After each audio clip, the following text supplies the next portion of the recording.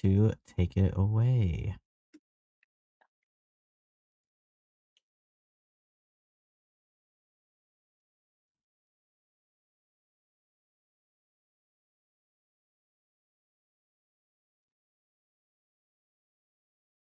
So, last session Mhm. was mostly, I would say, ship time.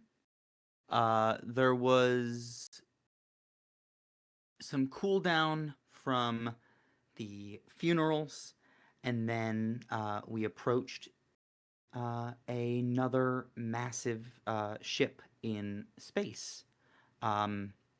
One of the vessels of the Nomad Starclans, a great sort of self-governed fleet of ships,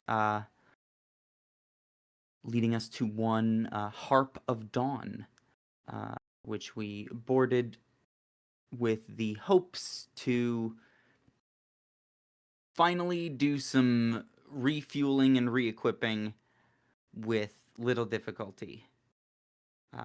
Along the way, we have encountered a few movers and shakers. We have encountered the very handy and competent seeming Tessa Hearthlight, as well as the promiscuous Kalen Starwhistle, who has made his presence known to our crew.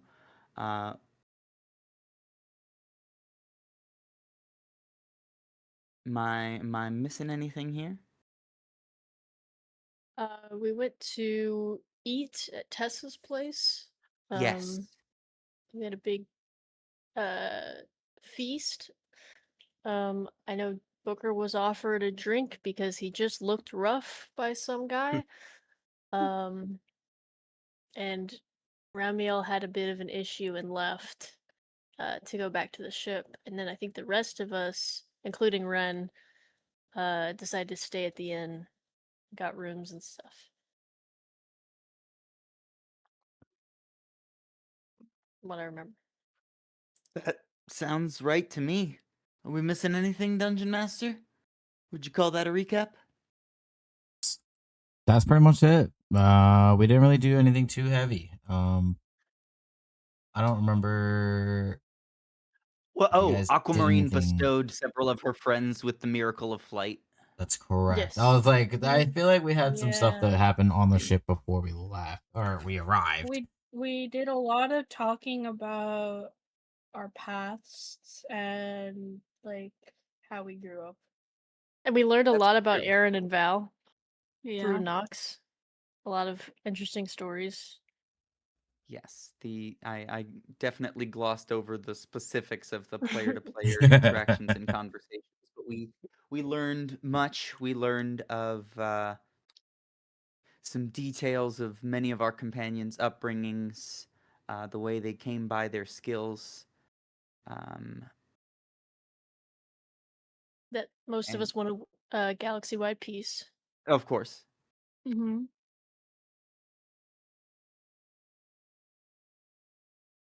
Was there anything else that we were saying we would rather have?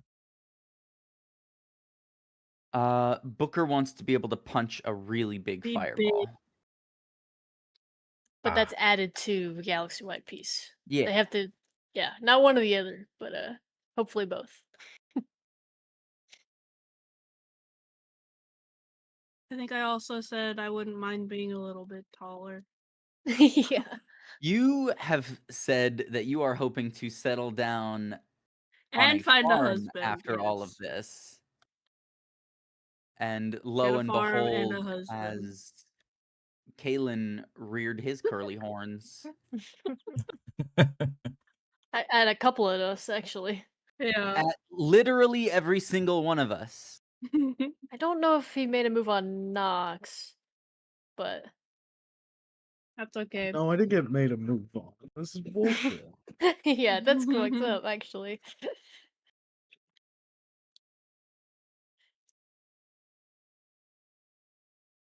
Yeah, I think that's pretty much it. All right. We are starting today's session, of course, with you all being at home. At home. It feels like we're at home.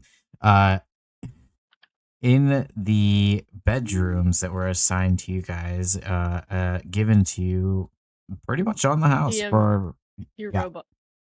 Uh-oh. Sorry, you're roboting out really bad. I'm going into outer space. It was bad when I can hear roboting. Okay, there we go. Yeah. I can hear you now. That's so wild. What the hell? What? How the hell? Why the hell? How the hell? That's what I'm saying. You guys are waking up in the in here. You guys, how are you guys feeling, by the way? There were no bumps in the night, so to speak. I actually was gonna ask if I could do something at night, if that was possible. Sure. I don't. Um, after Ramio left, I think Booker would have tried to go. Like once Ren was settled, would try to go make sure that he was good because he was kind of having like an issue at the table.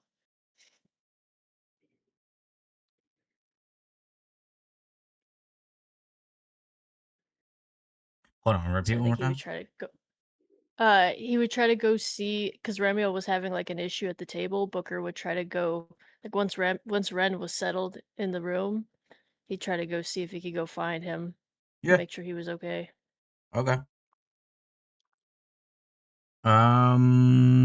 How soon did you leave after Remiel left? It would have been later, because Ramio left like towards the end of the meal, and Booker stayed for the whole thing, and then we got the tour of the rooms, and then Booker had Ren go to the room, and so it would have been I don't know maybe 30 minutes or so since Ramio About left. 30 minutes, I guess. Yeah. Um, Yeah, do you want to roll me a survival to see if you can pinpoint where Ramiel may have gone? yeah.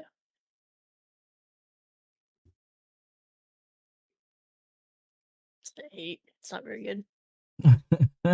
It's a little difficult. Hmm.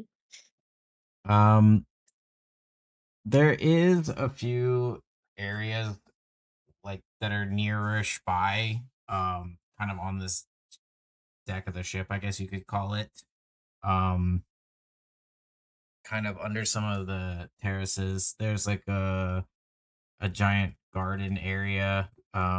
It's kind of, I don't want to say very terrarium like, but it is very terrarium like. I mean, it's kind of like their version of like a simulated forest, I guess. It's not that in depth, okay? Like the ground is not dirt, unfortunately. I'm sorry. We that Is would the be grass insane. and the trees real or no? Yes, there are grass, there are some trees that have been planted and things like that, but they still have cobbled pathways out that they've designed to mimic the outside world. Um, but they don't have like a dedicated like actual wooded area or anything like that. This is more like a very in-depth garden more than anything. There's a lot of hanging greenery that hangs from the terrace above. There's a lot of and a lot of it is natural. They've created it to be natural anyways by allowing plant life to grow in amongst the cracks of uh old broken ship, as amongst other things. But I mean it's gorgeous to say the least. And there is a fountain that does sit in the middle of it. Um, it is it's not like gated off or anything like that. It is relatively a large opening, so you can enter in from multiple places. Um, but aside from like the general hustle and bustle of people walking through, not people don't walk with purpose here as they do in just about anywhere else in the galaxy. But that is like looking up through all of the people like passerbys. Um, that is like the nearest place that looks to be relatively more vacant. There's a little more space in there. That if Ramiel were to be exiting here from people, uh, Mhm. looking up and down the roadways here, there's not a lot of other options he would be at. But he could also Yeah, be then back at the ship though too, so there's really 50-50. I think he would if it's right there, he'll go look, and if he doesn't see Ramiel, uh he'll do something else. Okay, so you're gonna check the garden first. Yeah, if it's right there. Yeah, that's the closest thing to where you are currently. Um, you head in. Go ahead and give me a perception check.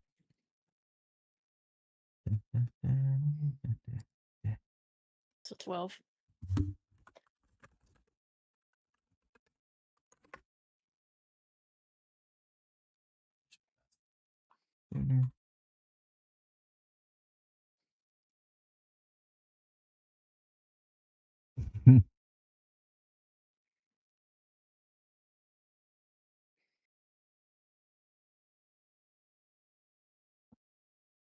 Oh, so as you're walking through the garden, there's a lot to take in. Amongst the smells and the colors and overall nature of this effect is usually never this pleasant. Anywhere you've ever been, well, there's always something trying to kill you or drug you. That's also happened. Um, Hmm. this is like raw, all natural O2 we're talking about being in here. Um, and for a moment, while you're looking, you get briefly distracted by everything around you before you look down and realize you're almost about to trip over Ramiel. Um, he's just laying on the ground or on the Yeah, ground? yeah. is, is he good? Like what am I seeing? Bro is just laying there. Um, yeah, Is he yeah, no, dead? Like what am I seeing, yeah, man? he's dead. I'm so sorry to tell you this, but he is gone. He died. Fuck, we just can't do this again so soon. Yeah. No, no, he's not dead. Um, some people might wish, but um, he is just kind of I mean he's just laying in the ground. There's not he's not hiding or anything like that. If anything, he's kind of he's using his coat more so as like a blanket at this point. Like he is in a sense taking it off, and some part of him is like eh, he's trying not to make it like as super obvious, but he is definitely like one hand is definitely gripping the ground, while the other is kind of holding on to like his chest, and it's like he's definitely trying to breathe through. Are his eyes closed or can he see me No. or I think that when he kind of like addresses, hey, oh shit, I almost got stepped on, he definitely would have flinched upward. Mhm. Um, um yeah. I think I think seeing that Booker's like I think when he walked into the garden, like his like face lit up because he never. Besides, I guess the quiet ring, that was probably the most greenery he probably has ever seen in one place. So this is kind of a very wild environment for him to be in. And then he almost trips on Ramiel, and he looks down, and he sees him like that, and his face just drops, and he goes, Ramiel, and he kneels down. And he goes, "Are you okay?" Um, Definitely getting kind of like close like that would cause him to like flinch a little bit. Booker definitely the look in his eyes is similar in the way that it was at the tether. Definitely softer, definitely lighter. Um, and then he would just kind of nod a little bit in response, not really verbalizing it yet. Seeing Ramiel flinch, he'll kind of pull his like I think he was kind of reaching for him, and then he pulled his hands back, because he remembers no touching, and he kind of sits there for a second. And he says, "What- you don't look all right. You're on the ground. Why are you on the ground?" Um, the room started to uh, everything started to spin, and I heard supposedly that laying down helps. Are you sick? You have a headache? Is it something you ate? Uh, I just I think that the I've heard that when you're on the ship for long periods of time and then getting off onto a more stable area, it can cause some displacements occasionally. So I think that I will recover. Looking around, uh, are other people looking at us? Because Ramiel's laying in the middle of the street. Honestly, no. The nearest people, there's probably about like 3 people in view, and they're all kind of transfixed on doing whatever it is that they're doing. So Okay. the most it's ever felt Um, like just you guys. okay. Um, okay. Um, do you need help breathing or something? Or do you need water or something like that? No, I think I'll be okay. And he kind of slowly he kind of sinks back down to the ground there.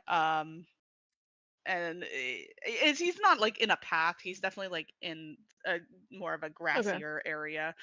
Um, as he kind of lays back down and goes back to like staring up at the sky. Um, I'm gonna insight check that. Fine. It's 9.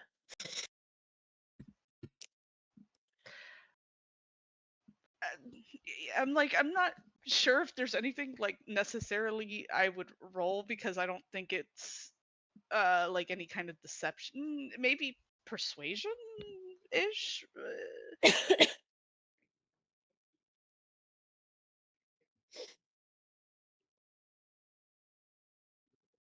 As a 13. Okay. Um, Booker would just look like anxious, like he feels like he should be doing something, but Ramiel says that he'll be fine, and he doesn't want to leave him laying here in the middle of the grass. And so I think Booker just kind of sits down next to him, um, and kind of taps his finger on his or his thumb on his leg and thinks a moment, and then he says, "Um, do you need like a distraction or something like that?" um, I truly don't really know what I need in this moment. Um, I preferably every time that I sit up that I don't feel like I'm going to fall over, but I don't think that's something you can help with. Because I've gotten on an awful lot of ships in my lifetime, and I don't think I've ever had this problem before. Well, we're all different people, aren't we?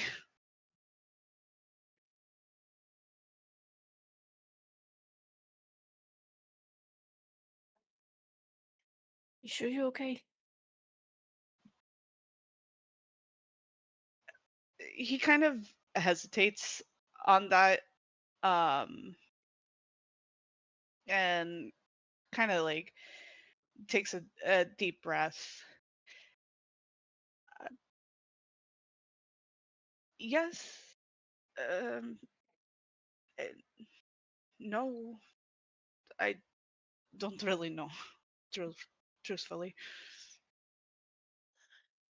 Do you want me to go get help? I could get the doctor. No,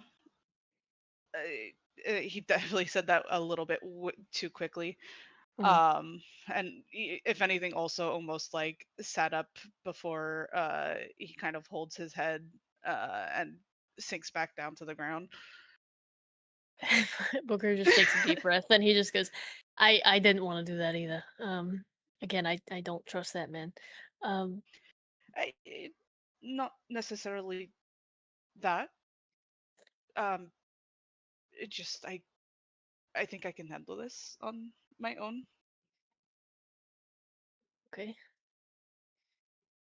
Um, On having this sort of feeling, um, before he kind of just shakes his head.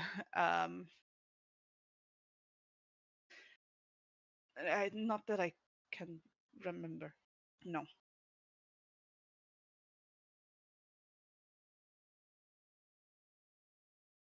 um, why don't I get Tessa instead of the doctor? Maybe something about No. this place. No, I know you're trying to help. And he kind of glances over. But adding more and more people is going to make it maybe worse. I honestly did not think anyone would even follow me. So this is a bit more than I expected. Okay, well, I won't get anyone. But I'm not letting you just sit here by yourself. So hopefully they don't kick us out of here. I, if they need to, then it's. I'm sure that I can either go back to the ship or uh, I assuming they are providing some kind of rooming for us. They are. And it's closer if you'd rather not walk all the way to the ship.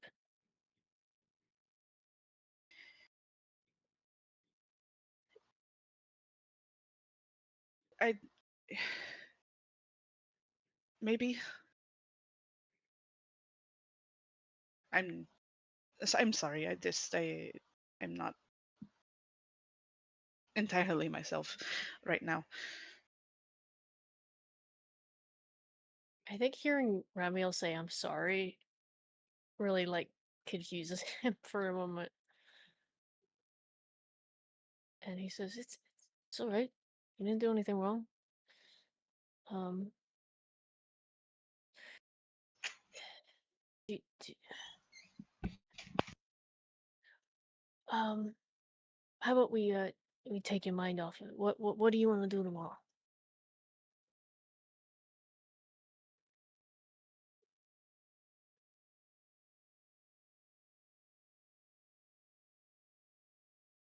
I was making um uh Ramiel would kind of look look to Booker again, just kind of again casually glancing before his eyes going back up to the sky. He just kind of shrugs his shoulders. I I mean, I don't entirely know what this place has to offer, so I mean, it depends on, I guess, what there is. Um well, I think a lot of us are gonna go shopping if you wanna do that. If there's anything you're looking for. I'm sure I could find a few things here or there to, you know. But I mean, I can join. Yes, if that's what you're asking.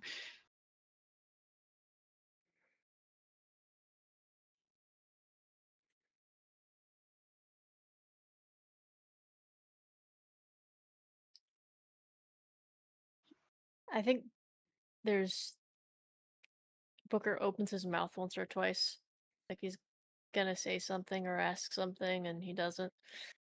Um, and he just kind of keeps watching you and making sure you're okay. Um, and he just nods and he says, "Yeah, we'd love to have you."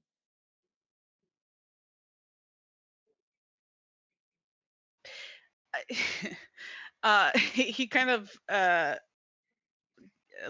kind of lets out like a breathless laugh on that. I- you don't have to lie on everyone's behalf for me. I know I'm not everyone's preferred company. I think no matter what, everyone would be glad that you were with us and not running off doing God knows what.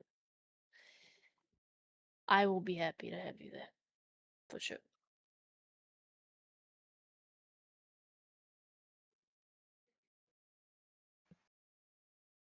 I,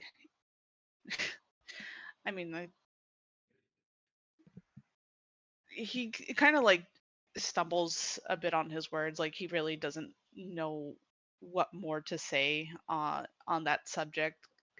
Like part of him wants to obviously like argue against it, but there's another part of him that just kind of just his mouth just like keeps opening like he's going to fight against it, but there's just nothing that really comes out.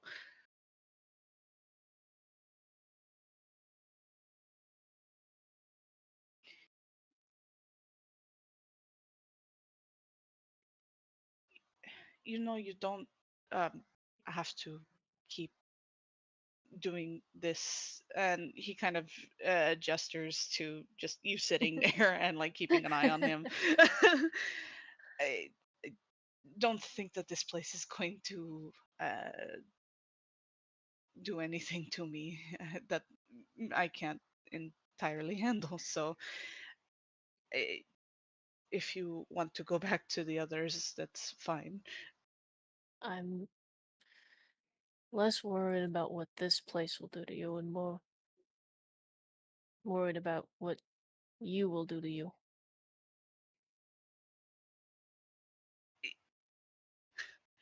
He definitely kind of tenses a bit at just that, and kind of his head shifts definitely into like an opposite direction that he's not able to really look at Booker on that.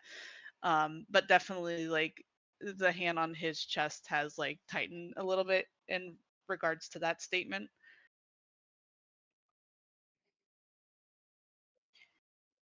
um I mean, I wouldn't worry too much about that.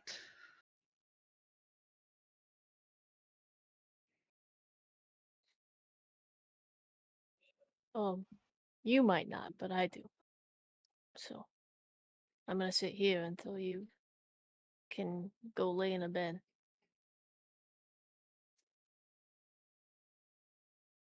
Okay. I and he'll kind of shimmy his way up and just kind of actually sit up now. And I mean, I feel like other than like occasionally seeing him take his coat off, n- uh, everyone hasn't really seen him without his coat, and he definitely seems a bit smaller. And I don't mean like in height, obviously, but definitely not as big as like his coat makes him appear. And he kind of seems a bit more inward now. Usually he's more open, more relaxed, but he's definitely like curling into himself a bit more. Now that he's sitting up, he's definitely like bringing his knees to his chest and like holding them. Now, I don't say that to try to rush you to get up, by the way.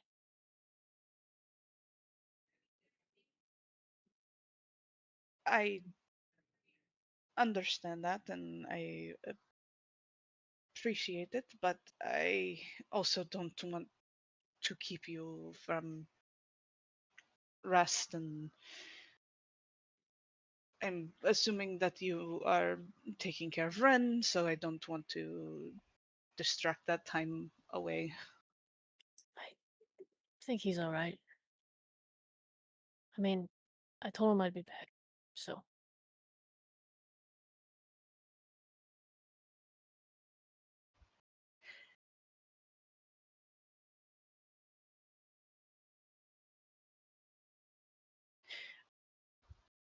Uh, he definitely is just kind of sitting there, kind of trying to collect himself more. Um, Again, he's definitely pulled himself more inward, as he's just kind of trying to, in a sense, ground himself, or in what he would say, ground himself. Um, you would notice that the few times he does like start to close his eyes to try to like reset the sensories here, his eyes do not stay shut for very long. They pop right back open uh each time. Booker, I think this whole time he's been watching Romeo very closely. Um, there's been like little instances that he's seen just little odd behaviors from him, um, that he doesn't understand, and this is the strangest. I would think, um, and he just kind of stays sitting there, and he's still like watching Romeo very closely, and very very hesitantly and very very lightly does he reach over and just like barely touch his arm. He just says, "If there's something going on, I know that you didn't want those guys to scan you, or you had headaches and stuff in the past. If there's something going on that you are afraid of or need help or something like that, I want you to know that I would be a safe person to tell, and I would want to help."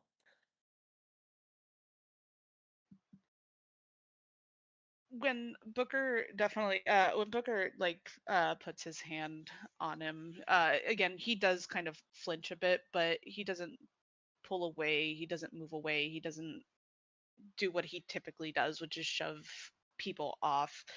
um he just kind of looks at Booker, and he's just kind of staring, and as the more that Booker went down the list there, his eyes definitely just kind of get a bit sadder, a bit more somber, um before he kind of again kind of looks away and tucks his head more into his arms now. I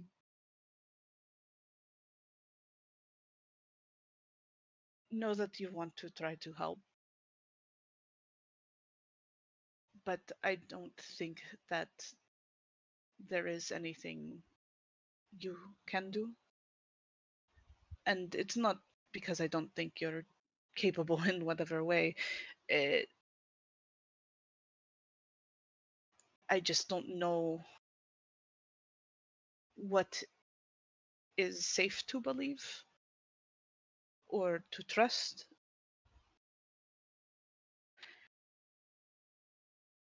And I'm trying to figure that out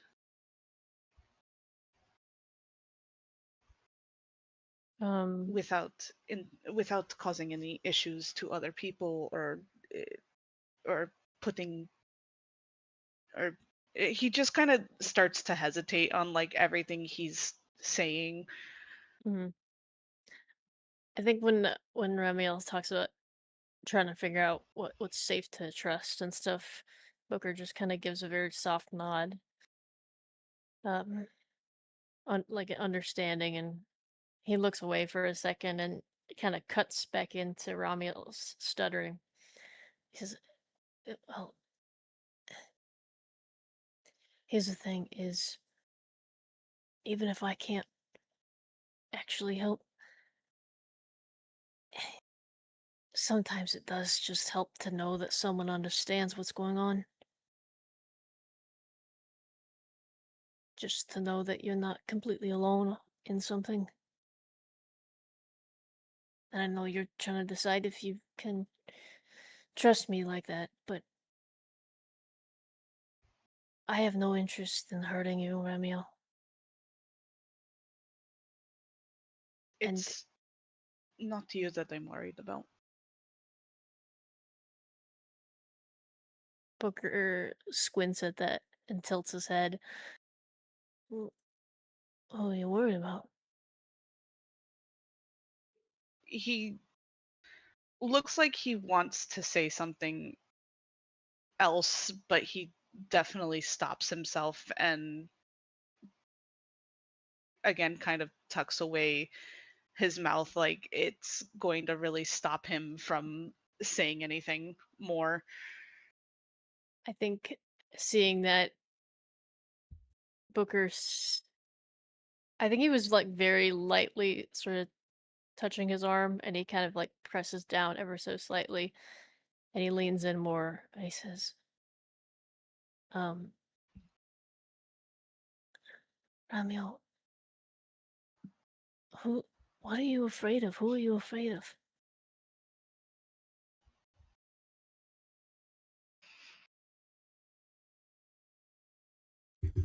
Ramiel, just as you're trying to come up with a decent answer for this, something inside of you goes black and does not feel. This is more overpowering feeling than you've ever felt before. You're kind of at a standstill at the moment. You're not sure if it's a good thing or a bad thing, but it doesn't feel great, but it's making you feel like you're being sucked into a black hole. Mm, Like yeah. everything is kind of just shutting down.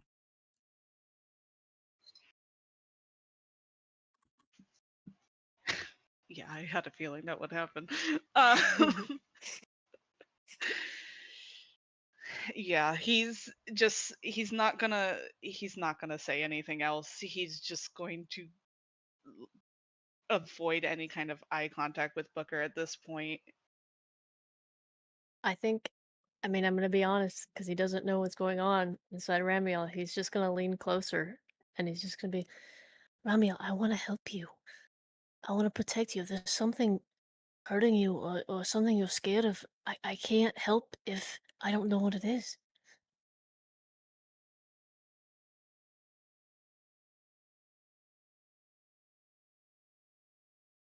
Ramiel, He please. he looks like he wants to just say something at this point, but he also is just not like the words are just kind of like caught in his throat, and he just kind of gently Does tries to shrug Booker off a bit from touching him at this point. does when you say he's trying, does it look like he's actually trying to say words, or does it look like he's like starting to say, like, does it look, I guess, does It's it look more possessed, or does it look n- like, no, is it more it's casual than him. that? Yeah, okay, okay. It's him. It's like it's just him. Like every time like he considers saying something, like every time his mouth or like his lips just part, like he just He stops decides, himself. understood, okay. Yeah. Um, yeah, if Ramiel is starting to sort of push his hand away,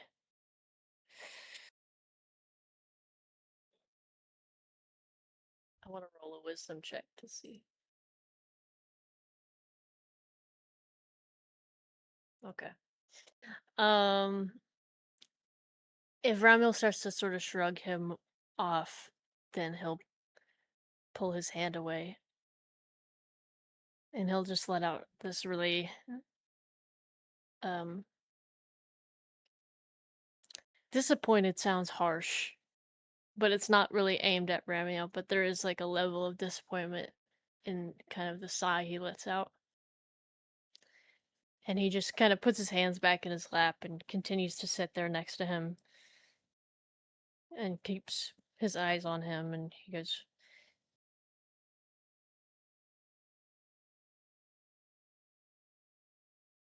After "Okay, definitely some time, I think Ramiel would now try to stand and kind of grab his coat from the ground. Um, and when he kind of addresses the room's not really spinning anymore or really moving, he'll just kind of look at Booker and probably even just offer his hand to help Booker up from the ground. Booker will." He still looks sad, um, but he nods a thank you and takes his hand while he stands up. Are you sure you're okay to stand up right now? It doesn't seem like anything's really moving anymore, other than just, I guess, normal ongoing things. But yeah, it's the world's not spinning, is what I meant. Do you want to go stay in the room? Yeah, I think that would probably be a good idea.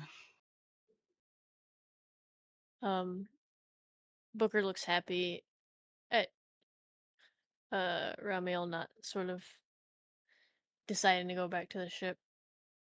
Um, and he begins walking with Ramiel back in the direction of where we're staying at. And I think he's Ramiel would. so I was just gonna say I think he's very like quiet and sort of looking at the ground as you guys walk. Yeah, Ramiel would just kind of keep at the same page next to Booker. I'm not gonna really try to start any kind of conversation. He obviously has read at this point that Booker's feeling a certain way, and he feels like there's not really much he can say at this point to change any kind of feelings. Yeah, I think that Booker keeps trying to figure out how he can start the conversation again. Um, try to convince him to tell him something, but like he knows at this point, like the moment's passed and Ramiel's probably made up his mind, and anything he does would just probably dig that hole deeper and possibly push him away. So I think he just counts his blessings as uh, you guys head back in the direction of the tavern. And he would walk Ramiel up to his door of whatever room he's staying in.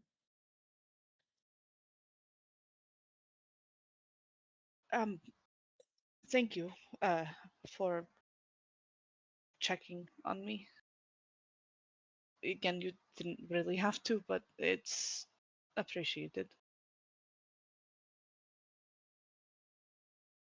I did have to, but of course. And I think he turns And and yeah. I don't, no, you can't. You're good. No, you go, you go. Okay, I was like, I think you'd just like start to like open the door to the room before he kind of stops really going in. Um, I it I for the record, it's not you. I think there's like a deep breath, and it takes a moment for relief to kind of settle. And he just kind of presses his lips in like a line and nods, and like he clearly has like he clearly has like a monologue he wants to give, but he is biting his tongue, and he nods and he just says, I hope that um I hope that we figure it out. Whatever whatever it is. Good night, Katz. And he turns and he Good heads night. back to the room with Ren. Yeah, Remia would go into the room and close the door.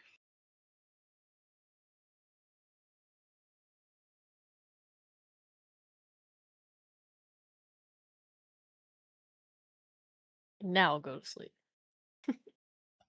And now it's bedtime. Oh boy. Is there anybody else who's doing anything before bed?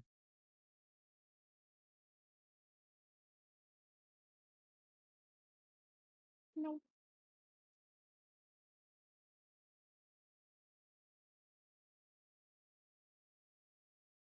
All right. Then good morning, Is not Starshine. is Nox Yes. sleeping, Oh. or is he pacing his room? He's just he sleeps for a little bit, but then he just gets up before everybody else does. Gotcha. He powers down for the night. Always alert, never fully asleep.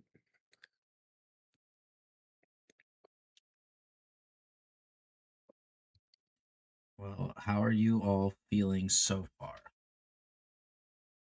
There were no alarms in the night. There were no chase scenes. Maybe in some of your guys' streams, but no immediate danger. So I mean, at least you got that going Yeah. for you. Yeah, that's good. I think that Dahlia is pretty curious. She knows that for as much as any ship being a part of the fleet, it says a lot about them, but it also leaves a lot of blanks, and so there's a lot of curiosity, like, what are the vibes here? Is this like, do pirates wander through here secretly? Is this just some place where people hang out? Can she get a map of it? Yeah, I mean, Just a lot of curiosity. not a ton of like maps, but there. This does not give off the vibe of there being situations where they've had like any run-ins with any pirates or anything like that. Um, Typically the vibe gets thrown off pretty hardcore in that event. Uh, Very similar to how, truthfully, our previous encounter was at the Blackwing Exchange. Um, when situations like that arise. So in this situation, they're it's it's interesting because they're very open, obviously, to you all being here, but it does give the vibe that they are welcoming all the time. But they are very selective. They did know you were coming ahead of time. Um, this is definitely they don't take visitors like that. It's very much like a on a case to case basis. It's not very often, honestly, that they really get visitors. They tend to shy away from interactions with the outer world as much as they can. But they're not shy. Some of them are not so shy to exchanging of goods and things like that, which is why they can take credits, universal credits and things like that, um, because they enjoy external commerce. But this definitely feels like they live happily in their own little bubble, which is very similar to the feel that you had before.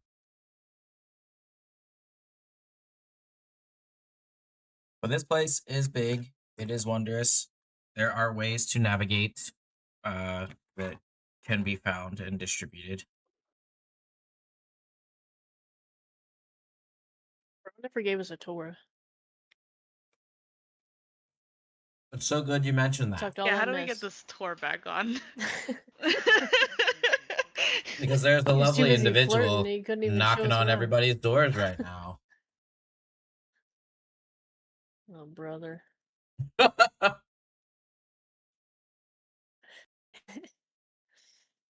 How's Ren look? Is he like ready to go? Oh yeah, he was up before you. Yeah. He is buzzing like a bee. He is ready to go explore. This is off-putting to him in the sense that he's never known what like safety and security it feels like, but also he is so blinded by the fact that he is safe and secure that it's every like survival instinct that he had before feels like it went out the window. Hmm. He's never been invited to anything. He's never been uh accepted anywhere, not immediately and a readily like, hey, go do this fashion. So he's kind of like, you kind of like crack an eye open and he's like sitting in the corner of the room, like eyes wide waiting for you. Like a little kid excited to go first day of school. Pretty much. Um, yeah, I think Booker gets up and kind of gets himself ready, and I think he goes over to Ren and he says,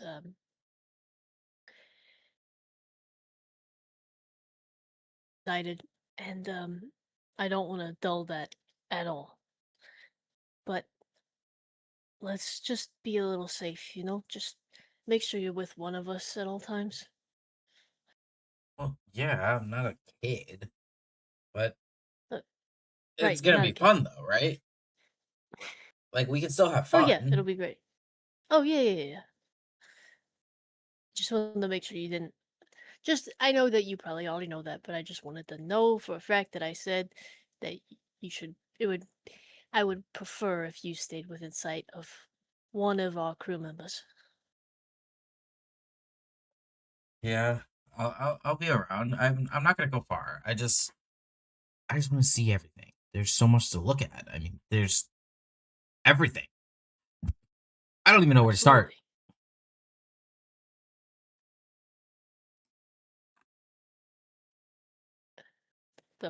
What's his name? Star Whistle when he knocks on our door. uh, uh, Booker opens the door, uh, seeing him, and he says, uh, "Does Star Whistle say anything when I open the door?" You like open the door and you like he's like arm up, getting ready to knock on the door. It's like, oh, well, get her up and early. That's good news. Are you ready for that tour? Yes, preferably. That'd be great. Right then. And he kind of turns around and is like expecting everyone to be out of their rooms and in the hall already, and there's just no one there yet. And what about the rest of your crew? Um, and he makes his way over and he starts knocking on everyone's doors. And he was like, "Why don't you?" Okay, he goes over and he knocks on everyone's doors and tells everyone, "Hey, is everyone ready for the tour?" And I think when he comes back to Star Whistle, he says, "We don't have to pay for this, right? This is just like a hospitality thing, right?" No, No, you don't have to pay for anything like that. We just want you to have a good time and feel welcome.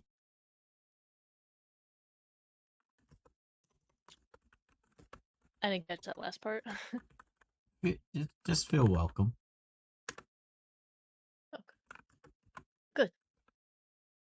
And I think Booker kind of sticks close with Ren and like stands between Darwhistle and Ren.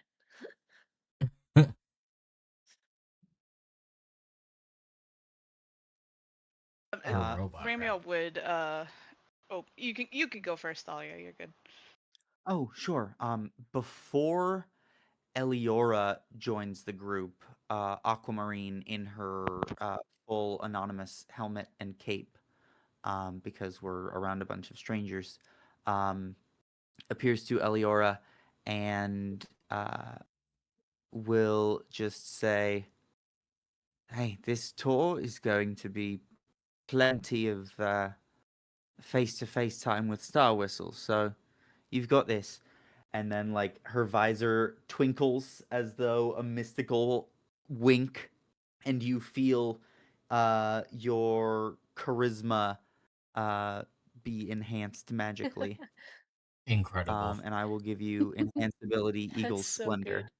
good. That's so my And good. God. then she will depart, and soon after, Dahlia will emerge from her room and join. What's with all that knocking? Oh, we're going on the tour finally. Good. She'll take her map droid out of her pocket and just idly flick a large like input, um, and it just starts shooting off pale blue beams in every direction that are like tracking their movements and sound, and she's just putting together her own little map and data of the place, especially as they go on a tour.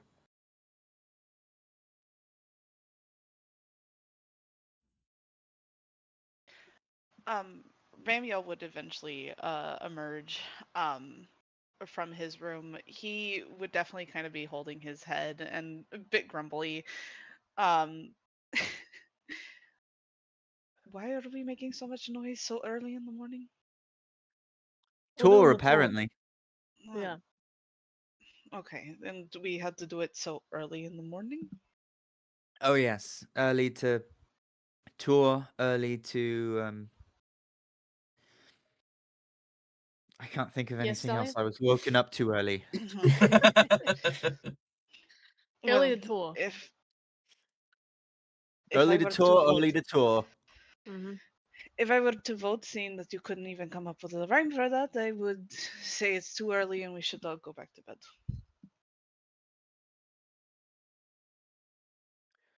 It is like 9 I a.m. think- It's not crazy. but He doesn't care. but I love the He said idea what of he like said. 9 a.m. being super early. Too we early. lost track of time in the spaceship. We don't. That we is don't a good point. understand. Time I is was an up until illusion. 5 looking at maps. Yeah. I love when Booker talked to Dahlia that one time and he tried to bring up maps and Dahlia was like, I have other interests. Booker's just like, I'm sorry, that's all I know about you. Yeah, no. My raspy up until 5 looking at maps was less than serious, but I think yeah. using the map droid right now, although it's not my only thing, is particularly handy. Yeah, no, it's good. um, but yeah, seeing that no one else budges at his suggestion, he just kind of shrugs and leaves the room to meet with the rest of the group. Booker, definitely the body language that you saw the night before is completely gone. This is definitely just more what you expect from Ramiel. Very casual, very open, very just more relaxed. But he is definitely like occasionally like wincing and holding his head a bit. I think if it's obvious that he's holding his head and stuff, I think Booker would kind of lean over and he would say, "Do you still not feel good? Do you want to stay here?" Do No, you I'm require fine. healing? No, I could take care of myself on that. Thank you. D Should you do that? Like heal I'm. yourself? It's it mild headache at best. I'm fine.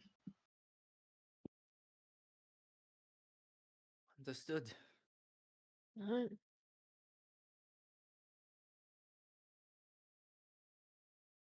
Here now we wait for Eliora. Eliora, please. Oh yeah. For Your magically enhanced girlfriend, thematic your entrance. boyfriend. So when Eliora comes out of her room, you can notice she kind of like put a little effort into her look today.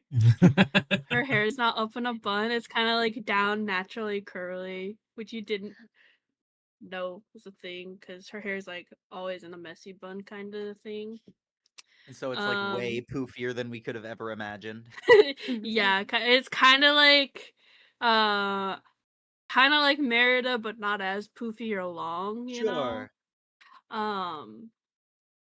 And she's kind of like, not that she has crazy makeup or anything, but kind of like natural things to make her look like she kind of has makeup. She's just trying to make herself look pretty for her mans. That's her mans, you know. She's like, Soon to I got be. that charisma boost. I'm gonna need a physical boost too, you know. But yeah, so she's just kind of. Are you opening up the morning with your husband? Are you greeting him out the door? Oh, um. See, Eliora got the charisma boost, but I didn't. That's so real.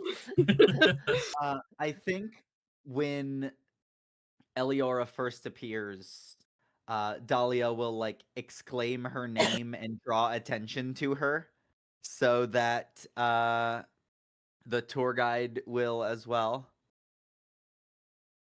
And just let you have a real big moment to emerge. Welcome. We're about to get started. Oh, sorry if I made you guys wait. No, not in the slightest. We were all faffing about. Well, I'm excited to get a tour. He like sees you standing Smile. there and looking very different by comparison to when you first got off the ship, Eliora. And he's kind of just nonchalantly staring for a moment. And he says, well, you make that look easy then, huh? You know, making everyone around you feel less so. Wow, really breathtaking. Oh, well, on with the tour, I guess. As he can starts walking Eliora's down the cheeks hall. are very much full red now. walking walking down the hall, he doesn't look where he's going. He's just looking at Eliora. As that It's getting comment hot in about my room. making the other things around her look worse hits her ears, Dahlia just feels the ability to drop concentration from herself. Speak for yourself. But we'll just take a sniff and scamper along.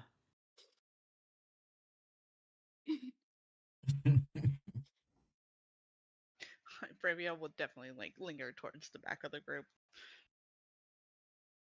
So as he begins walking, he steps out into the restaurant area of the inn, the tavern area, and there's already a massive spread that's been put out by Tessa.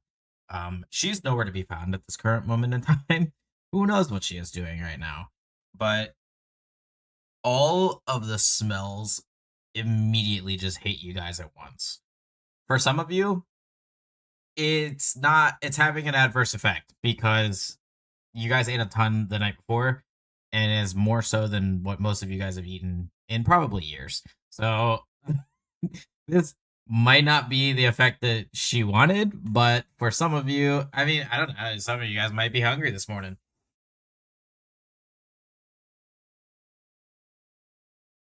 Starving. Absolutely famished. Where did Booker, you come from? I've Looks been here the whole enough. time. Everyone just turns Snuck up around behind and me. he's just standing there. What do you mean? What are you talking about? I have very high stealth, surprisingly. I don't believe that. Okay. Okay. Believe it or don't. Up to you. I mean, if you didn't notice him sneaking up, that kind of proves it. It's kind of proof in the pudding, you know? This pudding here? Or Probably. that he's just so insignificant I don't address that he's here. Oh yeah, the Maybe no one knows 6-foot fucking anything. robot is insignificant. Alright, bud. Alright, level You're 2 guy, insignificant okay? to me. There is a difference. I think Booker will just kind of get a small plate this time. Not a lot. Anything like simple. And kind of sit by Ren. Ren is kind of just his eyes are bigger than his stomach is right now, but he is all about Mhm. everything that is on the table.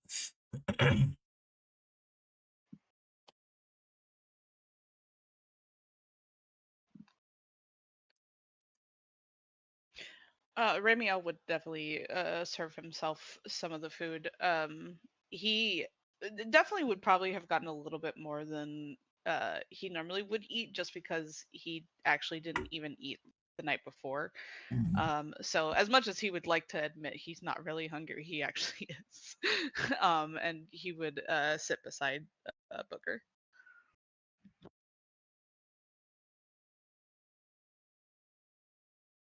Dahlia will linger nearby to help, if possible, in Eliora's romantic schemes. I'm so thankful.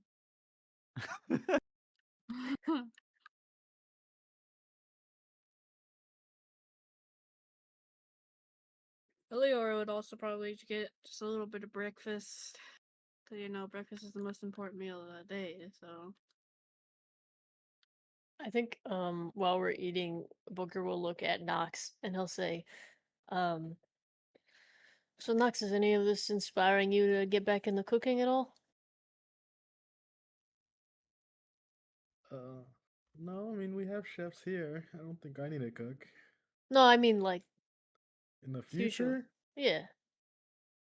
Let's wait for the future and see. Damn. We're gonna have to still wait What? for that one. I just miss your cooking, so I just wanted to We have a lavish hopefully feast inspire you. in front of us. Yeah. Let's give credit where credit is due.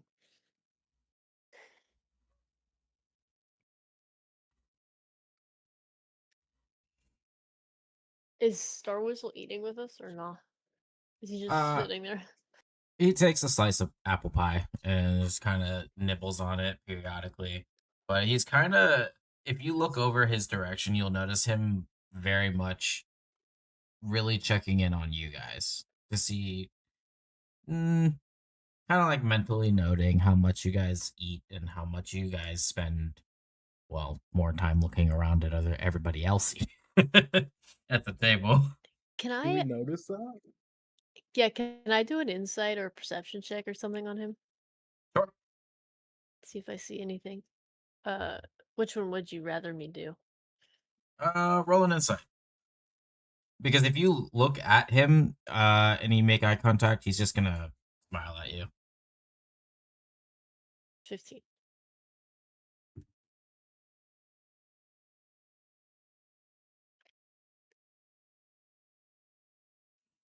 Almost, but not quite. Can I roll an insight? Sure. It's fun when you're a robot because you can look at everyone and it's not weird. You have the same face. Insight. Insight.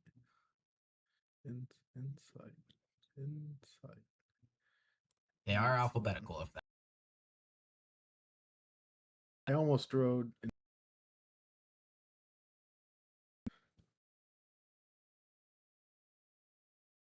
Into telling us Yeah. what he's The thinking fuck are about. you looking at? You're just like you make eye contact, but the eyes just start glowing red.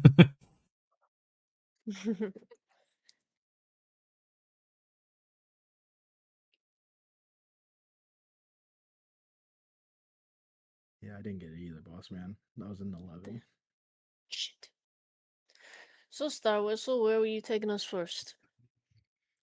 Oh. Hold on. Is there anything for me to eat at this table? I mean, you kind of Yeah, nibbled on a oil bunch of here, stuff last right on the night, table. so we kind of just assumed you didn't give any dietary restrictions here. You got any allergies, my friend? Insensitive. We're He's only actually asking a him this vegan. after being with him for a couple months. Yeah, Are you right? lactose Like, intolerant? dude. Well, This he is- made all the food, so we I never was had like, to this worry, is secretly the reason why he wanted to make the food, so nobody had to ask. Yeah.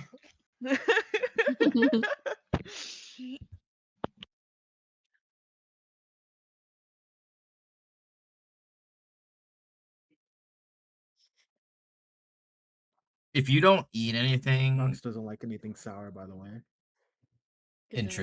interesting. I was like, How you couldn't sour or taste? tart? He doesn't like the. It's the citric acid in lemons and shit. That Oh, stuff is he shit. can feel it. Yeah.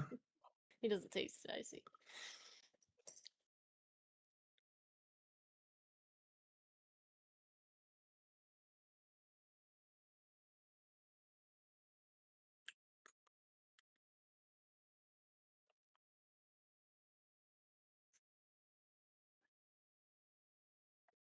What the hell's on my desk? Yeah, I think what Booker would ask Star Whistle where he was taking them first. Hey, the orchard deck. Yep, thank you.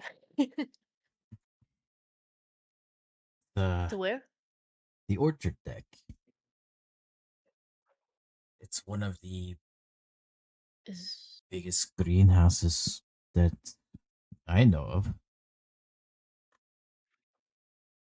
It's beautiful. You will love it. Sunlight. There's beautiful crystalline panels above. Fruit trees grow. There's of all kinds. You all like fruit, right? Of course. yeah. No, I hate it. Because you're asking, I don't So know. what's your I believe guess? our mechano man over there is deathly allergic to fruit. Ah. Hmm. Probably not the He had an Apple update once, and it was just horrible. not the Apple update. That's crazy. But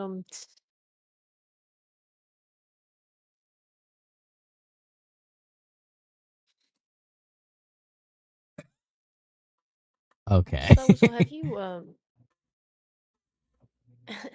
have you always lived here? I for most of my life, yeah. You- I'm trying to think. I spent some time off the ship, but doesn't last very long. But as long as I've been a part here, we don't really dock anywhere. We have never. There was a time though, where it was a little bit more common, but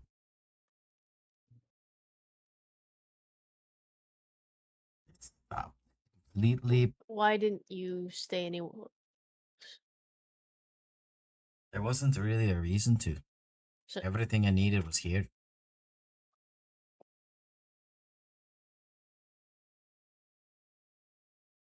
what is your job? I How much do dabble you in make a quality. What's Did your pretty salary? well Your for annual myself. salary? Dental? Yeah, but How's can the you take care? healthcare? Yeah, can you take care of another person? No, no, no, no, no, Asking no. for a friend. I Like, let's say you get a wife, like I don't know, Eliora over there or something. Could you take care of her too? something a little kooky crazy. I don't know. That's so weird. Just random name drop Eliora. Um, Um, not the whole Just team. as an example. Just Wingman. gassing her up. Yeah, dude, that's awesome.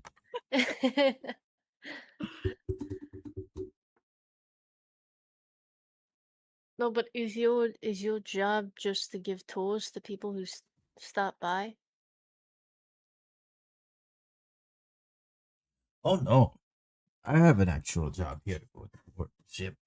I deal in well a few things, particularly few things in cartography, but also in philosophy and Photography.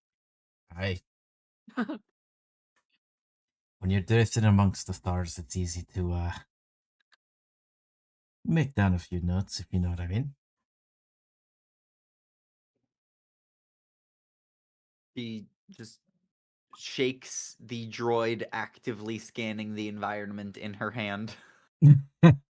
Mm-hmm. One might say. There is so much to be seen out here that most people, I fear, never get to. So, if you have all these important jobs and things to do, um, what why would you even waste your time walking us around the ship? I Feel could, like somebody else could do that, right? I could take a day off. Nobody has any set schedules or anything like that. You drift where you go. I mean, at the current moment in time, there's not too much to look at, so I don't mind.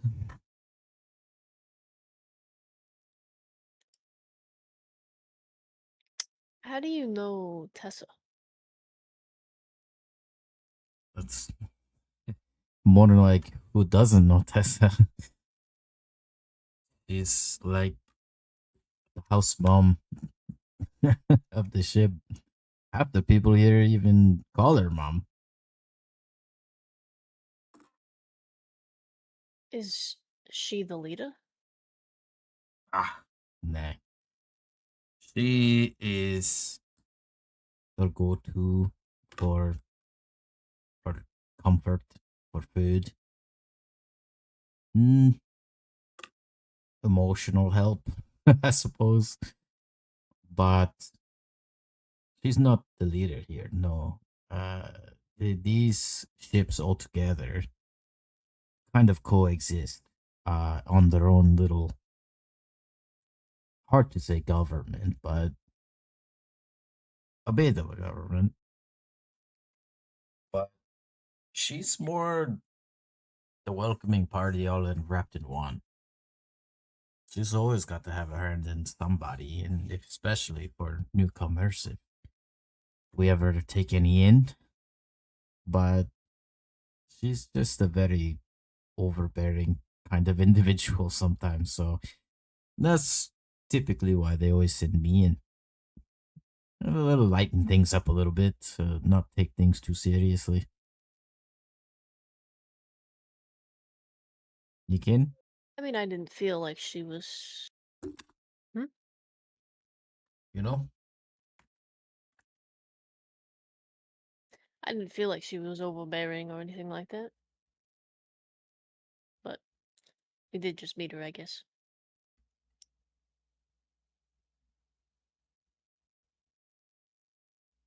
Some people do, some people don't. If she's not if she's not your leader, and you say there's some sort of government situation, who makes the rules here? Here or amongst all the ships? Well, I guess here first. Well, for here, there are a few of the elders. They wander amongst the rest of us, but they try not to aggress any of the folk here. But they offer quite a bit of wisdom for the wee ones. But there hasn't really been need for any kind of laws or rules that are needed of enforcement. Everyone kind of just helps out here and there, and we all just seem to get along for the most part. Nobody has a real reason to be upset or sure, fights break out, do crazy things, but we all kind of rectify it ourselves. And how do you rectify it? We work it out like normal people. We talk. If it escalates, then we separate and get back to it. You have like a jail of any kind? Or I mean, we do have a place for, detaining individuals, but it usually doesn't ever get to that point.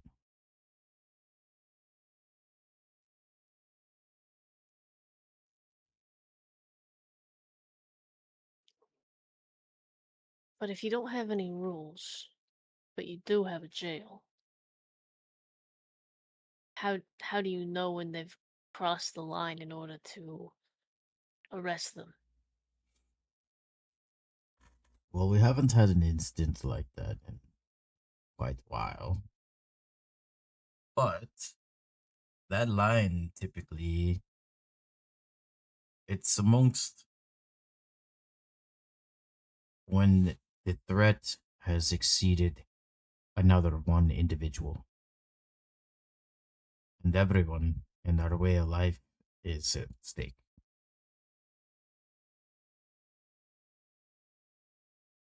What about Yeah. when you have people Mhm. who are not from here cause trouble? I'm not implying that we would, but I imagine you must have had somebody show up and cause trouble in the past.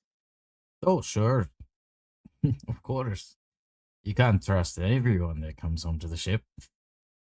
But in those situations, any kind of immediate threat or violence, you get ejected. I'm sorry, ejected? Aye. What do you mean? Like you get kicked back on your ship? Well, this is the ship. You get spaced. Well, you get kicked But do off you of our ship, get to get but if you don't leave, then you get kicked off of our ship. And he kind of like nods over in Dahlia's direction, like, yeah.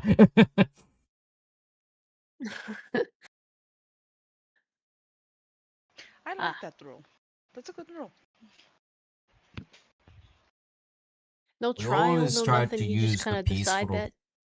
peaceful direction first, but we don't really tolerate any kind of business like that.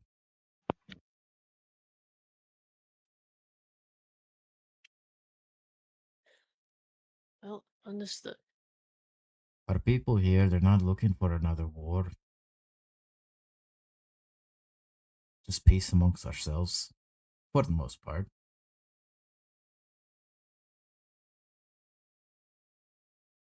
How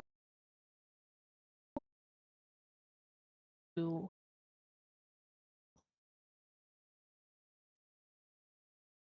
side of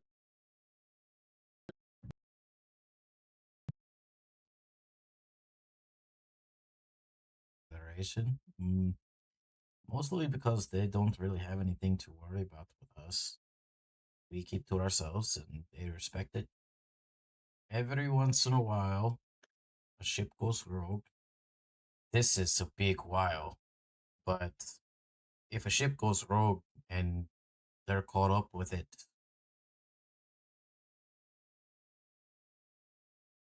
there's only so much we can do. We will try. There's only so much we can do. We will try to. do you but do you get any information from them, or do Nah, you kind of cut off any communications? Okay. we're not ignorant to the others that lurk in the same airspace, but we don't. We're not the first to cast stones.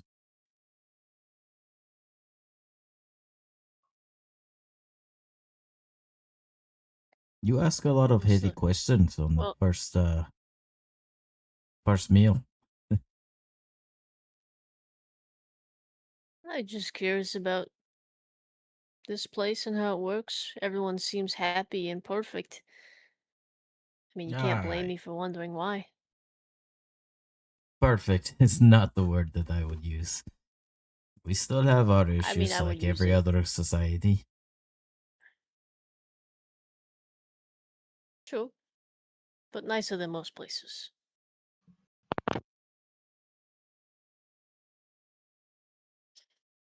We definitely try to keep a nicer attitude, but that's mostly because of the rest of the world, this universe, this massive galaxy. It doesn't always get easier when you bring more people into the fold. Everybody here has a reason to want to fight, but here we try to eliminate as much of that as possible.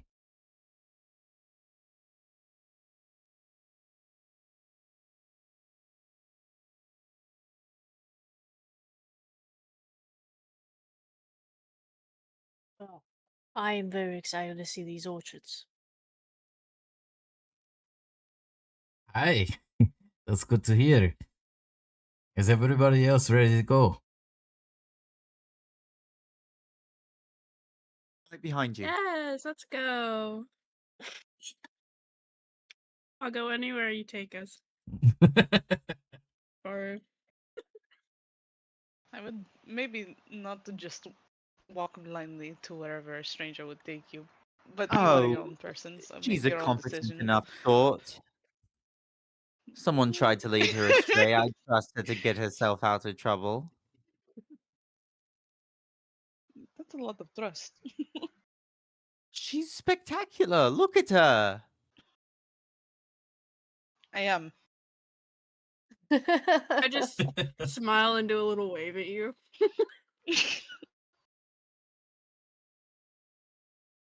Then let's head off to the Very gardens, bright. eh? That was what you said was next. The plant Orchards, orchard. Yeah, orchard Aye, dick, or something like that. that's the one. let's go. Dahlia will just walk close to Eliora and be like, "Do cool plant things when we're there. It'll be Plant impressive." Plant things? Like make crops bloom or make a really good smelling cloud of spores or something. Oh, I could absolutely. try. Hit them in the face with that. As we all head out of the inn, out into the open here, where there are quite a few different individuals walking amongst you. There's even like a minotaur kind of just sidesteps one of you guys. He Kalen is walking, backwards here with his hands behind his head, kind of grinning at all of you, just in anticipation for you guys' reactions to seeing a lot of the ship here today.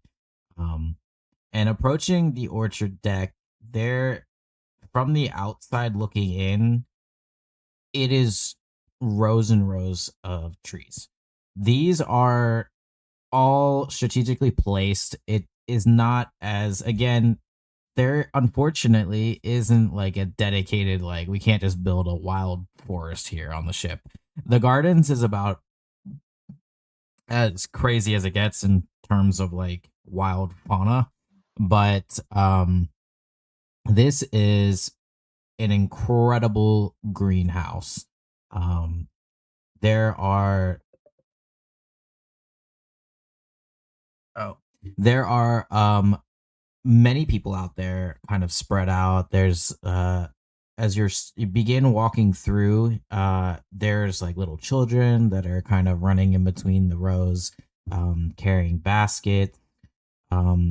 There's no one there. There continues to be no guards or anything like that. No one. The doors are there are no locks on the doors. Everything is he just opens the door for you guys, these double doors into this beautiful greenhouse, and it's lush. There's all these trees are producing fruit. And as you guys are kind of looking around, you may also notice that Kalen is just watching all of you guys, like in he's in wonderment watching you guys' reaction to all of this. Like the best part. You kind of see there's a little old woman who's just on a ladder nearby, about a row down from where you are, and she's waving over from the ladder, and you just hear, Kalen, stop distracting the guests. He kind of just like his frown kind of like sours for a second. He's like, I'll stop distracting them when you stop making the best apples in the fleet. And you see her chuck over an apple at him, and he catches it without even looking, because he's still actively looking at all of you guys. And he goes over to Booker, and he hands you the apple.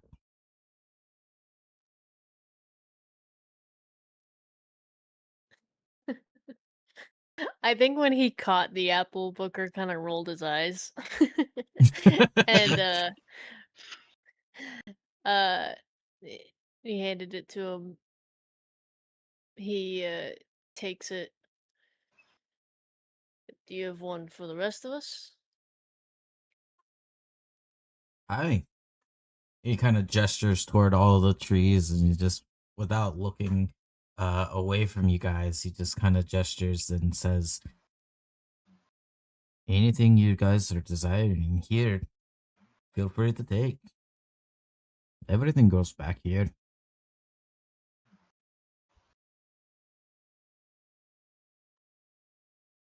I think Booker takes a small bite of the apple. Does it taste like a normal apple? Yeah. She's crispy. Crispy and juicy. Everything about this place feels like a trap. Do you say that out loud or like in a Yes, whisper or anything? No. It's Not with called this. communism. Not with this dude. That's above board too. I'd say that.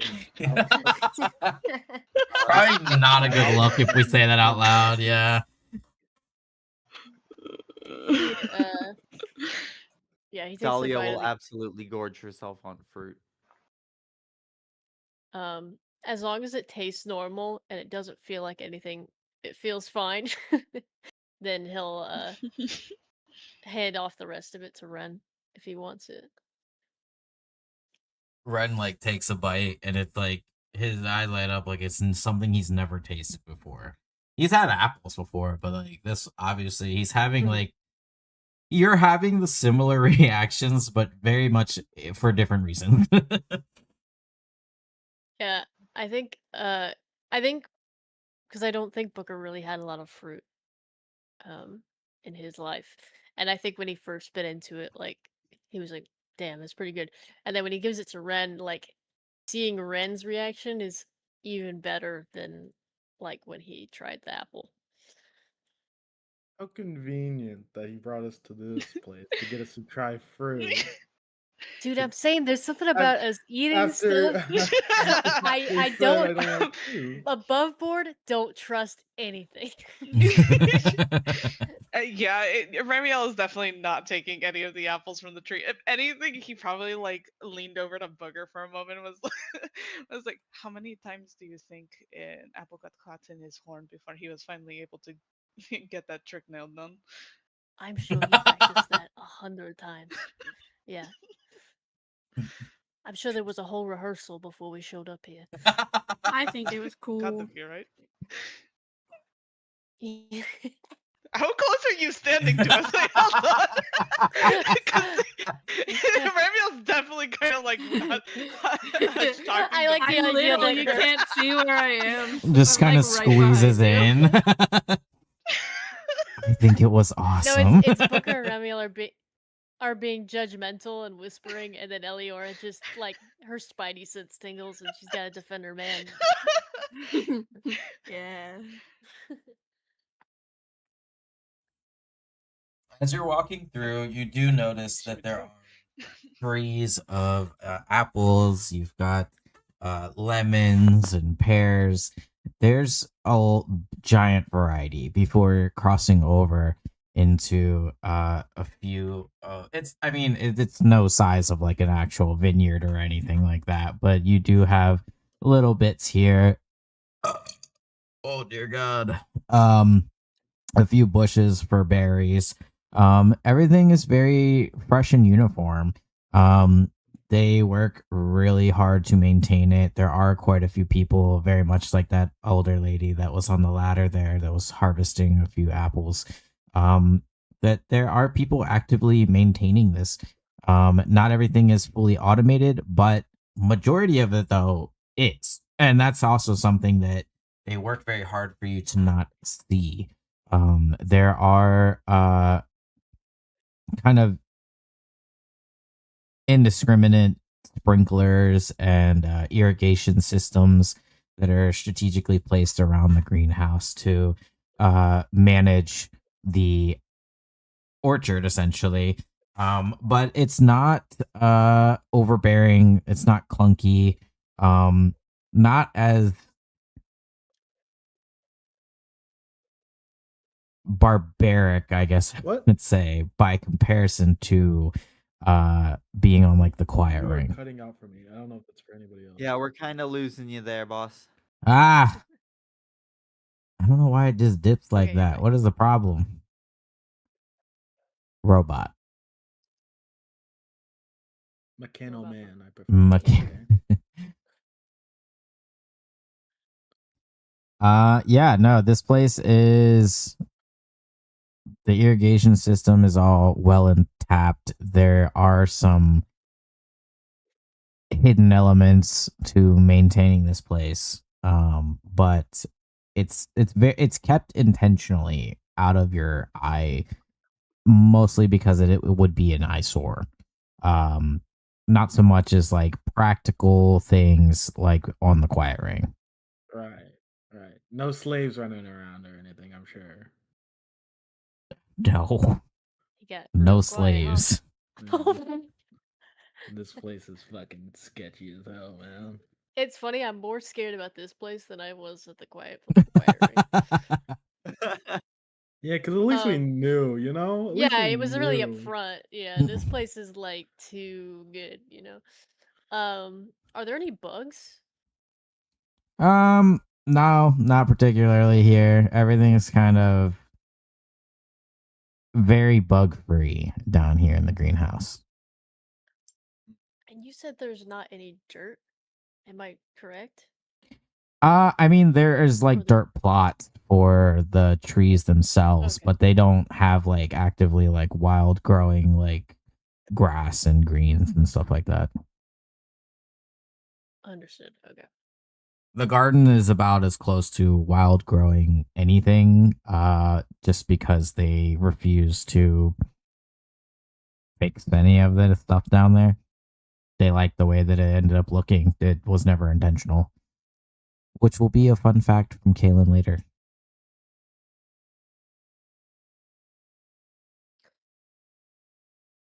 So, if everything here is free, um, do you have any sort of market or anything like that?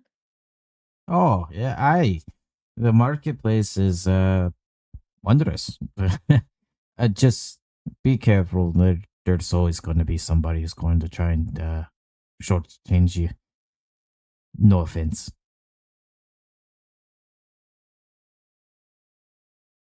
Oh, I understand. That took me a minute. He kind of laughs at himself after you finally got it. It's like It the just blink. Booker just looks unimpressed. He's not even offended. He's just like, okay. God damn it.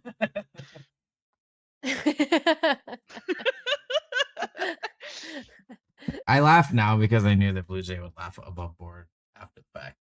I was like, give her a second, she'll get there. You know what? It took No, me a I second. would say Ramiel probably laughed in in character too. With the delayed reaction at all? Yeah. I think like part of him is still kind of like zoning out like occasionally, but then like things kind of catch up. Um, are we on our way out of the orchard right now? Or are we Yeah. still is he We'll still we'll showing us something? we'll be heading Okay. toward the other end here, intentionally by his tour design, um, through to the other end stores, which will take us out toward the marketplace. As we're Come walking on, out. Eliora, you're supposed to use your plant magic to Oh elude yeah, this yeah, man. yeah. Oh yeah, I was muted. Sorry. I mean, there's not a whole lot you have to Uh, work with here in the orchard, but I mean, yeah. you Or do show still him have how the much you can work with so garden. little. Can you talk to the plants? I can talk to animals. Shit. There's no animals here. Hey, is there Lucifer pops his head a out. farm? Is there a farm that maybe has chickens? Chickens. Uh, yeah. Do you like chickens? I like chickens. Do you like chickens? I We have many. Maybe I can show you. Damn, that's crazy work.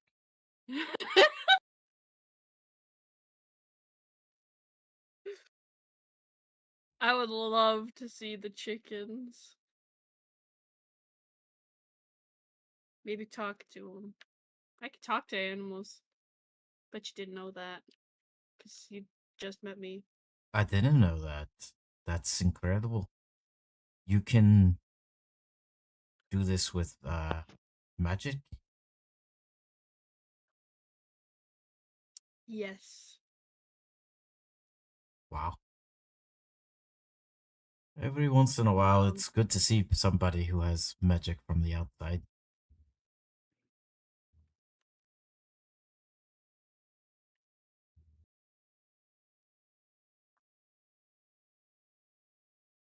yeah, it's really fun to have magic.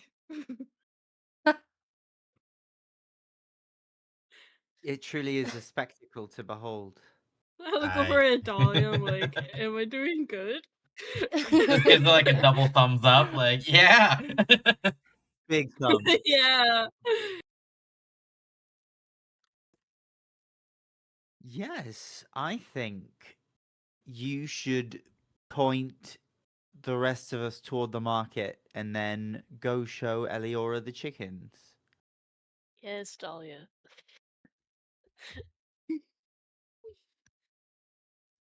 You didn't want to shop with your friends? I was enjoying this train wreck.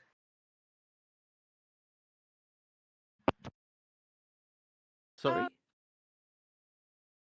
We can meet up with them later. If everybody else Ellie, is darling, okay. is there anything you're looking for? I can look for you. You're in no rush.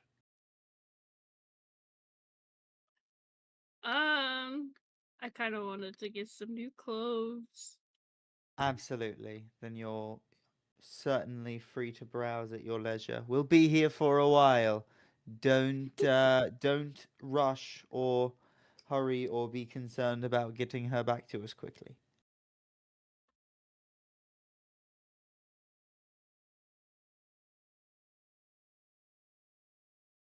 Very well. Well, So where's this market? follow me. Especially anything that caters to magical adventurers. Uh, he's leading us to the market, or just Yeah. directing us there. He's gonna lead you guys to the market here Okay. first. So, Okay. showing up to the marketplace, this is Everhome's market is unlike the bazaar or like the Blackwake Exchange or anything like that you've been to thus far. There's no one heavily shouting prices or haggling aggressively. Um, it just looks like a bunch of like family friendly fun, something you find at like the county fair. People are um chatting amongst themselves, catching up, sharing stories. Some people are just talking and simply, only window shopping. But you can see through this row of stalls that he is bringing you to. There's a bunch of fresh clothing, handcrafted tools, there's musical instruments, books, paintings, and a bunch of like smaller little mechanical like curiosities. Nothing, those are like little trinkets. Um and a few of them even wave and gesture over in Kalen's direction. Um,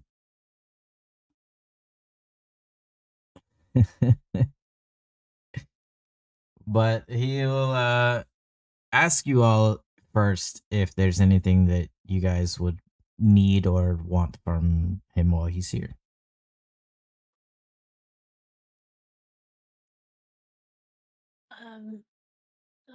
I don't think so. If you point us in the direction of clothes, I think a lot of us are looking for clothes. All right, just head down that way. There's quite a few stalls that will be able to help you.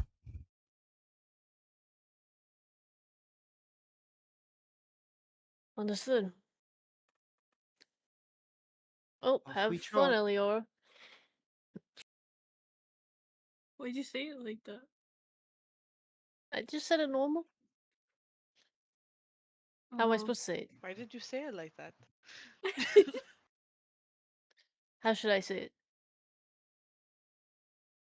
It sounded like you were saying farewell. There was a little arch to it. I heard it. It sounded right to me. I It was sounded just. fine to me. Thank you, Knox. I thought I heard some innuendos. All right, Ren, do you need to get clothes? He kind of looks down at Dahlia himself. will- Yep. All right. And he begins walking in the direction that walking with Ren in the direction that he pointed them. Ren kind of leads the way as he's kind of like Ramiel would running be up to following. everything. Yeah, we're just keeping a close eye on him. Ramiel definitely would follow behind Booker. Dahlia will let Eliora know the spell lasts for an hour, and then walk join the others. This is Mechano like Man, Cinderella, dude. what are you up to? Yeah. Nox, you coming with us, or you got something else you gotta go do?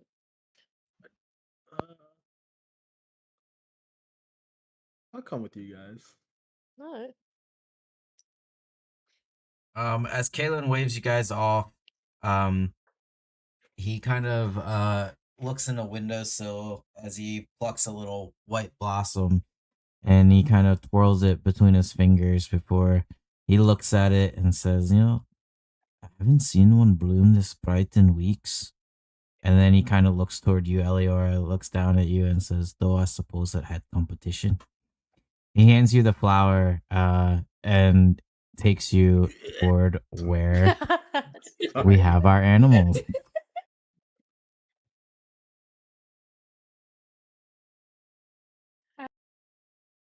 Long time. When I turned in. Slightly offended. Lucifer, like, from the pocket. Oh shit, I forgot about Lucifer. Okay, but let's be real. How often has Eliora seen Lucifer? Yeah, Lucifer doesn't interact with me like ever. He won't even He's steal interacting from with my your stuff. pockets. I was He's about to say, interacting with your except stuff. for one time, I think he stole something from me, but still. I'm still trying to figure He out what it knows is what to that this something day. I know something's Can't missing. put I my just finger remember. on it. Yeah.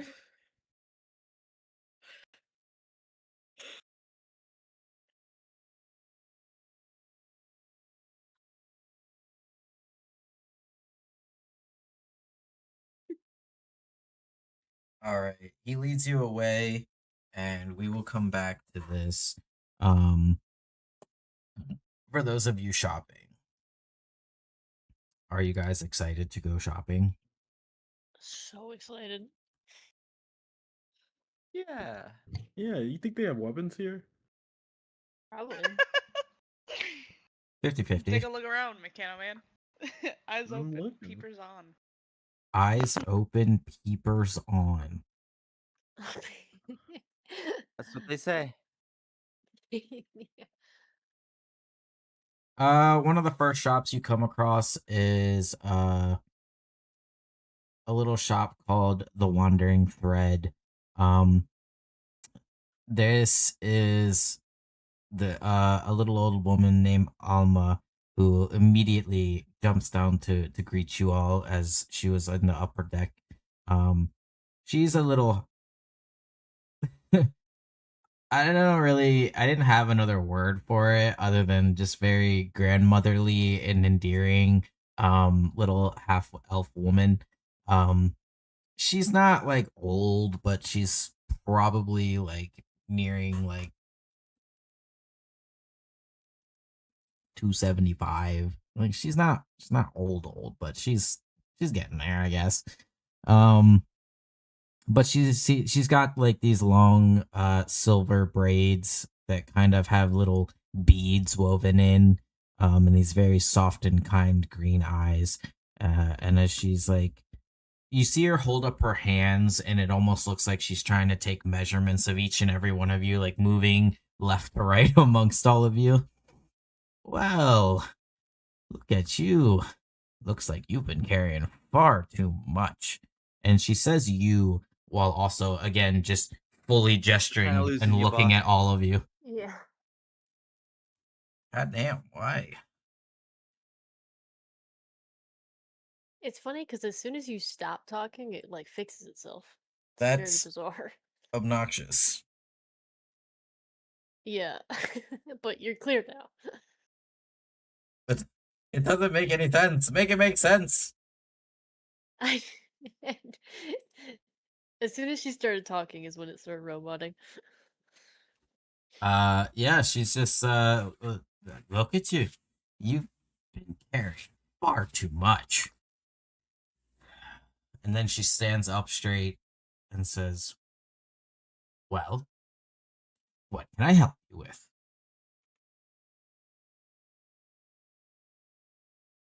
I think Booker pats Ren on the back and he says, "Well, this young man is looking for something new to wear.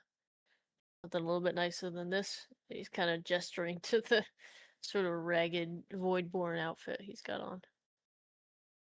My. These are. She kind of like reaches to look for like the texture of the clothing. Ren kind of like goes wholly still because he's not sure if he should back away quickly or not. But he kind of like turns to you for like some kind of like confirmation of safety. Yeah. Um Booker just kind of keeps smiling politely and kind of keeps his hand on his back. but he accepts it, and she just kind of was like, "Wow, well, this is just dreadful. There's not much you could do around here with this. Let me see." And she kind of taps her chin while she looks around the whole shop. On the ground floor, you see a lot of like ready-made clothing. There's like travel wear and boots and cloaks and scarves. A row, a few of like simple dresses. Um, your standard shirts and belts and satchels and things like that. Um, Toward the top, though, it's hard to see from the railing up there, but you can tell that there's a bunch of different like more fancier attire up there. Like, there's wedding attire. There you can see a few of like hand done suits and things like that. Um, but she immediately starts browsing a few of the racks here, full of like simple shirts and pants. And as she's going through, she like over her shoulder says, "Well, I don't know much about you, but who are you, I suppose, when nobody's watching?"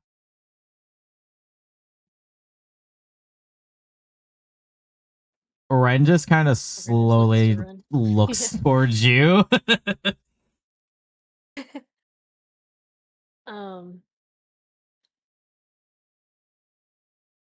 that's up to you to decide.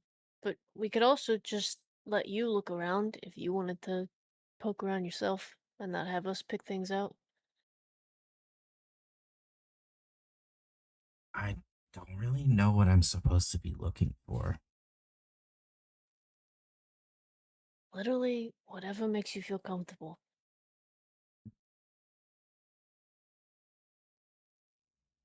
He kind of just like slow turns back toward everything else on the racks and is just kind of like overwhelmed for a moment.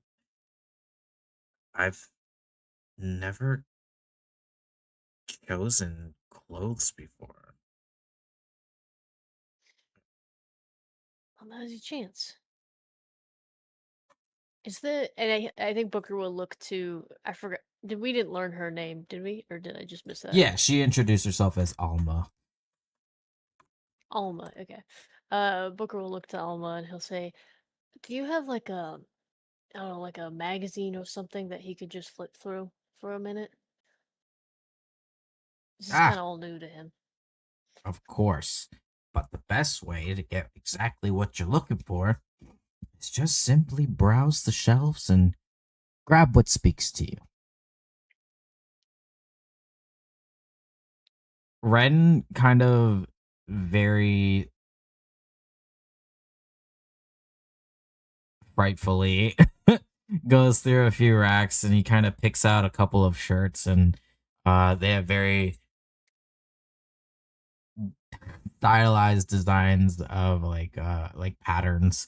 Um and he kind of just holds them up to his neck and is like looking at you like, "I don't know if any of these are working for me." Do you want to try stuff on? Or do you want to try a different store? I mean, I think I like this. Booker is following, and doing his best to try to talk her into letting him pick what Ren wants to try to the best of his ability without making it awkward. He's like, she kind of she says that she I hope there's a understands, tap out shirt or something in there. but she keeps moving him Yeah. forward, and all the while grabbing various things off of the racks here. I think while that's happening, Booker will take that tunic he was looking at and hold it, and he'll kind of lean over to Ren and he'll say, "Okay, just take everything that she gives you into the dressing room, but you can just try on the stuff you want to try on." He's kind of like, just shrugs and is like, okay. She goes, okay, now you go into the mirror room. You're gonna take all of this stuff, and when you come out, you tell us how you feel. That's very important. And he kind of just like, okay. And he's got a mountain of clothes in his arms now as he kind of just goes into the room. It does take quite a few minutes. Mostly Yeah. because like after the first like 5 minutes he's in there, or right over the door, you see almost start throwing an outfit. He goes, try this one on first here. He's in there and he's like, you can hear audibly him like fumbling buttons and trying to figure things out before he comes out. He's got a nice pair of like tan trousers. He does have that red tunic on. It's tucked in, and he has a tan vest to match the trousers that were also given to him from Alma over the door. He's wearing relatively nice boots. Uh, they are of like a dark brown leather. They are something that he's never worn ever in his life. Not nice like this. He's always worn hand-me-downs that have holes in them and everything else. So he's like looking around and he kind of like is trying to adjust the vest on himself. Like, does this even look right? Did I button it up right? That was a lot of fucking buttons. Uh, he's just like panicking slightly. Uh, and he just kind of looks at Booker, you first, and then he kind of just looks at everybody else, like, and holds his arms out, like, well, is this even right? Does it look right? It does look right. Okay. I think it looks great, but are you comfortable? I don't, I don't know. Is this? I do feel, yeah. I think I do. It feels right. I feel like I don't know. It feels kind of silly, like I'm somebody important or something.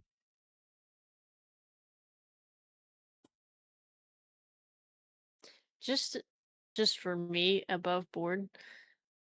You said he's in browns and reds and like dark browns is like his fit. Yeah, very. Okay, It's like yeah, it's like a tan, like khaki. gotcha. Not too far forward in the formal section. Hmm. Well, as long as you're comfortable, I think you look great. Do you think that Zara will think it's okay? Yeah, why do you think she wouldn't? Well, I don't know. I mean, maybe she like wanted me to go on a mission or something with you guys. No. You are 13 years old. You're not going on any missions. Well, I mean, I don't know. Is it just because she hasn't asked me doesn't mean that she might have other ideas? I mean, every captain I've ever been with has always had something they want me to do. No, you you don't. I mean, we can get you another outfit if you want. Um, but I don't think you need something to be mission ready, unless it's something you just want.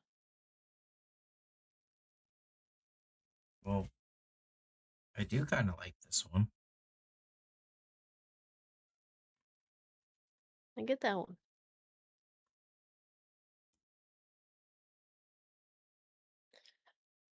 And I think if he does choose to buy that, Booker does pay for it.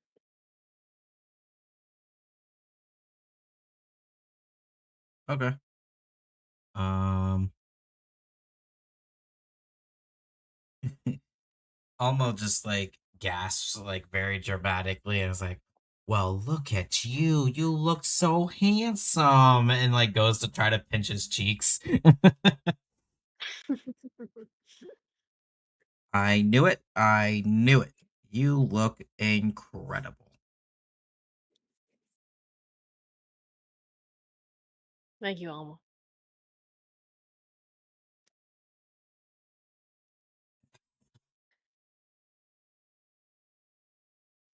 And as she walks over to the counter to get you guys rung up here, she starts like going through the prices in her head, and she looks at you and goes, "Well, for the full outfit, normally it's 450 credits, but I tell you what, I'm gonna lower that to about 400 even, and I think I've got one more piece to top off this outfit."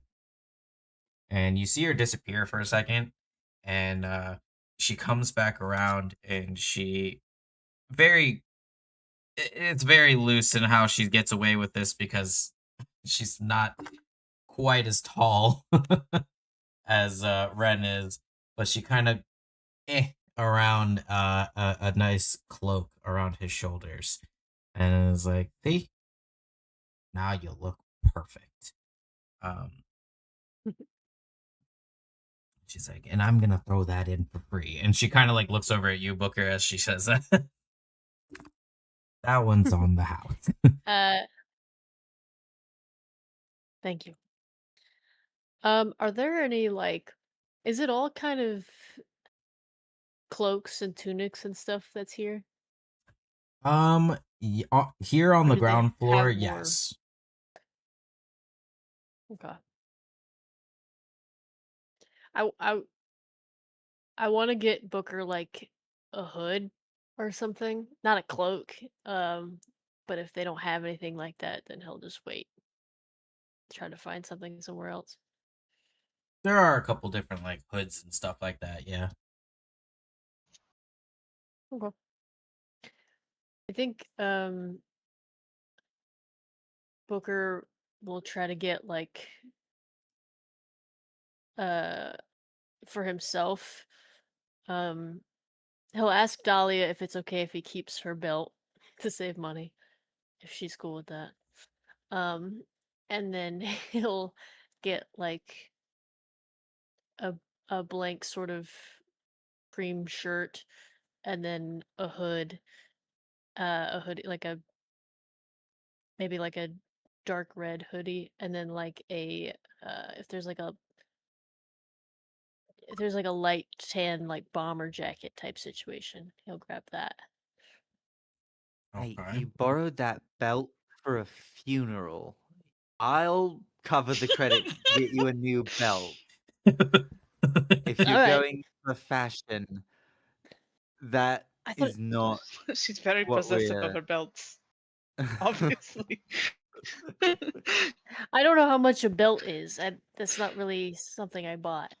Or Don't if sweat. there's another pair of suspenders here, I'll take that. The important thing I'm is going. that when you said it at first, for half a second, I thought you meant just. Do you mind if I walk off with the aquamarine belt to save money? No, no, no, no. No, no, no, no, no. Yeah, if there's another pair of suspenders, then he'll grab that since he lost his. Yeah, that's no problem at all. Um,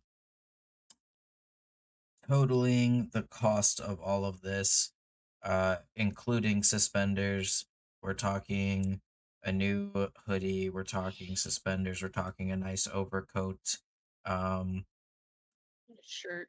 and a nice shirt here. It's about 500 credits. Oh. It's a Alright. good thing you have 2,000, huh? Yeah.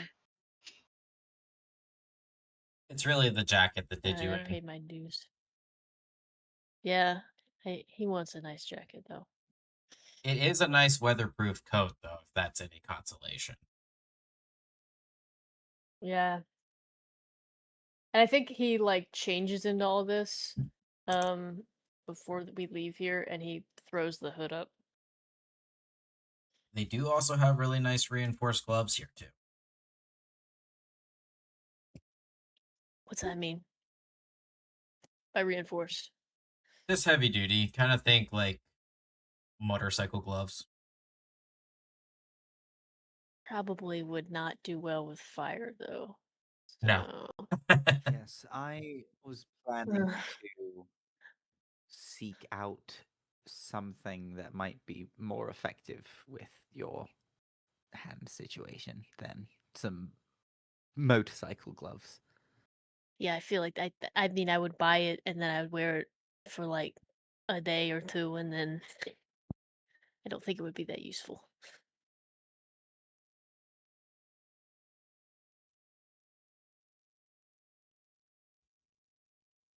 Merchant, do you Yes. know where I could find means of protection? Um, Cloaks, braces, full suits of armor, anything to shore up defenses, especially in a perhaps a mystical capability. Um, there's a few different locations you could probably head to. No problem from here. The nearest one, I believe, is going to be most likely around the corner. She steps outside the shop and kind of gestures to the right, um, in a non-distinct pointing location. But yeah, I can't remember the name of it right this second, but they're lovely people. I'm sure you'll love them too.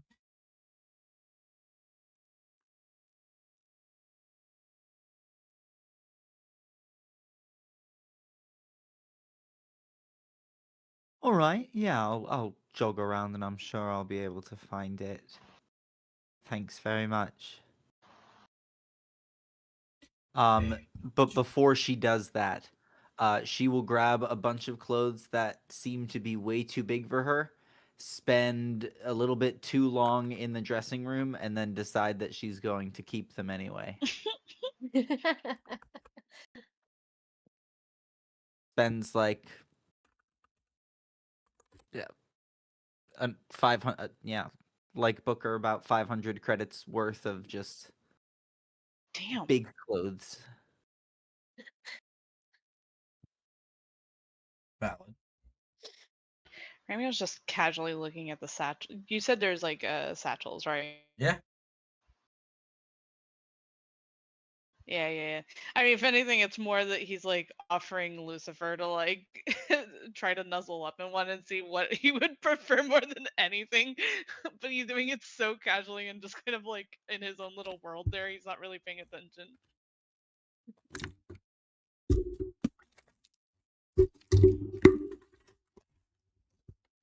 All right. As you're doing that. Oh, good news. He does find one that he likes.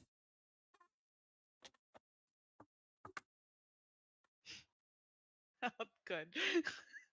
um, It's got a hopefully lot that of means it'll pockets, so stay in that's there. probably why. um, yeah. Uh, Ramiel is probably just gonna go and grab the satchel and uh just pay whatever the credits are for it.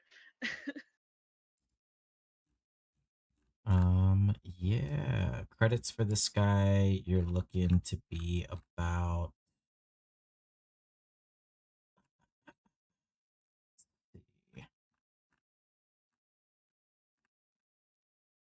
This is I what swear to God, happened. if this ferret's bougie in a fucking way, I'm gonna kick him. Okay. It's like a Louis Vuitton of the space galaxy. Oh my And you know he's gonna gosh. scratch it up and chew it on it. Oh, for sure.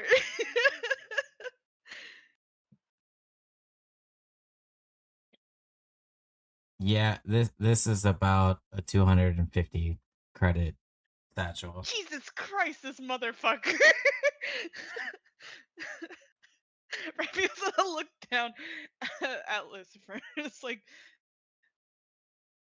you better stay in this because if I'm spending this amount of credits on a bag that I would never spend ever, and you leave, I'm going to be upset.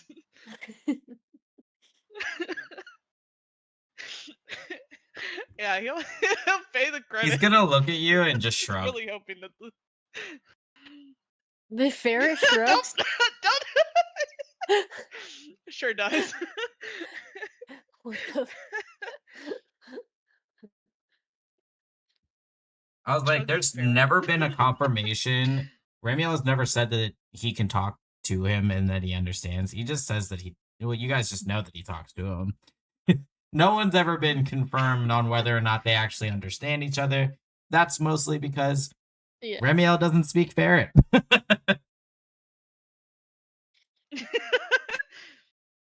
Nah, but he just speaks Lucifer. I wonder if we got Elior to talk to Lucifer, what would happen? That's a good question. I don't know. Anyways, spend the Oh, 250 okay. credits of the special. Alright, good to know. And then yeah, he's gonna transfer Lucifer from a pocket to the satchel. He hops in and immediately starts checking out all of the new pockets and everything, but he's just completely ignoring everything else. Never, I would never. But yeah, he'll Rami will just keep kind of grumbling, but as he gets like back with the group.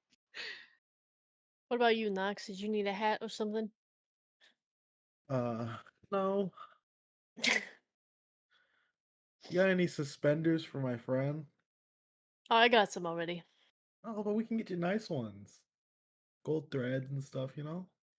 Gold threaded suspenders. I feel like that's gonna be I just spent $500 on clothes. Come on, man. I think it'll look good. We should update your Oh. outfit. I did. I got a hoodie and a jacket and shit. Bow tie. He just I don't Fancy want to stuff. do a bow tie. Well, maybe if we did something fancy, but I don't think we're doing that anytime soon. But I appreciate the thought. forever. Top hat, make you look taller. I don't. Bruh. I'm not That's insecure offensive. about my height. I know. Yeah. I just think it would look cool. I I think appreciate he's that. insecure for your height for you. I've noticed a lot of people seem to be like everyone apologizes for making short jokes, and I don't even notice. But Is if it we, because I you're too promise short you, to if catch we him? do, Oh my god, I'm they go sorry? right over his Okay, head. bad joke. See now you see this just pisses me off. Is what this does. I promise if we do something fancy though, I will get a top hat. But I Should don't get you a need one. tobacco pipe. I think that would look cool. That would be sick, actually. I would be into that. Okay, let's go find an antique store or something. All right. I would say as the mention of the antique, definitely Ramiel does seem to perk up a bit. To the antique store. To the antique Antiques. store. Can As I? they head Well, antique-ward, I Dahlia's will place. try to seek out the equipment. As we're walking, just as a curiosity, do we see any sign of any sort of um, emblem or religious sort of vibe? Do we see anything of that sort here, or is that does not exist? No, I mean they flow, the Starclan flag periodically, but it's not like in your face.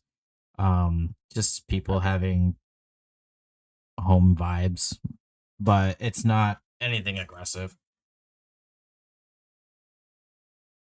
Okay. All right.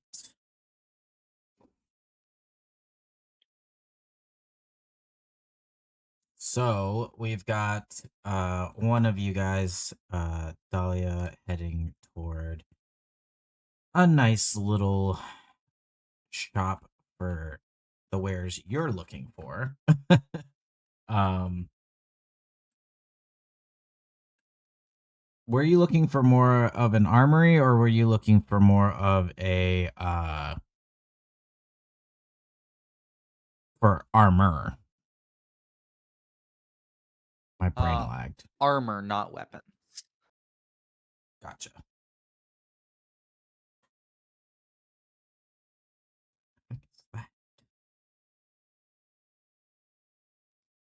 Anything tactical?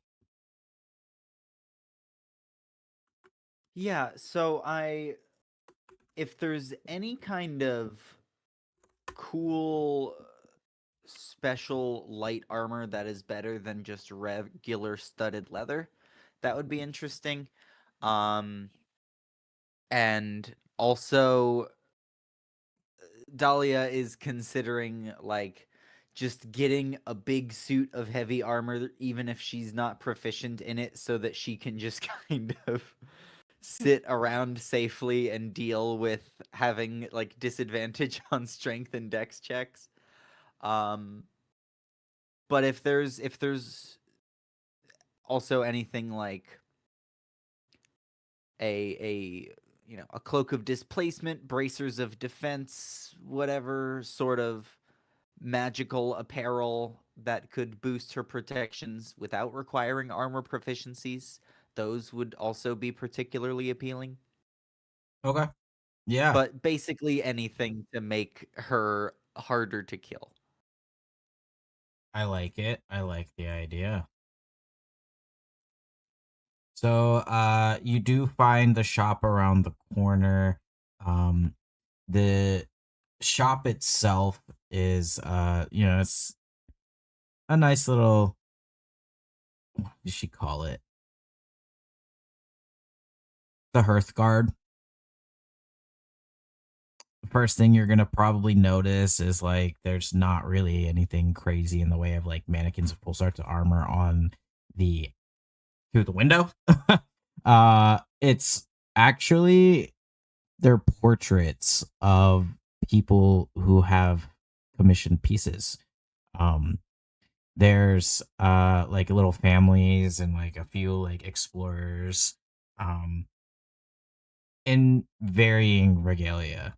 Uh, a small, broad-shouldered woman comes around the counter, and looks up at you for a second and is like, "Oh, I didn't, I didn't see you there. My name is Maeve. Was there something that you're looking for?" Yes, Maeve. My name is Dahlia. Um, I'm with the artisans, and I'm looking to seek out any sort of personal defenses that I can come by. The vastness of space has proven far more active in its perils than living among the Starclans. So, if there's anything that can help turn bolts or blades or psychic ill will or whatever the case may be away, I would welcome it. She goes down the line and she begins showing you varying levels of armor that they have. So there is much more of these in stock here by comparison to some of the other pieces of armor that she has on display. Are like an armored vest. It's basically like a tactical vest full of pockets and whatnot, reinforced with armor underneath. It is of the light property above board. Um, then as she continues on, she shows you the a wayfarer's coat that is it's a long armored coat that is woven with these protective fibers that the Star Clan produces. Um, there's a few portraits on the wall of a few captains and caravan leaders and things like that. Um, she kind of points out that this is also relatively light armor. Then is a armor suit of her scurries over toward where she has this beautiful piece of armor that is, she tells you, is made of root steel plate. This is a heavy armor set that she has forged from Everhome Alloys. This is stuff that they produce here. They Again, everything here can't be forged natural or claimed naturally. So this is like their own concoction of an alloy. But she does make sure, she kind of points out that like this isn't typically bought off the floor, actually. Most people who usually buy it are looking to commission it for a specific reason or piece or size. But usually it's harder for her to sell it all right off the floor. Um, she'll kind of take a beat and check where you are and how you're feeling about it at first. Before you can see she's kind of like itching to run further into the store. Okay, so the light armors have an appeal because they're the only things Aquamarine is proficient in. The medium and heavies, some medium armors provide disadvantage on stealth and some don't. Does that one? The Hearthguard mail, Like, is it the will. equivalent of a scale mail or a breastplate or what? It's going to be closer to breastplate. Okay. So a medium armor with no disadvantage on stealth. And then, yeah, I mean, if there are extra effects beyond just the number, those are worth looking into, especially the light ones. Yeah, other than just the innate property of armor, those particular sets of armor do not. But as you're kind of pondering it, going over like they have small little descriptions of on little plaques in front of each armor set. She kind of will gesture slowly over her shoulder and say, "We do have some unique Everhome pieces if you're interested." Unique pieces, absolutely. Absolutely. Kind of runs to the back and pulls a few pieces. And you see her pull out a few different things. Firstly being this is a sigil inlay, and she's like kind of recalling back to the armor sets that have this available. These all can be enchanted.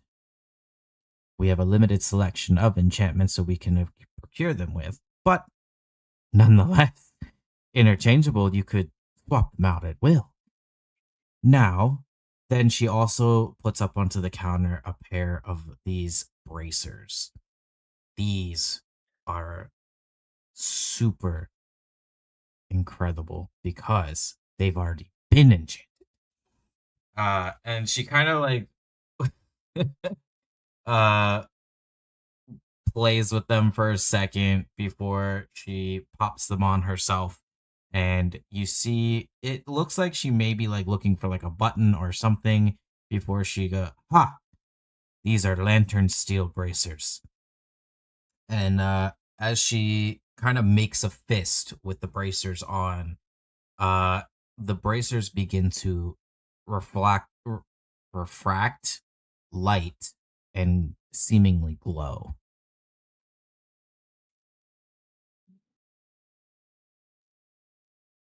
What am I looking at? Can I make like an Uh, arcana check to understand what is occurring? Sure. Lovely. Natural 14 plus some numbers. Arcana 18. 19.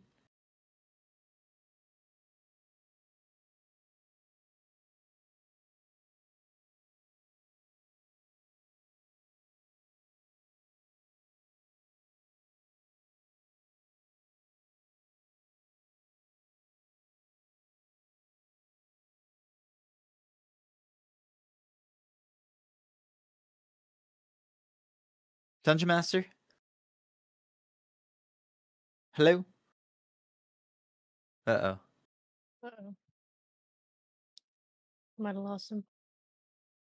Hey, Booker, I'm at this shop here, and they've got some kind of big mystical glove. I don't know what it does yet. I'm sort of staring at it, trying to understand its magic right now. If it does something about punches, do you want me to pick it up for you and you can pay me back? Hmm. I can give you a breakdown on the specifics once I've finished squinting. It's just taking me a really long time to conjure this. Yeah. Sorry about that. My microphone just quit. No worries. Actually, if I would actually prefer if they have anything that, I don't know, increases your maximum hit points of some sort, in that vein, I would lean more towards that if that is Copy. something they possess. Thank you. Nox, what about you? Do you want to augment your psychic martial arts with some kind of big glowy punchy thing? What kind of big glowy punchy thing? Not sure yet, but I'll keep you posted. Keep me posted. Find out what it does.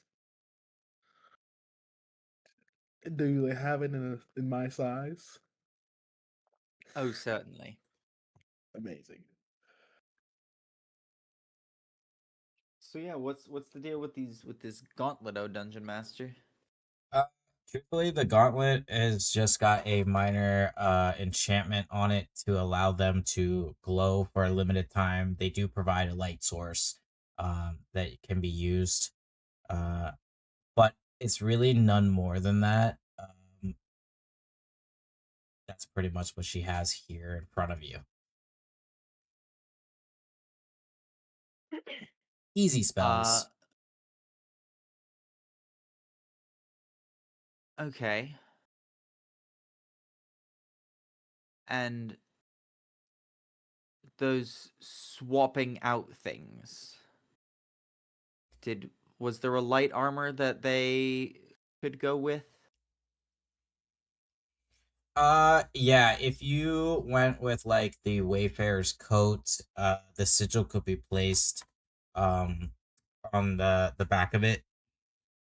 They Yeah, what was the deal with that one? so they It was like have a coat, and then it was surrounded by pictures of cool people wearing the coat in the past. well, so not necessarily this coat, but Oh, the what, just wall like behind the tattoo models displays, of war badasses? the wall behind the displays, the portraits that are shown are individuals who have purchased these in the past, or specifically commissioned these items. Um, I see. there, quite a few people have a very similar coat of this kind from her, in one color or another. But these sigils have very different, varying enchantments bestowed on them. These are now. I mean, the sigil itself does add like an extra like pound to the jacket, the coat itself, but it's not like it's gonna break you or anything like that. But they can be. They all provide varying things. See, I made a list here. Yeah, hit me with that list.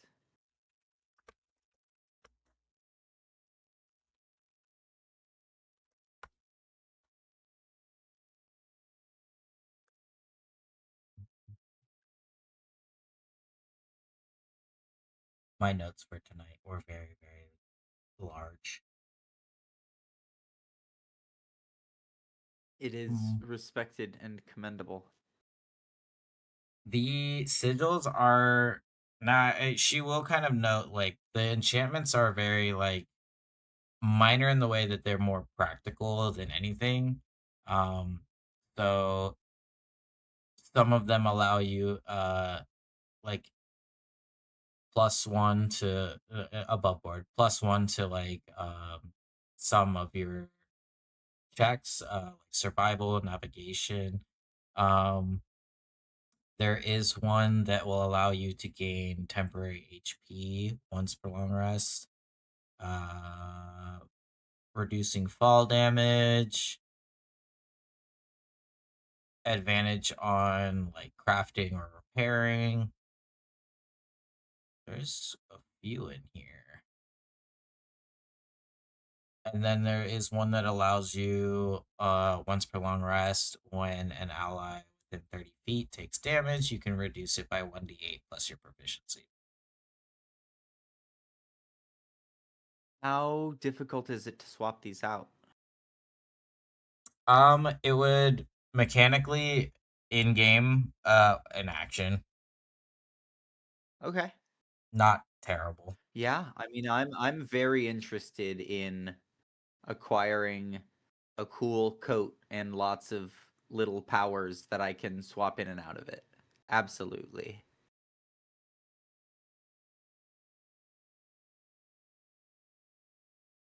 Let's see. No, what did I do with it? There it is. It's happening. Sorry? I am giving you the gift of something else. Something also. If you do ask about the sigils, she'll begin going behind the counter and pulling a bunch out and displaying them on the counter themselves. She'll kind of like go through like each of these are varying costs, but if you're buying in bulk, she can obviously work on a different price for you. Um, as you're taking an interest in all of it, she will also kind of look at you and she'll kind of like gesture toward one and we're like, this one usually costs a little bit more, but Go on. I think it might be interesting if it's something that interests you. Some of our more rare ones that are hard to come by. We have one that here that again, above board effect wise, it would basically allow you any allies within 10 feet to get a +1 on saving throws against fear. Um, as well as one that gives instant resistance to lightning damage once per long rest. So you could activate Copy. it and it would allow for a whole minute.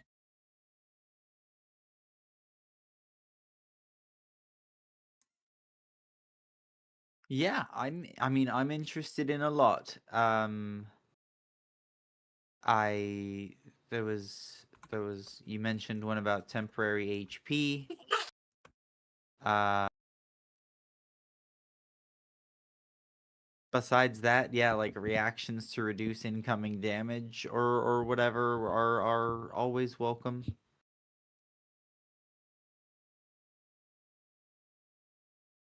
I've got many a credit to spend, so what can I do here? I'm very interested in buying in bulk. I'm curious if I can leverage the reputation of my guild with my background feature for further discounts or partnerships. I would absolutely love to walk out of here with many little bits and bobs.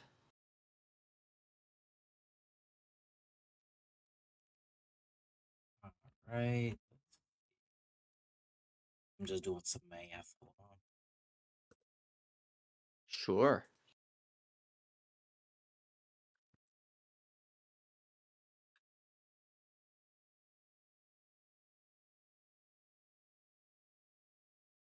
If you're buying 3 to 5, we could do like a 10% discount. Shoot, that's no fun. Let's do something like this.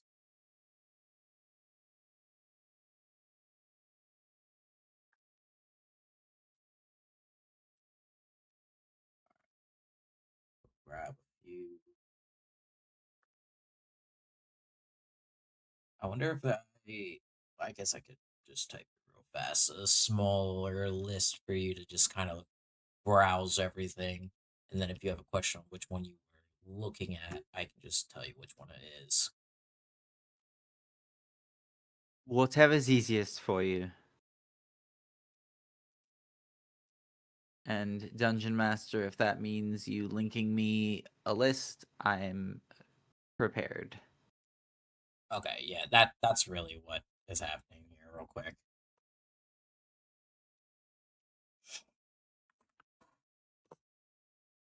I figure that will save you some time. Yeah, I was like, I'm trying to like cross reference everything all at once. And I was thinking about like cutting and pasting it from like one page into a different page. But this actually might just be faster.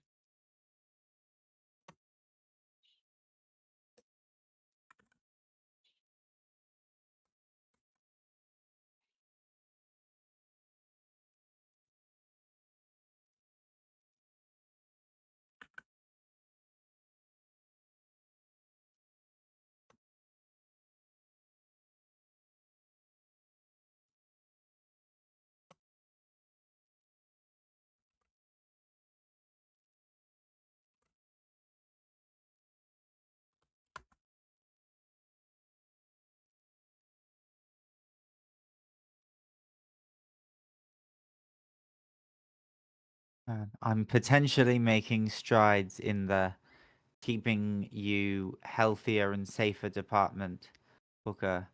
I appear to have found uh, some number of magical emblems.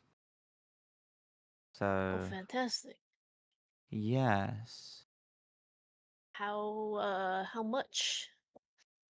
I'm uncertain as of yet.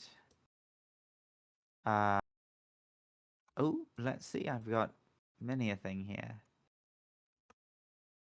Oh, okay. I see names. I don't see powers. Yeah. It's I'm uncertain of prices as of yet, but if we wanted to pitch in as a fund, that'd be fine. Uh, I'm totally prepared to accept that I'm just going in on my credits on this one as well. You are welcome to buy as many pairs of children's trousers as you like. um, what all do they do in terms of? Uh, are you not sure yet? This is a great question. Um, yeah, I mean, what's Hearth do, or do you have all of their descriptions, or would I you do have rather them speak all. those If you aloud? have like a specific one you want me to share with you. I'd love to just look over all of these for a moment. Yeah. Let me Like go. I've how much is the Wayfarer's coat? Because after buying Aquamarine new stuff, I've still got 1,500 of my own credits, not to mention however many my friends are willing to throw in. Yeah, the code itself is So 300. oh yeah, I still got 1,200 credits. Damn, Not that to coat mention is cheaper than my fit. I mean, in retrospect, oh, high fashion no. is crazy. But also, yeah. Damn, This is just the I code. should have looked in the clearance bin. Yeah. You did buy a whole fit for 500. This is just the code. I still kept my pants and my boots. That's true. But yeah. I was like, if Um, we did, if she did, Alma did have you pay for Ren's coat, it would have been an extra 200. yeah. She got me through my clothes. It's all right. It all evened out. I was like, well, Yeah, she I'd got love she. to know about these sigils, boss. Yes. Maybe I could type them as I tell you. That might be a little easier. Oh, if you don't, do you not have them? I do have them listed out, but I kind of wrote them as like with the pricings, and then I was like, if we're gonna do like a bulk order though, I don't want to give you like each individual price because then it's not great. It's not helpful Oh, to sure. you. I mean, Um, yeah, copy and paste around, or I can ignore the prices or whatever. yeah, Whatever's easy for you. It doesn't got to be perfect. It's just between you and me. right. I think what I'm gonna do I often am. is I am just going to copy paste and I will just edit around pricings. So you all are off to antiques, eh? Looking for anything in particular? Are you planning to decorate a common area or just sort of tether things to the vicinity of your bunks? I think Knox just wants me to get into tobacco. So I think that's where Oh, I thought yeah. you smoked. I I actually thought about this and I was like, I feel like Booker smokes, but I haven't Why does he stated carry that so he many has cigarettes. lighters? I just that you haven't asked him. It's a fair assumption, to be fair. But I mean, he'd be up to get into smoking for sure. Yeah. Let's go get a couple cigars, bud. I'm down. Just picturing this robot smoking a cigar. I'm sorry, Mechano Man. Mechano Man. Thank you. McKenna man. God. I suppose at the very least, should you take up smoking, your fiery hands should make the ignition process easier. Yeah, it's all part of the aesthetic, you know? That's more what it's about. Plus, if somebody You really pisses you off, you could Smoking? take your cigarette and just put it out on their forehead. Huh. They'd have to really piss me off to do that. Yeah, But right. maybe But it would look cool as hell. it would. or if someone just really intrigues you, you put it out on their forearm. Oh. I feel like that'd be painful. Little. Worth Just it. But maintain you'll eye contact through it. It'll handle things. But take a long drag first and then put it out. hmm. I learned so much from you two. Do you really? I do. But you're think we welcome all to do. come join us at the antique store whenever you've finished buying things that will actually help us. Copy that. As soon as I understand what these things do, I will purchase some great number of them, surely. Great.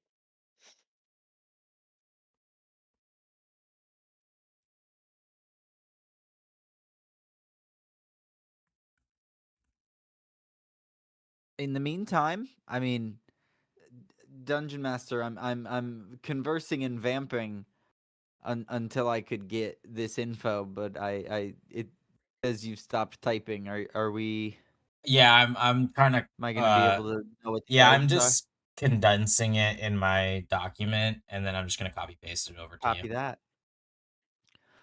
All right, so I've bought some number of items. Here I am now rejoining you, and I'll cover exactly how many later. We can have a bit of a chat in the meantime. Mm.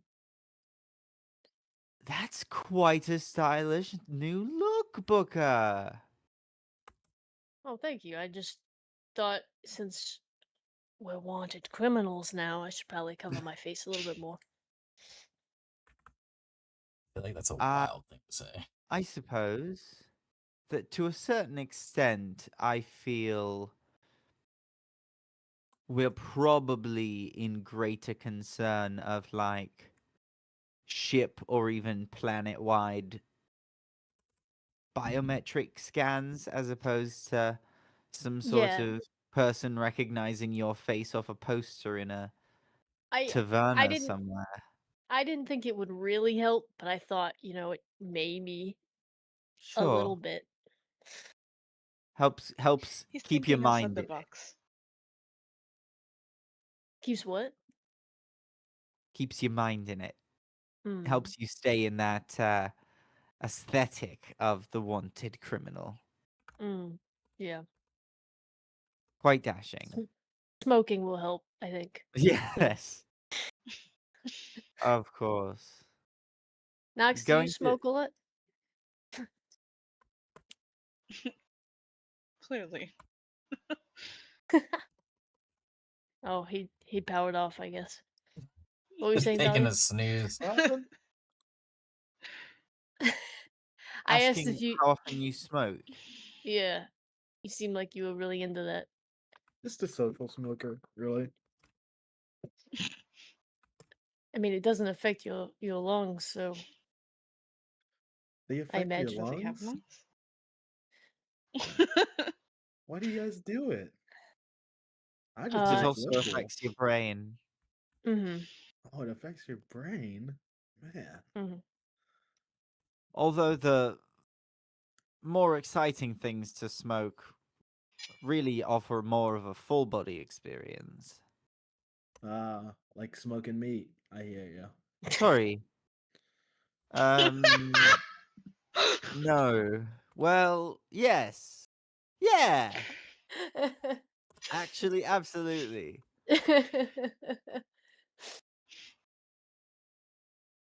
All right, Mark Zuckerberg. Thank you for that. Full toty tip shivers after a rack of ribs. Oh, Mhm. you ever have a good brisket? I'm a vicious I can't carnivore. say.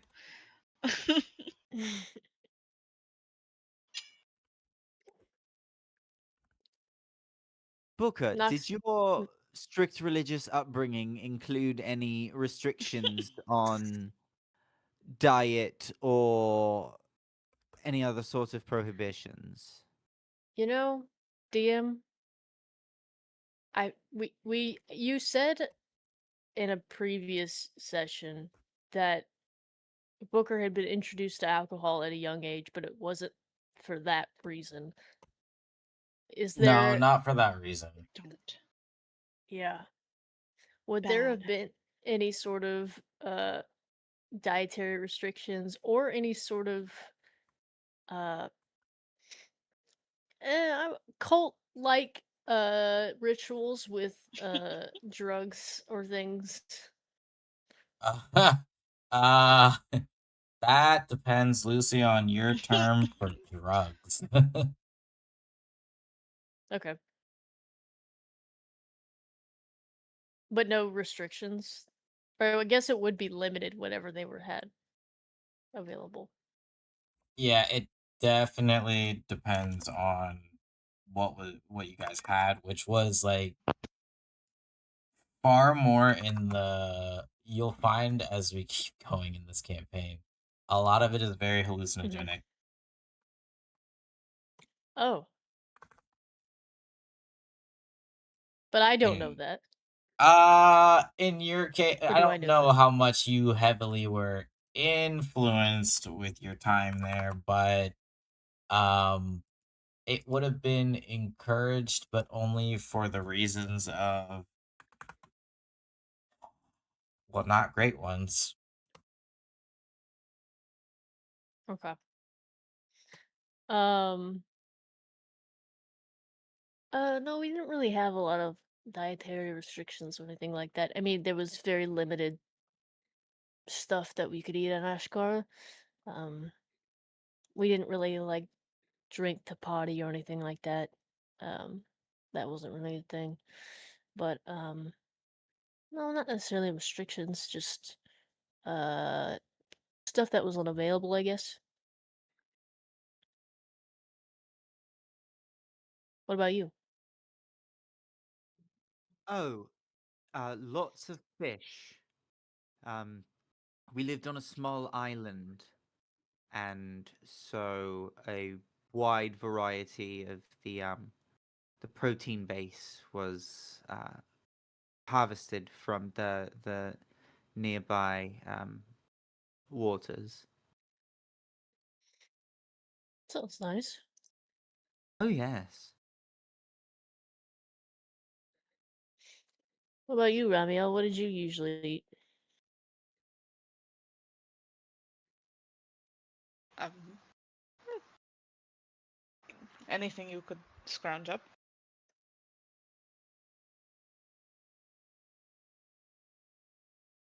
I didn't typically have athletic credits at the bazaar. I had to pay my rent and everything like that, so uh, there was a lot of processed foods, whatever I could afford.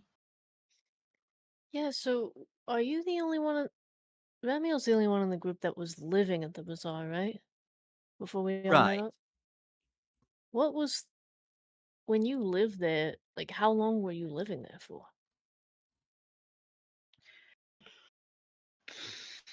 Uh, he definitely kind of pauses at that and like looks like he's trying to do the math, but he kind of shrugs. Um, it's been a while. At some point, they just kind of stopped keeping track of just years in general.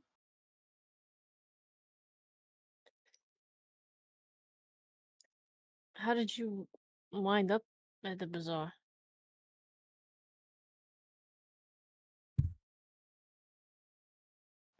As any person would. I mean, you all ended up at the bazaar, so needed the place to be, and the bazaar was an option. What about you, Dahlia? How did you end up at the bazaar? Oh, I was dropped off by my matron, actually, the woman who trained me, who sort of helped me construct the whole Dahlia persona. Her workplace was this large ship where dozens of us lived, and I disembarked it uh, for the first time in a good while to step onto the bazaar. When you say constructed the Dahlia persona, what do you mean by that? Oh, like Dahlia the artisan, like the persona, the professional identity that I have with which I interface with you all. Do you I only asked this because you asked me this. Do you have another name outside of Oh Dahlia yes. Aquamarine? Oh Oh, yes. I keep cornering each of you and intimately asking if you have secret names so that I can find a kindred spirit to share mine with, but lo and behold, all of you walk around with your government names hitting everyone's ears.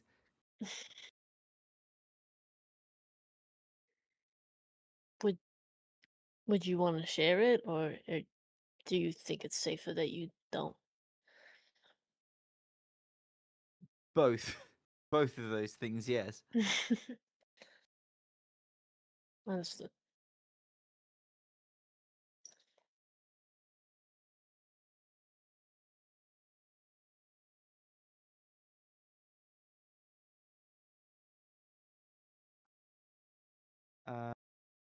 Okay. I can make coat buying decisions, so feel free to take up the dungeon master's attention, everyone else, and I'll type out a message to you about whatever I buy.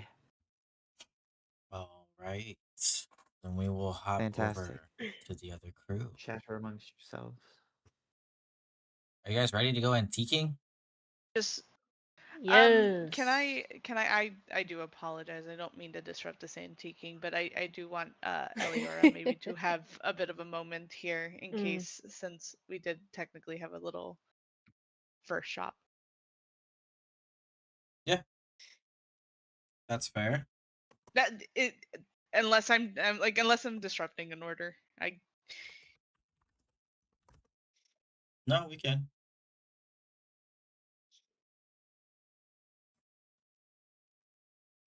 I want her to get her man, you know?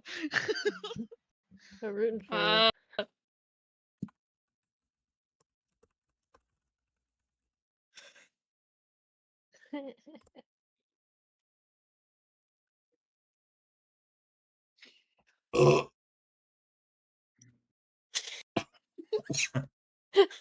Wow, who did that? That was gross.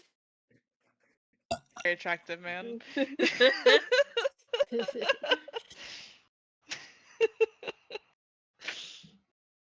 Got a lot of this guy. Who'd marry them? So heading away from the marketplace, all of the sounds and everything kind of gradually fading behind you. He takes you on a few different paths that seem to be winding. Oh my god, I can't speak. Between a few of there's some wildflower gardens and a few of the small dwellings of which people are cooking, and toward the end here we start to smell bits of hay and cedar wood and the faint general musk of animals. You start to view a small little stable complex looking building. Um, there's a few trees that have been strategically planted for shade. Um, but there does seem to be a little archway where you can see um, just beyond the arch is a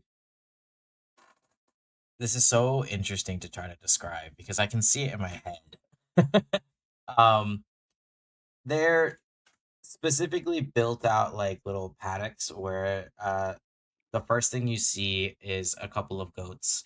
Um, and there are a few bigger size oxen um, just beyond.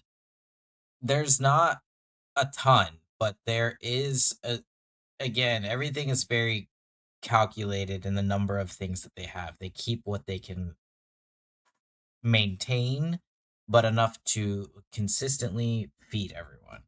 Um, as he kind of gestures to the stable, you see a few it's a very open barn like structure where you can see inside that they're through a sheer fence um that there are chickens roaming about. And then a few of little kids trying to chase the chickens and try to catch them. A few of the kids are even trying to feed them. And he's kind of just looking at them gleefully, but also then looks back to you, trying to gauge, almost in a sense, is this what you were looking for?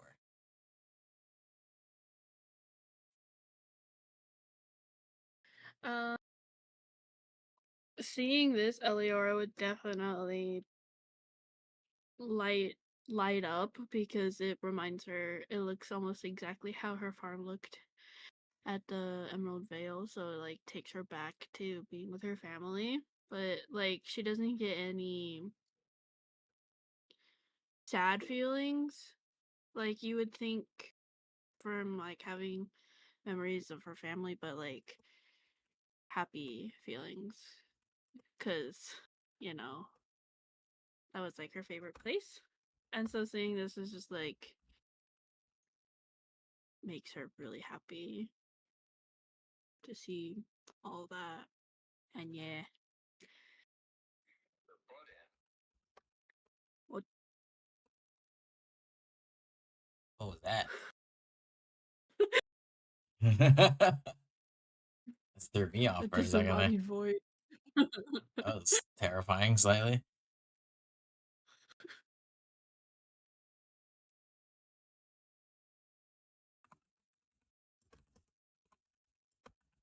He kind of sees you start to almost like well up for a second, and he kind of just like he's kind of taken aback before he's like, "Oh, well, didn't cry. It's not meant to upset you."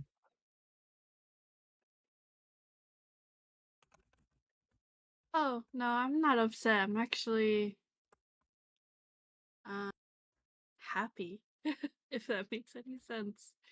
This just reminds me of the place I grew up in. Oh, is that right? Where are you from, if you don't mind me asking? I'm from a place called the Emerald Vale. It's no longer around anymore, though. What happened? Um, War, I Ah, guess. Yeah, it's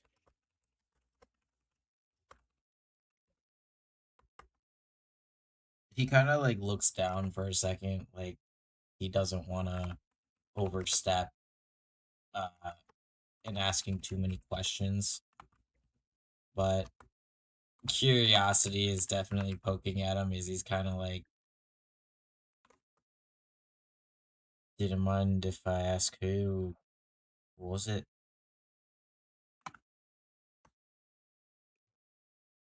oh, it was the Galactic Federation that attacked us. Really?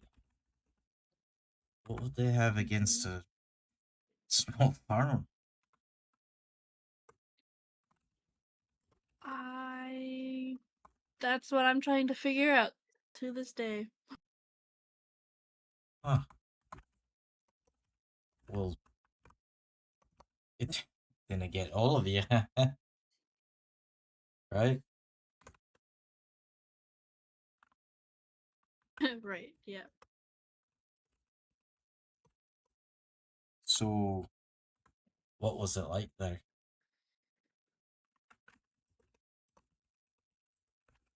Uh, it was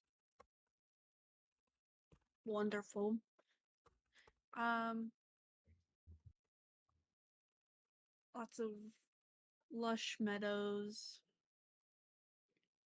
forests as far as the eye can see in some places. um,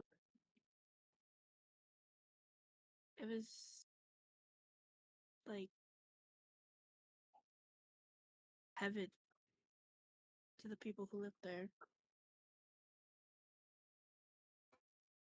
Almost Probably sounds similar as to how you peaceful as feel here. about this place. Yeah. I.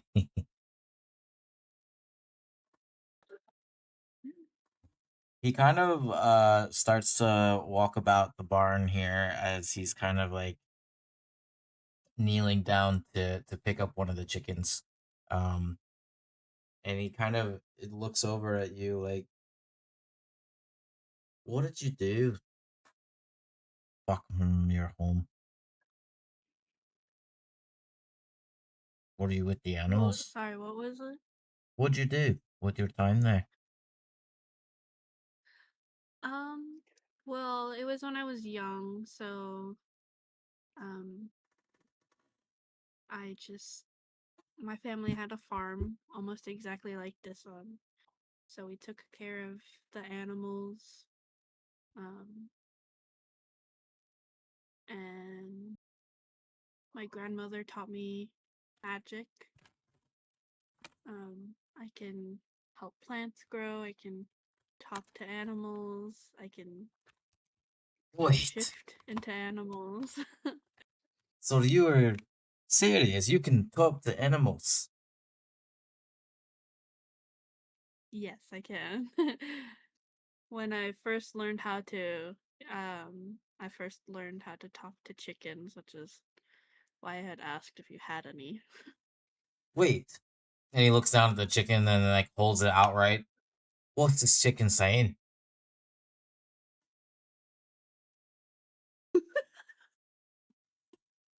Should I just come up with something that the chicken says? That's up to you. I think he would like you to put him down, actually. Oh. He kind of sets it down gently and like puts his hands up defensively and like kind of awkwardly backs up. Do chickens not really like being held? And he kind of like leans in, like, "Have I been doing this wrong forever?"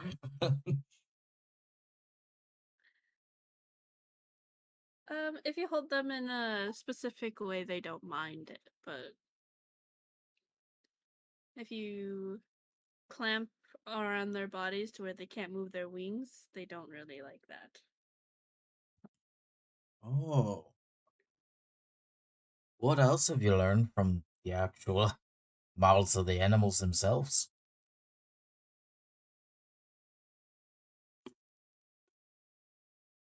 Um, well, the last time I really spoke to animals, um, was for like taking care of them was at the Vale.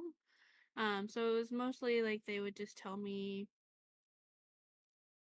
uh if they were hungry or if they were sick, so we could give them the care that they needed for that. Um, yeah, it was mostly just for caretaking. Wow. It must take a lot out of you to be so caring all the time.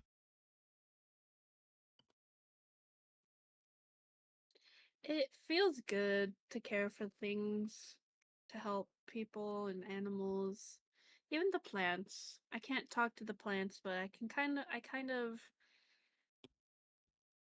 can understand them in a way, like the earth and all that. I just can feel it, feel their feelings. Wow. So even the plants have feelings. Who would have guessed that? Yes.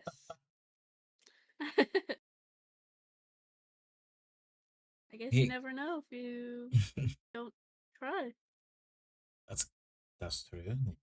I have to be able to ask, I guess.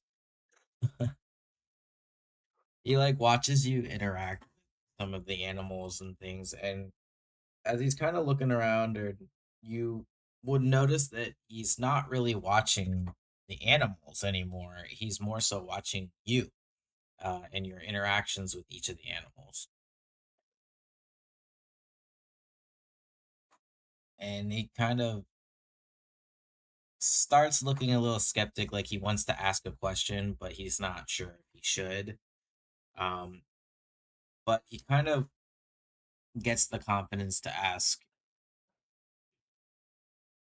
you know, can I tell you a secret? Of course you My can. my first week here, I hated this place. Ah, shocking, I know. He kind of like scratches the back of his neck as he kind of awkwardly is standing there, like everyone was so kind. Felt like I couldn't trust it. thought that they all wanted something from me. That all this kindness, it always came with a price. And it took me nearly a year to realize that they were just being kind. So I guess I wanted to know, for somebody like you, do you find it hard to trust other people, even now?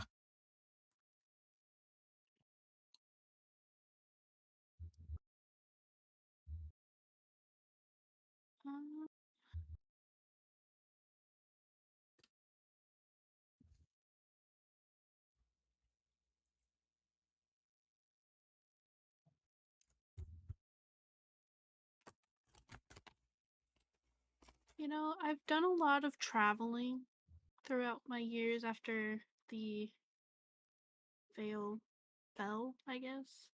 And some places were kinder than others. Um, but I think it's more about getting to know the people, and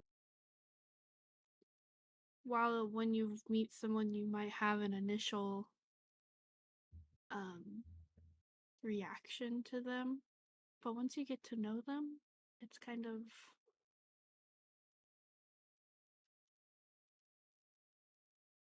I don't know, usually getting to know people brings out the goodness in them. While trust isn't something I usually hand out freely to people because of what I have been through, um, I would say you're doing better than most people that I've met on being able to trust them. Well, I appreciate that. After all this time here, it's only right I return all of the kindness that's been given to me. These people here are good people. We only want to make you feel comfortable for your stay.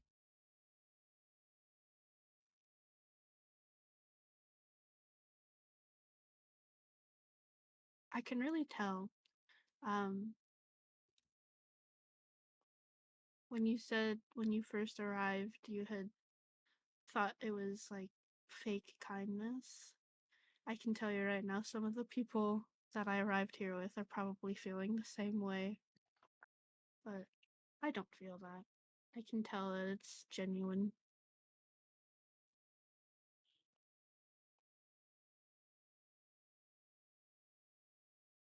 Good, because it is genuine. Well, at least I try to be. Sometimes it comes off a little bit.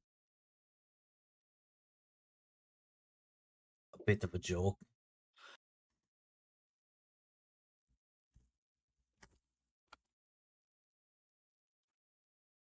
But and he kind of stretches a bit and he like heads off to the fence where you can see what looks about the biggest feathered bird you've ever seen. And he goes, "Now, enough of the heavy stuff. Tell me that isn't the ugliest thing you'd ever seen." And he kind of looks out and you just see this massive, like, ostrich looking thing turn his way and make eye contact with him. And he kind of stops and he's like, he kind of looks at you really fast and goes, "Didn't tell him I said that. Did- yeah, no, please don't." Hmm. I don't know. What would he do if I did tell him? What do you think? The ostrich just kind of squawks dramatically in that direction, very offended. And it is. He said he didn't need me to tell him you said that. He understood. He just didn't really want you to be the one to tell him that he said it. That'd be bad. And then he kind of gets that feeling like the bird just knows. And he kind of looks back at you like, would you believe me if I told you that he hates me specifically? Of all the people on here. You must have offended him somehow. Maybe like calling him ugly. Surely not. Look at the size of him. He's like 3 me's tall. Ah, you're right. You could ride him. Honestly, that'd probably be kind of fun. You can tell he's heavily thinking about how to make this happen logically and logistically. This is probably not a good thing.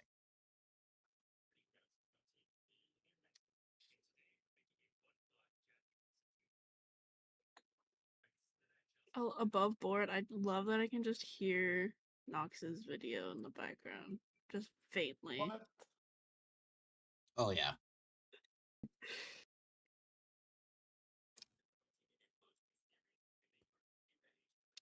That's a Well, that very would be important TED funny. talk. I don't know if he would allow anyone to ride on him. It might hurt his back. I guess you're right. But you can weigh more than barely a feather.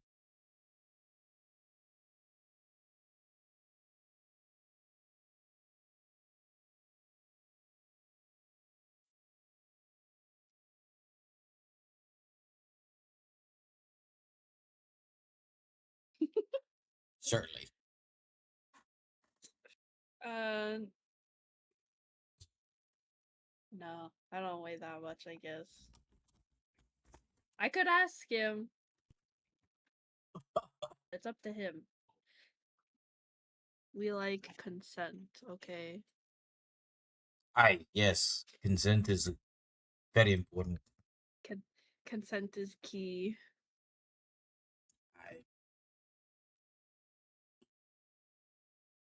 I guess I'll just ask the ostrich if I could ride on him.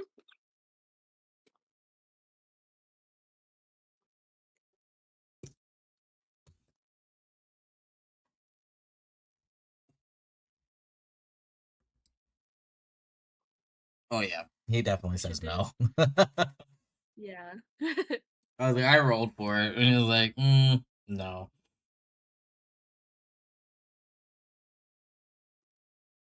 He said no, which I kind of figured he would. But that's okay. It would have been great fun, though, no?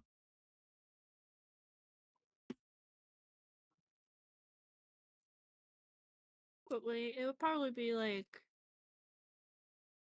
riding a dinosaur.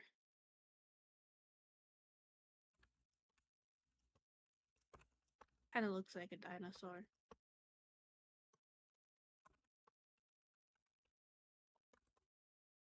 Dinosaurs. You know, I've never seen a dinosaur before in person.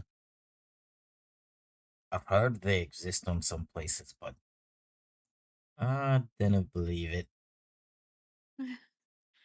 I've never seen a dinosaur in person, but I have met dragons.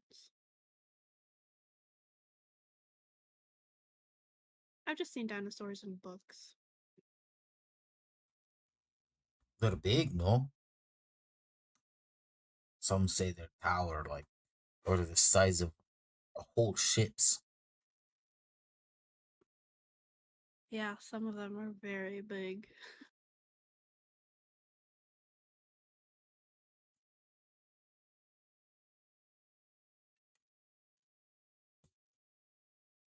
Well, you say that back on your hometown, you had lots of greenery and beautiful growing things. You could even help grow things like that. Yeah? Yeah. Then I want to take you to one of our gardens. This one is beautiful that everyone helps to maintain. Everybody gets a plot and they get to plant whatever they want to put in it. And as you guys are walking,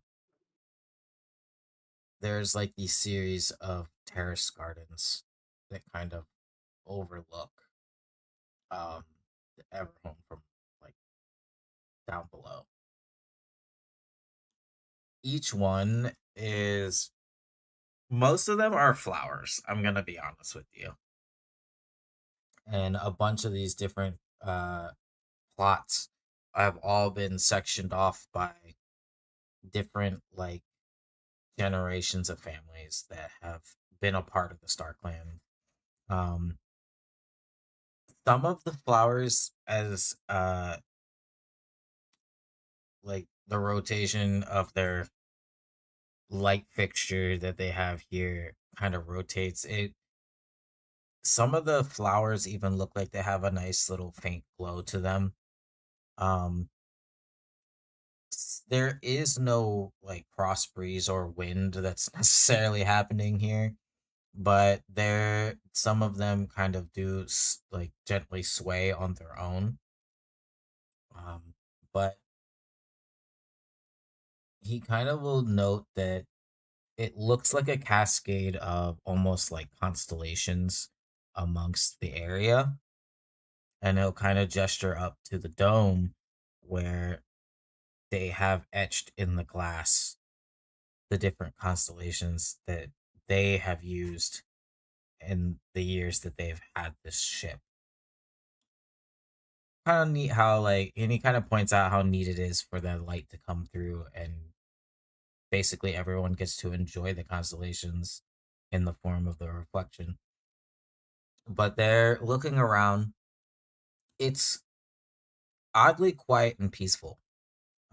There's a few individuals who are sitting there pulling some weeds, some who are like little kids that are learning how to water the flowers. A few of the elder individuals are tending to some herbs that they have planted in their plot. Um, and everyone seems to be helping each other. There's no like assigned work, obviously, because it's individual. But you do notice that there are a couple that are empty.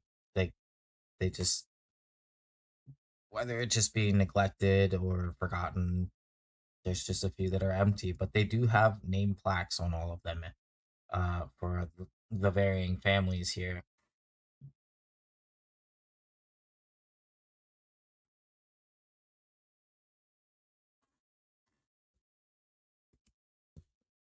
First thoughts? She'd probably look around and be like, wow, this is beautiful. I love how everyone's helping each other and they all have their own little plot to work on. That's amazing.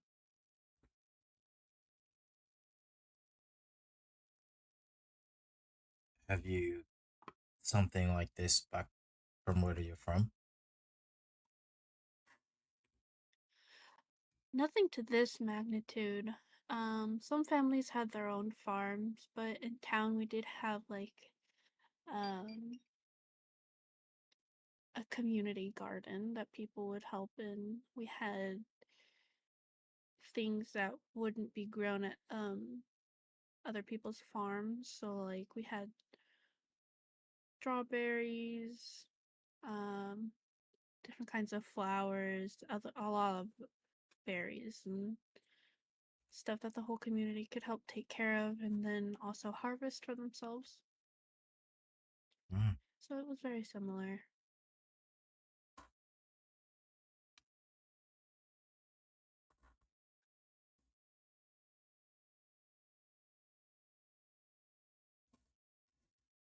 walking amongst the different plots where some people have very specific flowers grown and others have um intentional herbs being grown. Uh he walks you down the rows of different plots of little gardens um before the path leads to what seems to be a giant tree. This tree has its own relative glow to it. It is massive by comparison to nearly every tree that you've come across so far. Um, this thing is so big that it has begun heavily rooted into the ship. Um, but there's something a little abnormal about the glowing, but it does look it's very. I'm trying to look for the best word for it. I was gonna say disco ball-y, but I mean that's close enough. By all of the hanging crystals that are hanging off the branches.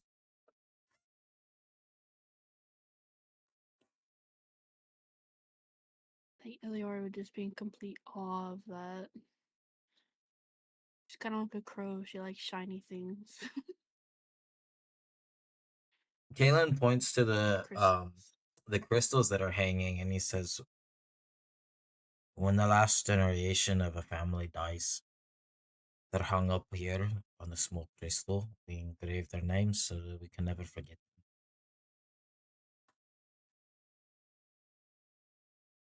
It's aptly Makes named sense. the memory tree. We're very creative around here.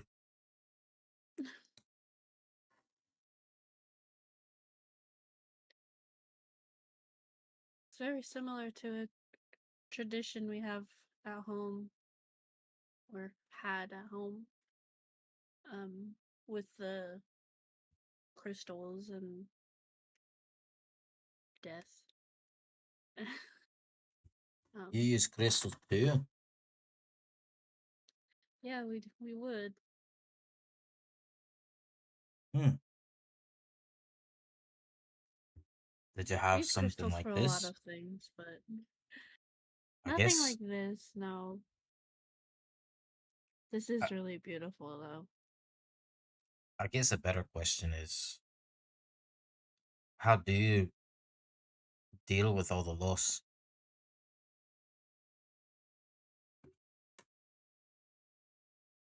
Um,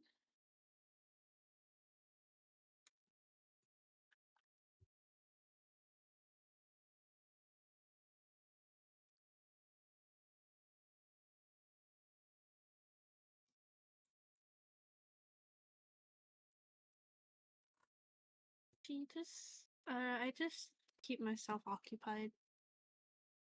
If I stop for too long, I start thinking, you know? Mm. Um, so I just try to keep myself busy with things, whether it's reading, practicing my magic, if I am around any, maybe talking to animals, things like that.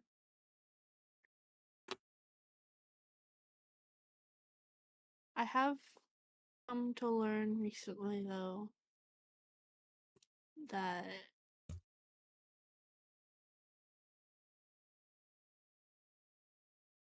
it's inevitable, you know? Um,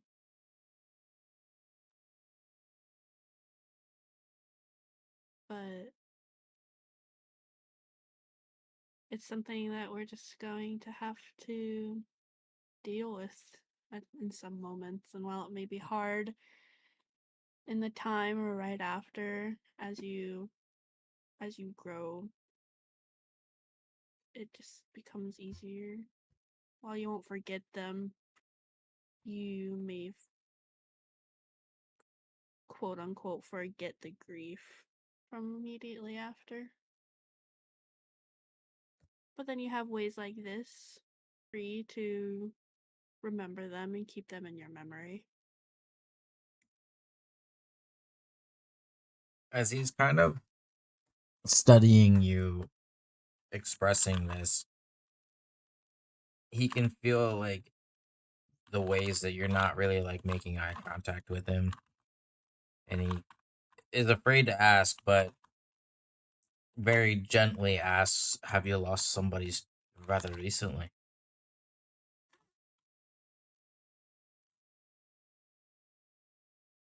Yeah, we lost two of our crewmates quite recently actually, and if you remember the big, what is he called? Mechano Man? Robot? um it was his two brothers. So Whoa. while they may not have been super close to me, they were still kind of family, you know. They were part of our crew for we had known each other for a couple months. So it's still difficult.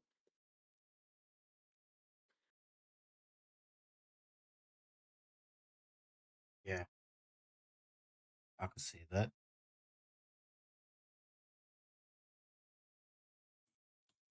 And you, how are you holding up? Um I'm getting there. Like I said, they were they were sort of family, so it's still hard, but it's not as hard as it was when I lost my blood family. But it's kind of weird not having them around. Yeah, everybody deals with loss in a different way. Hmm. And I feel, and before he gets to complete his thought, a bunch of little kids run up and they're all screaming, "Kaylin!" And they all immediately throw their arms around his waist. And the just collecting in growth. There's probably about four different kids here now. And of course he's lit up like a Christmas tree, like, oh my gosh. Um and he's like greeting all of them and he knows all of their names. And they see him as like someone, like they greet him like as if he is their own family member. And he kind of kneels down to talk to them at their level. And he's just very much, they want to they want to drag him away to go check out like this bug that they found, this something they've never seen before. um or what they believe to be some kind of bug. um you can see that he's like trying not to flee from you, but also he's like, if there's something else that I can do for you, let me know. I'll find a way.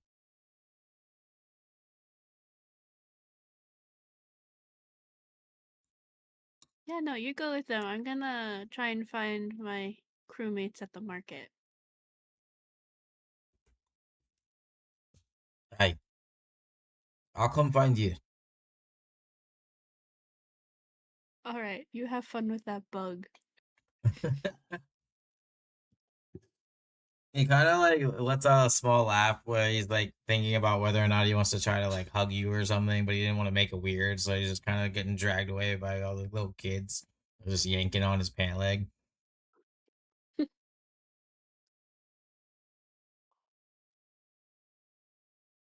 I'll just like smile and like do a small wave at him as she walks away.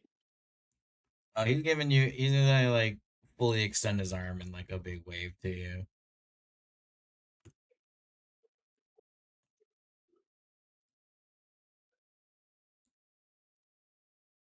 Okay, bye. Bye. Goodbye. And then Eliora makes it just in time to go antiquing with everyone. Yay! Yay, antiques! Knox, you might not have noticed in the text chat. Can I have 300 credits? In the text chat. There's 27 Yeah. messages here. Oh my god.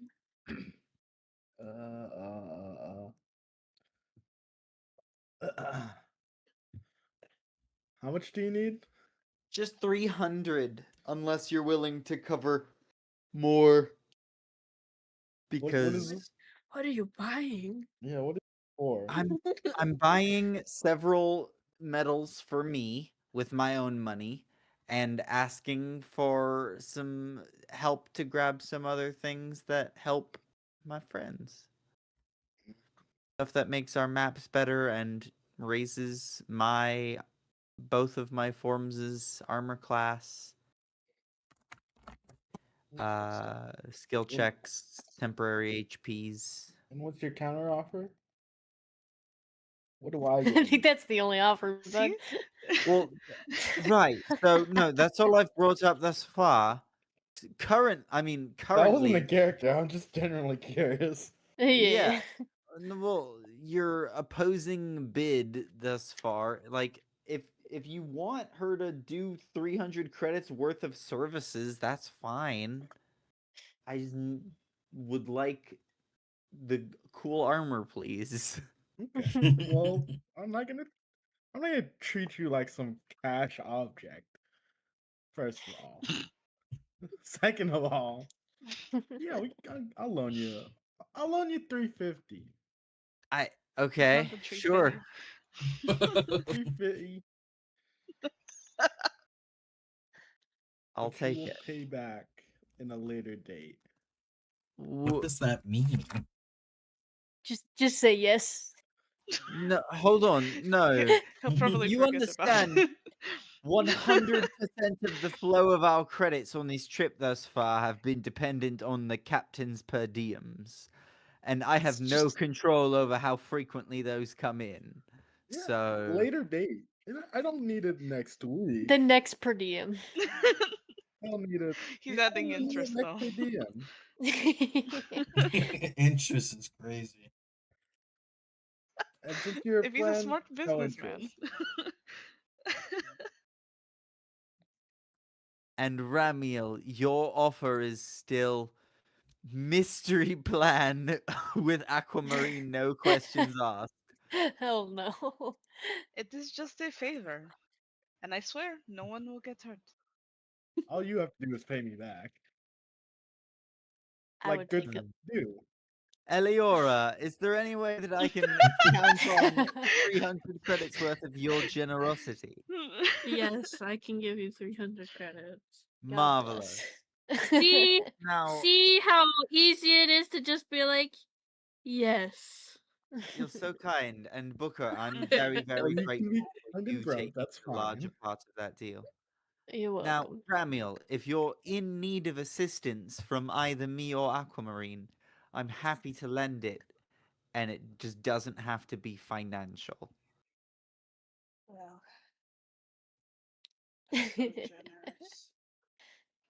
so generous, really and truly, just like Eliora said. Uh, um, he's just gonna keep going to the antique shop. We all go into the antique shop. Antique, antique, antique.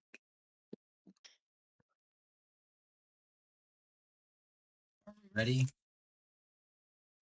Yeah. Yes. Welcome to the Dust and Compass, the oldest shop in Everhome. At least that's what the signs outside says. It's a little building that just kind of leans slightly to one side. Um, if the fight was really about age, I think age is winning. Stepping inside, there's a little bell at the door. Every wall is just packed with like shelves, and every shelf is just packed with random objects. It smells like old paper in here and a lot of dust. That part was unfortunately very true. Um, there This is is a good antique. zero organization. But out from a dusty corner in a pile of stack of books, you see a little gnome come around, and he goes, "Oh," and he adjusts the glasses on his face. "Well, what do we have here?" As you see his like little feather duster in his hand, kind of trickle across a couple shelves, but all it does is just move with the dust from one place to the other. Well, paying customers, hopefully.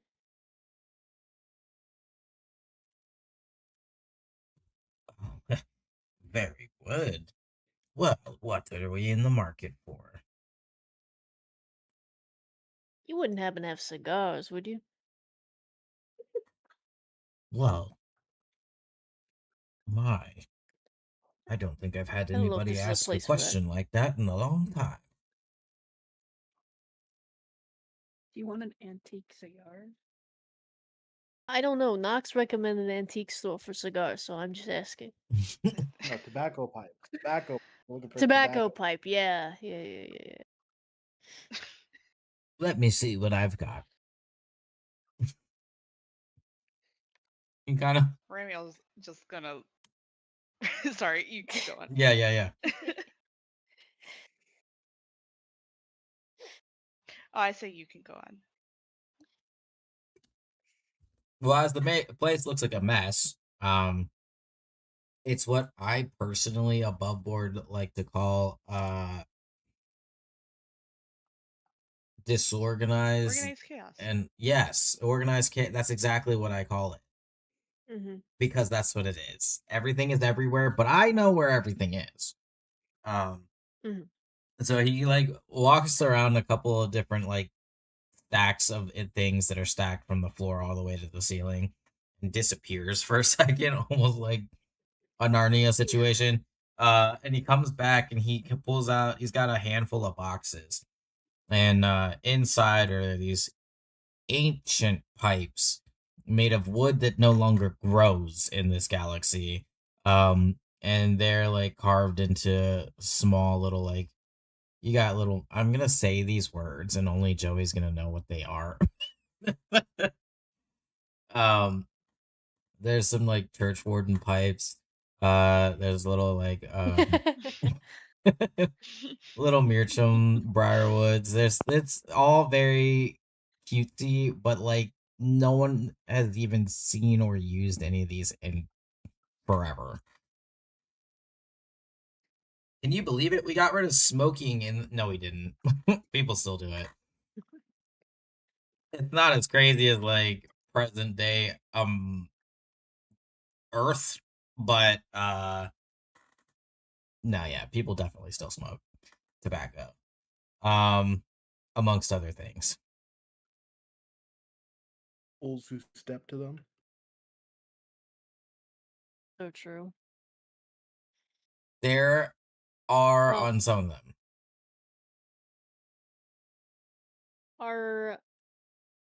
Do we see price tags or no? Nothing has a price tag in this store. Shit. It's never a good sign. No, it's a great sign because he doesn't organize shit. That You can means haggle. You can haggle here. that means that if you're broke enough to ask for the price, you probably can't afford it. Typically. No, watch. Just watch this. No, you just Okay. offer. And Nox is gonna grab a pipe from the pile, and he's gonna go, "Hey, how much is this one, boss man?" Oh, for that lovely church warden pipe. Going for about 450 credits. 450, eh? He's that shaking with his tax? head. With tax or without tax? Because I like your attitude, no tax. No tax, 450. Tell you what, boss man, I got about 380 on me right now.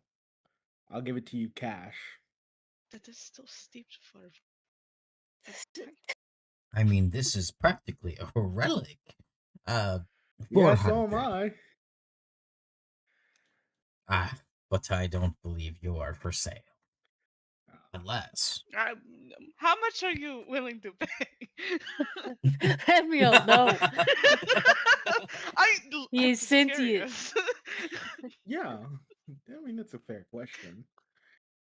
Actually, yeah. Do Anything's you have automatons? Not asking for the price for him, but do you sell automatons? This is an antique, so how? I mean, do you want an old automaton? I mean, No, I don't. aren't No, you old? I don't Alright, want to own one. I'm just curious if That's he has wild. one. I'm just No, saying. I haven't He's- really acquired one in quite some time, but they do usually go for a pretty penny if I can get a hold. I do relish in the time of rejuvenating them. Yeah, fixing stuff up. I hear you. I like doing it too. You ever seen an automaton like this? And he points at Nox. Oh, heavens, no, nothing like this sort. I've seen them in all shapes and sizes, but this one for sure seems very particular. None like I've seen. Older. I was waiting for him to like sing my laurels, just like a smug bastard in my ear. Fucking that. I'm like, oh damn.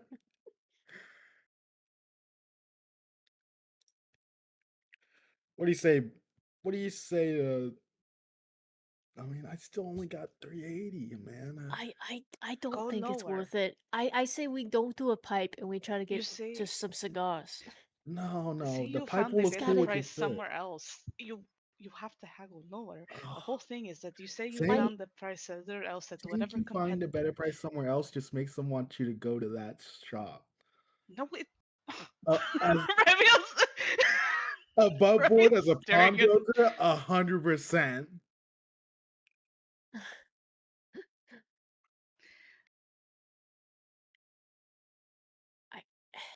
How much you got into this pipe, anyways?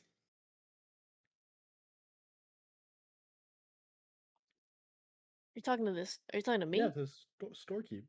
Oh. In what capacity are you asking? How much How does he much have in it? How much did he buy for it? He can't remember, Probably found it. arguably.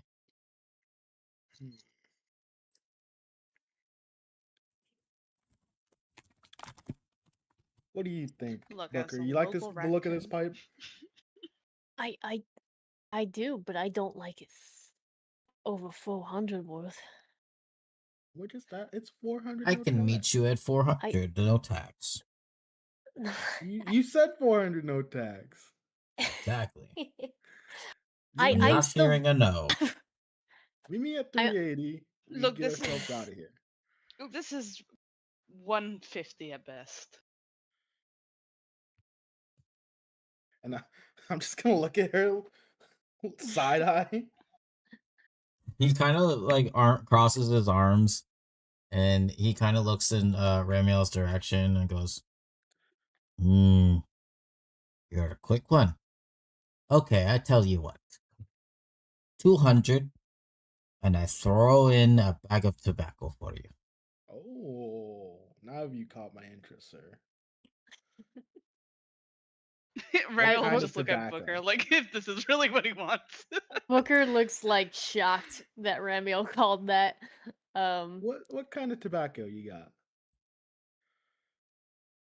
He disappears for a second again, back into Narnia.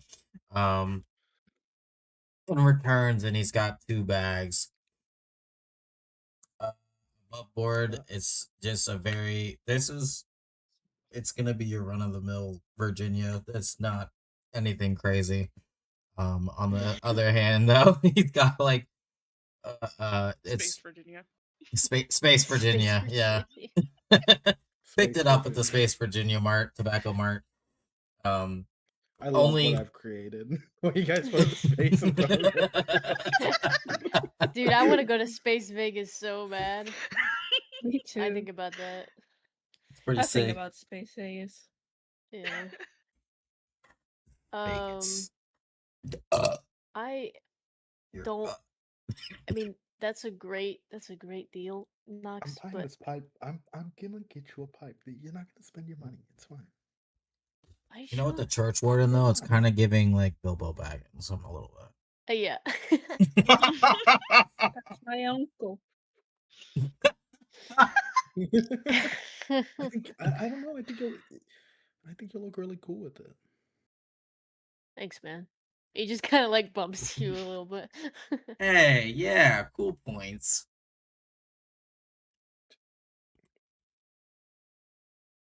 Hmm. Do you want to look around and make sure that that's the thing? There might be something else here. Well, I mean, we can still shop. Just because I'm buying this one thing doesn't mean we have to leave.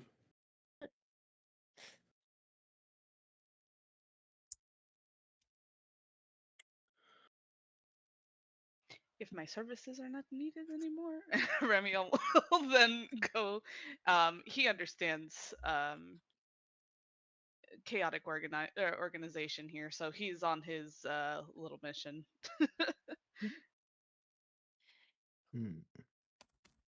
Hey, do you guys got any lighters here? Oh, lighters. Do you need another one? Like A Zippo cool lighters? Zippo lighters, yeah. Yeah, I've got a box full of those. Give me one moment. Again, You got any disappears into Blippo Narnia. lighters? Let's keep trademarks out of here. True. Whatever you say, Mr. Gundam. Hey. I didn't rebuild myself, okay? That's the work of artists. And he comes back and he's got a box just full of lighters. Ooh.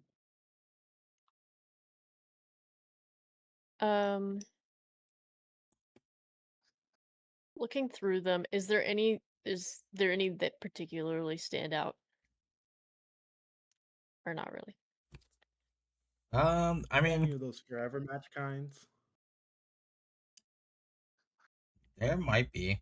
There's a couple different ones. They're not all like just Zippo style.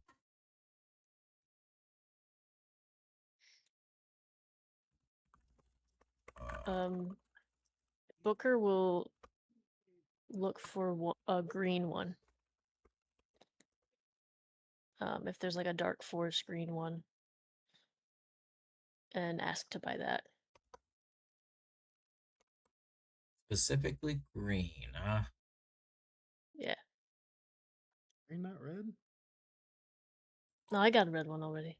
Okay. Going for the rainbow, huh? It's Pride Month, y'all. Yeah.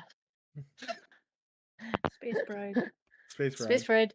Let's go to Space Pride. Space Ooh. Pride. With some what are those things on the back of like cars and shit where they have like the space floats? Floats? Yeah. Floats?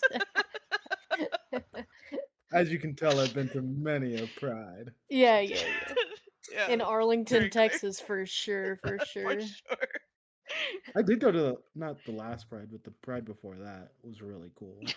Did they have that in Arlington? Oh yeah. Dang, I've only noted the one in Dallas. What do you think? What do you think? We're a bunch of Out here in Savages. Arizona, we celebrate Pride in like November because it's just too hot in June. Yeah, that Texas Yeah, no should one do actually. For some reason, Austin celebrates it in like August, which is like even worse. that. Dude, that's the worst month to do it. Let's sweat these fuckers out. Honestly, I feel like that's the only reason. But yeah, I think that's probably the only thing Booker's gonna buy before he kind of goes to look around the store and see if there's anything else here. Yeah, so there's a couple green ones in there. There's like one that is like kind of like a sleek green crystal like casing around it. There is one that is like a silver and jade that has like little tiny vines engraved around the casing. Ooh. That one's kind of cute. What, what else we got here? And then he pulls one out that has like a very like bronze casing. When he flicks the flame open on it, it's a soft like little emerald flame that can be seen. Oh, I'm getting that one for sure. Green fly, that'd be cool. Yeah. How much is it?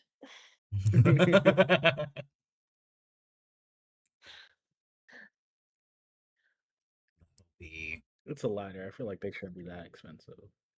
He's gonna look in the box and just go like shake the box a little bit with how many are in here. I'll tell you what, I like you. We'll do 50 credits per lighter. Okay. Fuck it, he'll get all 3 of those then. 3 new You lighters can't do it too acquired. fast. Yeah. All right, pipes and lighters. Bring us up. Oh, do you have cigars? Oh, yeah, you got any cigars back there?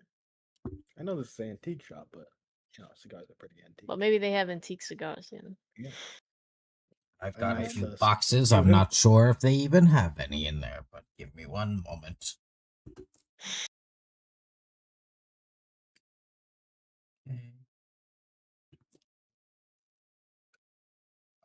Okay, so he comes back and he finds a couple of old dusty boxes. He opens them all up.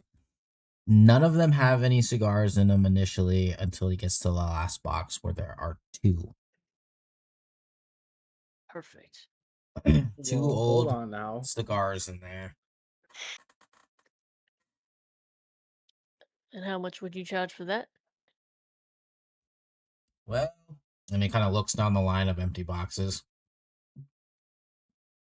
Well, they are rather old. Yeah, were they kept in a humidor? I mean, there's not an actual like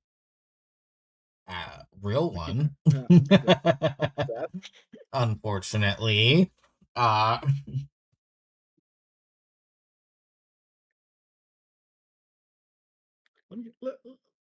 me get an inside check on those fucking cigars. Are they crumbly, breaking apart, or what? You can do an inside check. Not intimidation. Intimidate the cigars. You tell me if it's worth it, damn it. 19. Why is Knox so well versed on all these tobacco? Hey man. How You much live a long time did time, you you enjoy what you actually dabble in this? Oh, I Maybe mean, it was more Aaron's thing and he just, you know, was yeah, there for boys it. after a journey of quests, You got enjoying a 900 years. You can learn all kinds of yeah. things. I know things. I guess that's valid. When you want to. All right, okay. Damn. All right, man. I was trying to wingman. All right.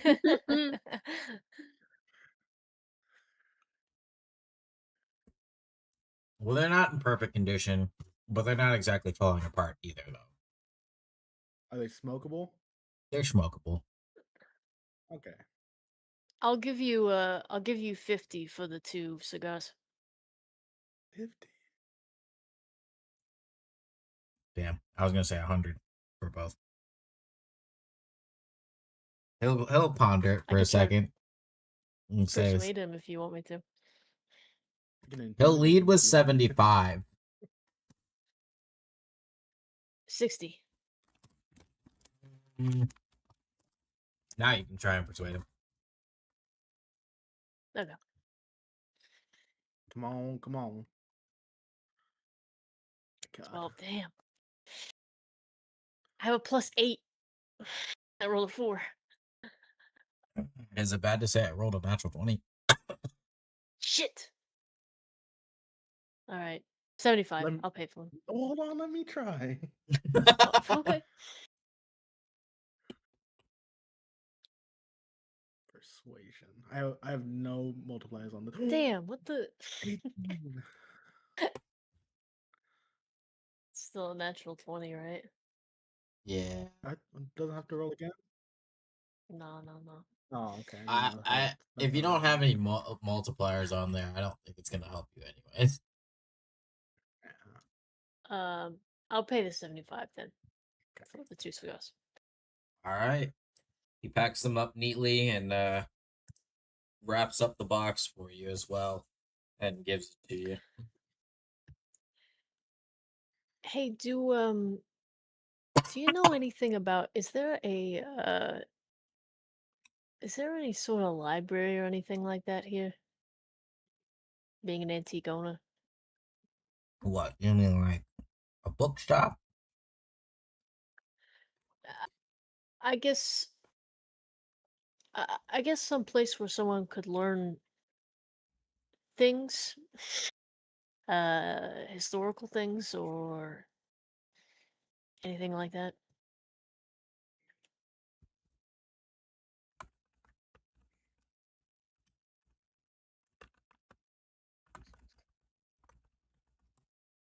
I'm trying to think of where I made a put the library here. So I don't remember if I put it here or somewhere else.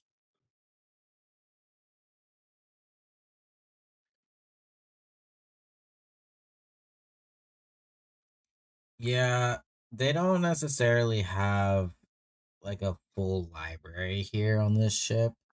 Um, this is primarily a like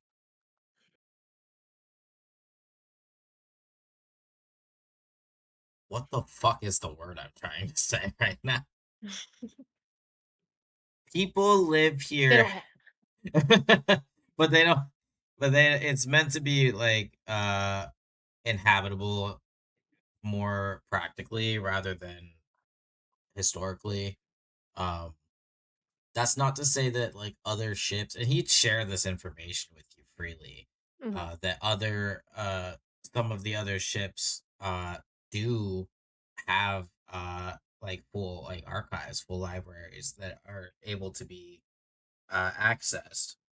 Um, around here though, it's primarily meant through word of mouth. All of our history and things like that is just shared amongst storytelling. Um, so that we don't have necessarily something like that here. Um, Understood. This might be a shot in the dark, but in your work as a procurer of ancient things or um things around the universe or whatever, have you ever stumbled across anything uh that had any connection to a name um called the Black Class? The black glass. Would I have anything on that? Let me see. This time, instead of disappearing into Narnia, he honestly disappears around the corner and he's going through all of these stacks of books that are from floor to ceiling.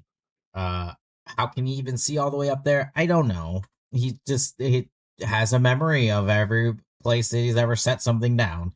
Um, and he's going through and he's like, if I had it, it would be in one of these stacks. Let me see. I haven't heard that name in so long. You But you've know, heard it. some people say it's a fable. I don't think that it. If I had it, it'd be somewhere in here. But no, I'm not seeing it. Are you sure that's what it was What, what, called? what, what do you mean fable? People call things all kinds of stuff. That honestly, between you and me, it sounds like a fake name.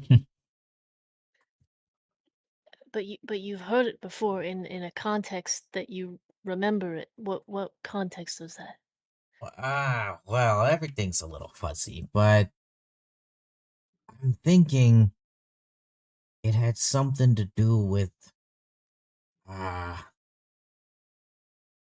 I don't know, some secret organization, I'm sure, and they're probably doing something that's probably morally wrong and ethically wrong, like everything else going on in the solar system.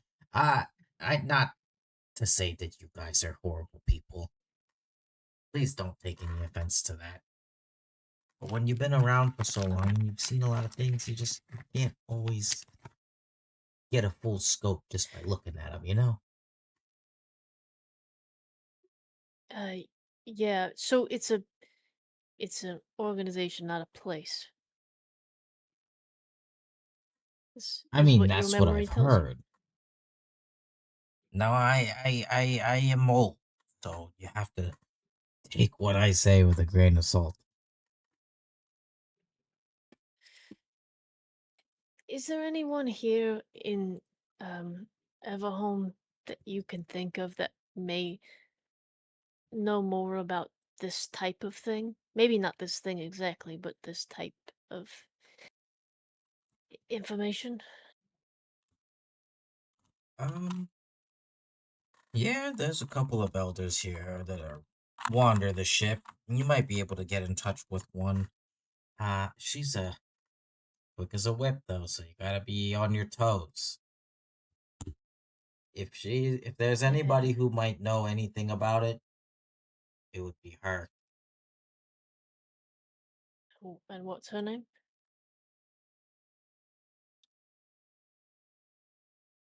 Her name is Celine. Celine Ashwin. She's gorgeous. You can't miss her. And he starts to sketch out his best at what she looks like. And all you can really gather, since it is just a black and white sketch, is that he leaves her skin the he shades nothing on there. But you do see heavy shading around her eyes. And he draws the outline of her hair, and he kind of just points with the pencil here. She's got very pale skin and very white hair. She doesn't speak much unless you talk to her, but lovely lady, lovely woman, very elegant.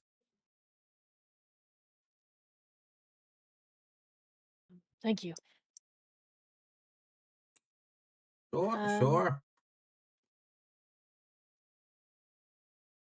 last shot in the dark. Uh, Booker will reach into his pocket and he will pull out that distorted card he got um in our very first session, and he'll show it to him. And he'll say, "Do you know anything about this?"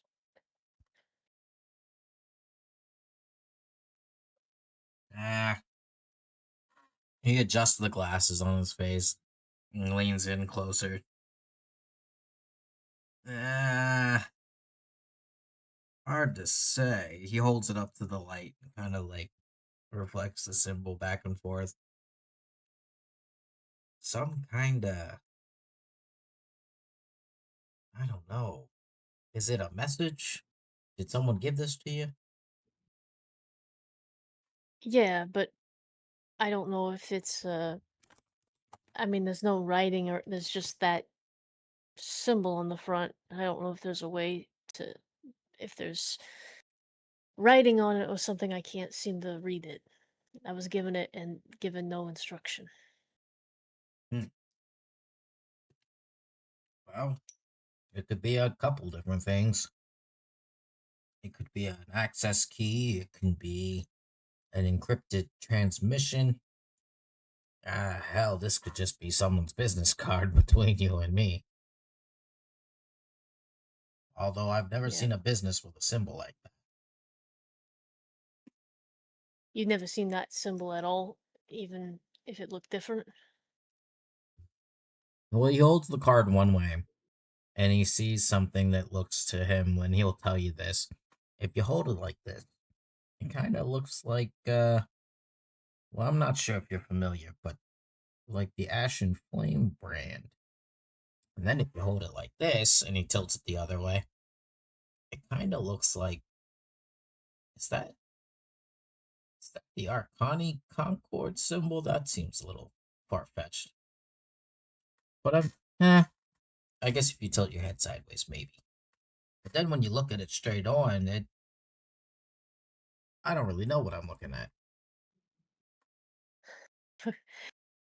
At the mention at the as soon as he stops talking, I think Booker snatches the card back and it starts doing that, like looking at the different sides and he's seeing the Arcani Concord symbol that he did not see before. Huh.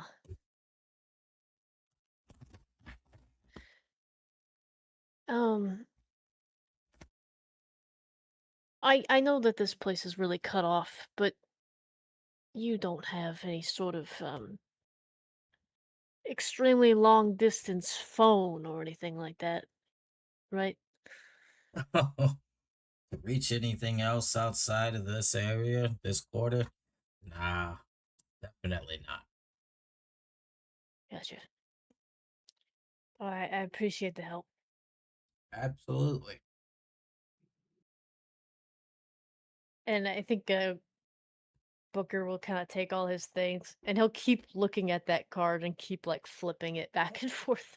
Um as it follows Ramiel or Ren or whoever is still poking around the store.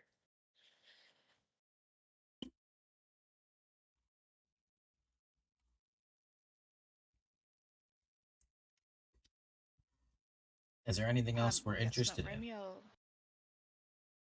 Yeah, Ramiel is looking just for like a handful of things. Vinyls, old tarot decks, sewing supplies, any kind of like old fabric, scarves, kind of like embroidered cloths. He kind of likes the that kind of stuff.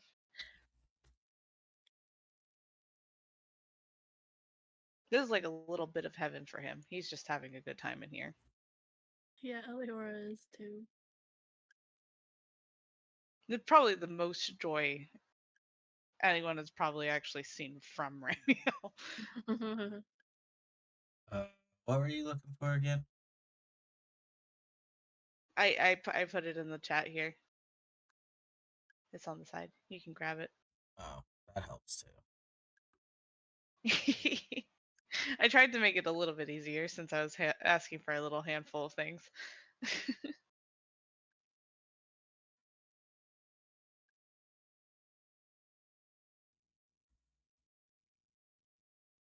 I'm understanding.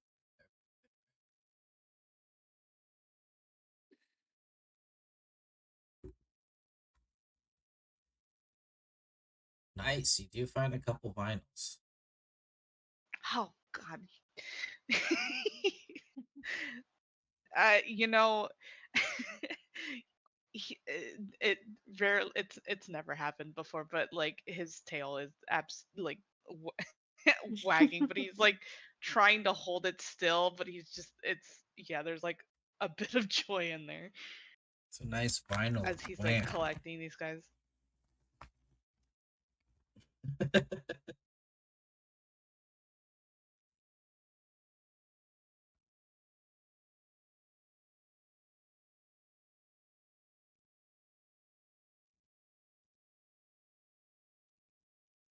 How many vinyls are you grabbing?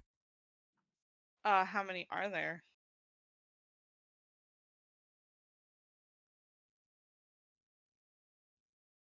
There are.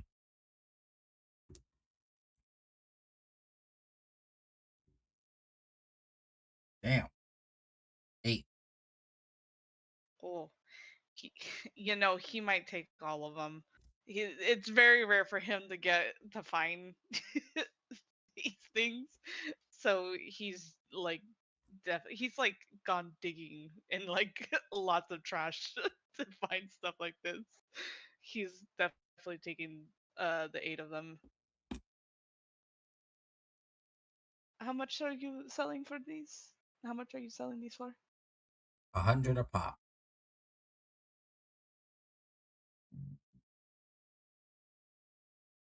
I'll take all 8 for 650. Because I like you, and you're witty, and you know the prices very well. Done deal. Perfect. Yep. Thank you. You need to get out I'm of my keeping head, track of by my the money, way. I promise. There's no way you can No. guess every single price that I'm gonna give you. Fight me.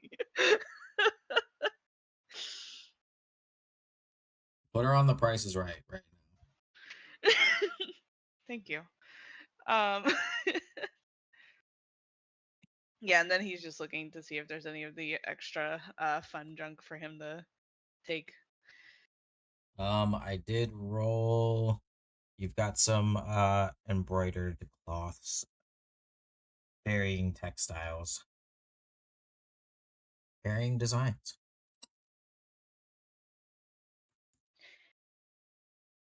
He'll. How much if for? He kind of just points to the pile of cloths. 25 each. Uh, I'll 4 for 75. I can do that. And then he'll take 4 that he likes.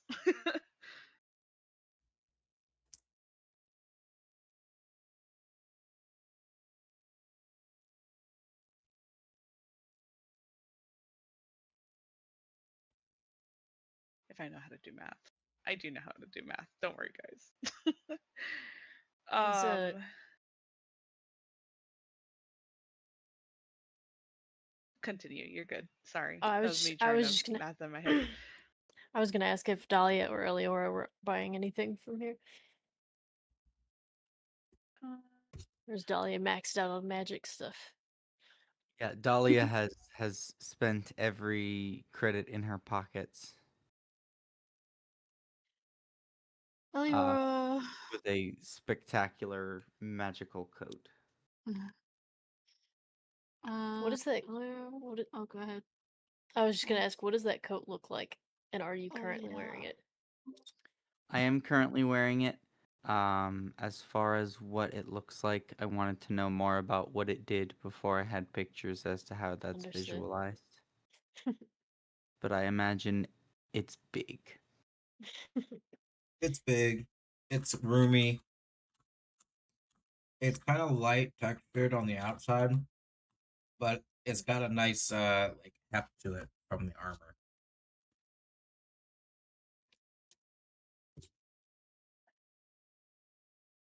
Is Eliora getting something? Yeah, probably crystals, cause you know your girl likes some crystals. Books, either spell books or just like fictional books. You should get a crystal Um, for what's his nuts. How did you know that's a tradition of my I just plays? You just figured. Lucky Yeah. guess. lucky guess. If I had one guess as to what a tradition would be for where she's from, Probably Yeah, give would him some be sort of give them a heart-shaped crystal. love crystal. Yeah, that would be my Um, guess. any old like drawing They're stuff. just penguins. Yeah. Um, maybe ruffle through the embroidered stuff that Ramiel didn't take. Uh, any like small pouches for crystals. yeah, there's a couple little like small pouches. Yeah. They're very like coin purse sized. Yeah, that's the size she wants. If she can, is it like? Could she put it on her belt, like hang it Yeah. from her belt? Some of them have like long leather straps, and others are like full loops that can be tied onto things. Okay. As far as the crystals go, he's got a whole box full of crystals that are kind of random in abundance. But there is one that kind of sticks out that he describes to you as being a crystal that's called Vivianite, and then proceeds to tell you that these crystals they only grow on the corpses of decomposed bodies. Oh, that's awesome. Do That's a real they thing. have any like magical powers? Because they grow on dead people or dead things. People. Well, some people say that they can help resist necropsy, but I can't per se that I've tried it out myself. Mm-hmm. Sometimes necrosis comes for us all. He like taps his wooden leg that you guys didn't know he had.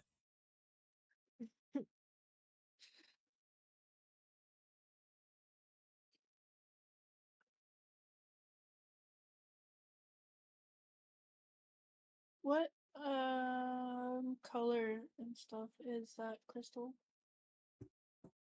Ah!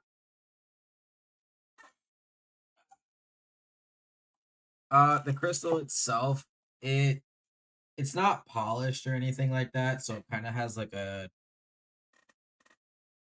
almost like a there's like a bluish hue to it, but it's so dark that it almost kind of appears black, but it has like a very glass like edge to it.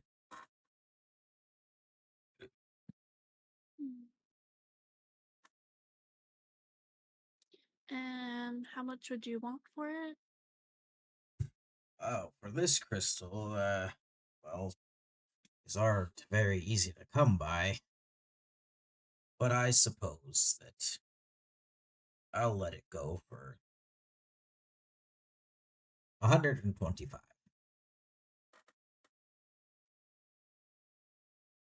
Okay. Um, and I really like this one, this pouch. It's just a small pouch with I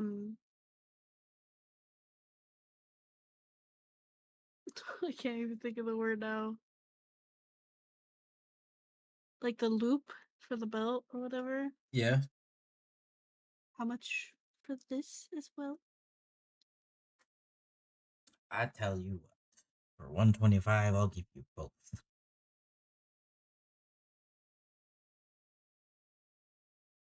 Okay. Do you happen to have any spell books or anything? Or even just fictional books? Oh, we have loads of fictional books. It would be in the fictional book stack that he Oh. very much does not point out which one is.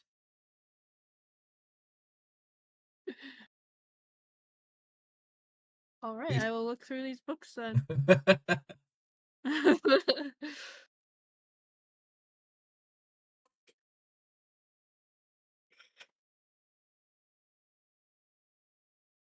There are a couple of like sci-fi books. There are a couple of like romance novels. Um, there are a few of like silly picture books, like children's books almost. There's a few different ones in there.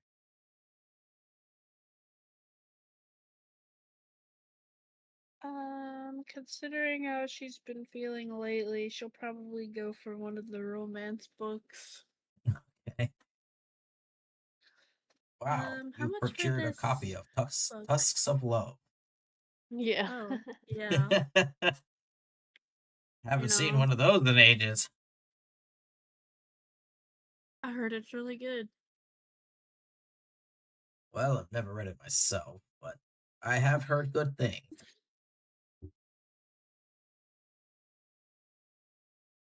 All right, for the crystal, the pouch, and the book, how much do I owe you?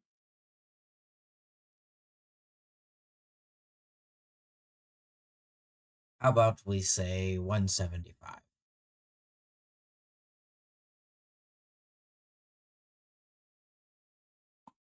Okay. Is there anything else I can Deal. help you with?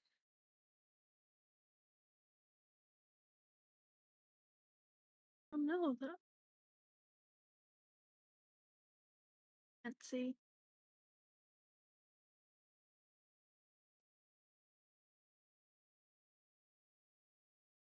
I'll kind of look at the rest of you then and see if there's anything else that you guys may need. Is there an antique chef hat in here? Up on one of the high shelves, there's like a couple of them. They're all like deflated, but yeah. Can I climb up there and get it? If you start climbing, he's gonna advise you not to do that. Okay. And I'll ask for that. How much for one of those?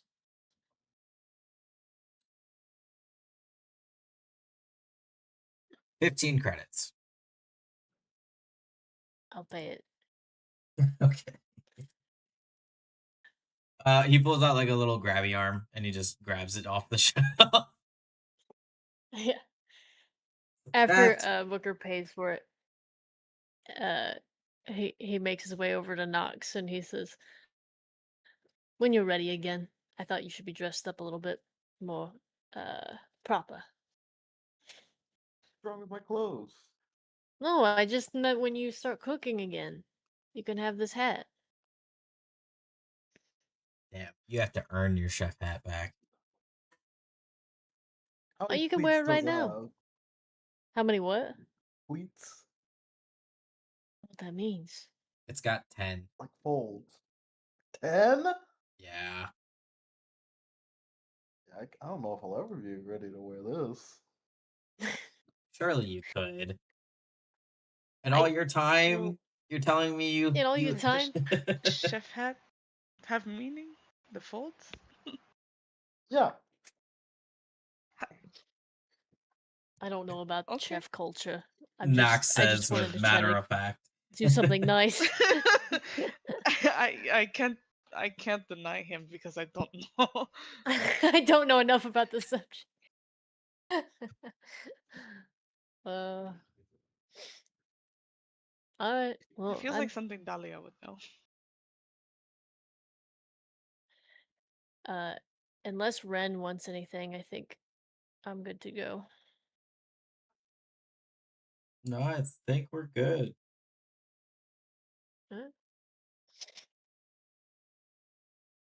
Huh? Well, I'm probably.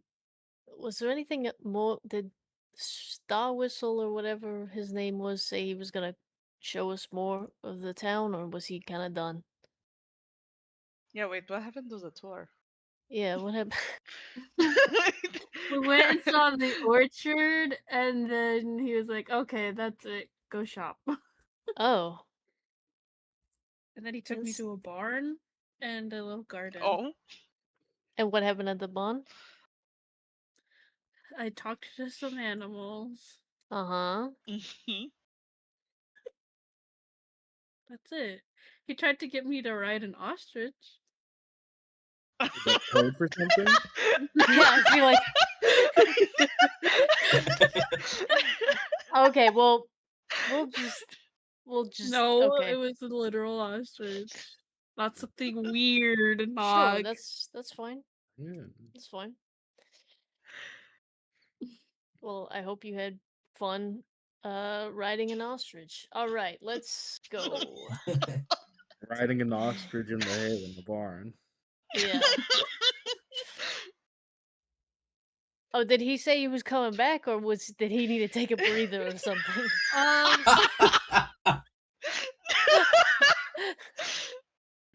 I hate you guys. Um, He said he would meet. I think he said he would try and meet back up with us, if I'm Did he say remembering he was correctly. continuing the tour, or was he meeting back up with us, period? I think he just said meeting back up with us. He said he would try and find us. Okay. Well, I am gonna run a little errand myself. If anything interesting happens, or the tour kicks back up again, I would love to rejoin you all. Uh, if that's cool with everyone. Nah, That's not Do cool. you need no. company?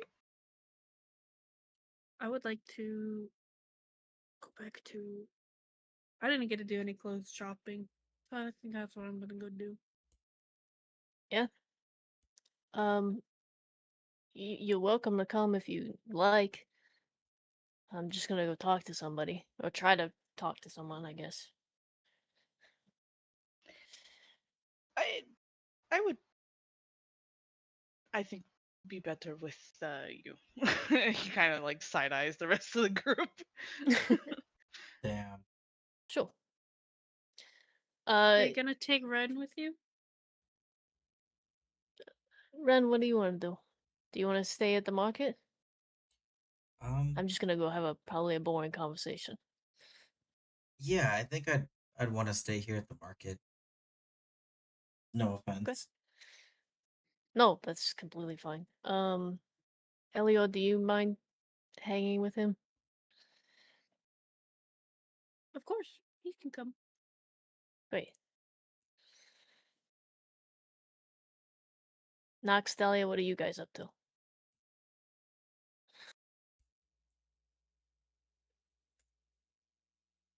Thalia died. Oh no. So did Noct, apparently. Ah, shit. Oh, didn't know we needed another funeral so soon. Another double funeral. I don't like everyone dying in pairs. Yeah. No one I goes really. alone. I guess. No one goes alone is great. The buddy system of As death. a bloody death system. Oh I'll man. pass. Oh, She's she's back. Dolly, did you find anything that I could use?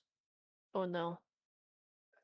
No, there, there were gloves that were basically just a torch. Oh. Beyond that, I've got some bits which can. But if you get hurt while I'm wearing the right one, I can shunt it off a bit. But other than that, didn't find much Understood. else. I was asking for armorless protection and not finding much. Hmm. Alright. Well, if anyone is sticking around in the market, if you see any other sort of protection type things or healing type things, or non-armored armor would be great if anyone spots anything. I will slide you the cash. I have roughly 2,000 credits left. Absolutely. You Thank want you. to fund me a whole new wardrobe? I funded so much. If you can find something that's under 400, that would be great. But yes. Righty do. I'll keep an eye out. Um and then I'll turn to Ren and I'll go, remember you have money. So if you want to spend it on something fun, make sure you do that. Okay? Oh, yeah, I forgot about that. Awesome. Well, I'll definitely be shopping around then. Just stay Skip get close some nunchucks. to that would Check kick this shit so much out. ass. Fucking Yeah. promptly hits himself in the head with it. Um Yeah, if everyone is gonna stick around in the market, then uh, as Booker and Ramiel leave, um, I I don't know where I would be going. I guess I'm trying to go back to the. Is there a place that's obvious where the elders may be, or did he tell me where I might find them? According to him, and very little that Kalen's told you, they just wander around the ship. So there's no predetermined place they may be. Okay. uh, Booker looks to Ramiel as they're walking, and he says, "I there's not a specific place this person is, so I'm just wandering around and either finding someone to ask directions for or hoping I run into this person." And I show Ramiel the drawing. You think I could help? Yeah, if you'd like. Yeah, does this seem like a problem that I'd be able to navigator or cartographer's tools, map, scan type thing? Not a fixed place that they go, but figure out the routes that they have taken in the past, figure out likely places. Um, Biometric scan. based off of the drawing. It would be a little difficult Yeah. because they do No DNA. wander the entirety of the ship.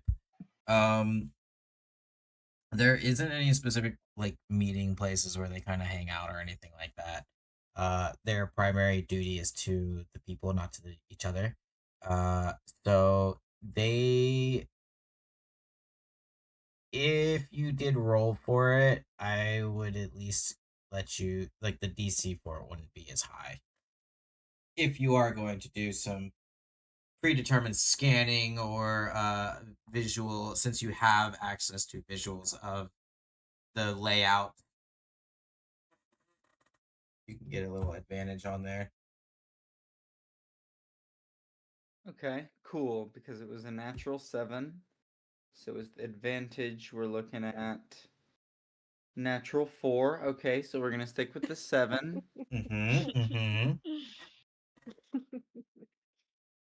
Can I help and show the picture really close? I've already got the advantage, my friend. Yeah, I know. I just. Oh, beans. Okay. Hold on. Hold on. Holding. I'm remembering. I'm Holding. remembering something. I'm Holding. remembering something. It's coming. It's coming. Here it comes. Damn.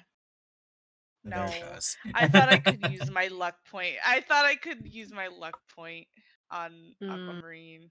Or not Aquamarine, on Dahlia. I'm sorry. God help me, Lord. Do you have like guidance? I do have guidance. I can definitely give you a guidance. I'll The take guidance it. is good luck finding. Yeah, no kidding. You want to roll the d4 for me? I'm currently at a 13. No, I think it's best that you roll the d4. I have a bad history with d4s. If there's one thing this campaign has demonstrated, it's that I, on the other hand, always roll very good numbers.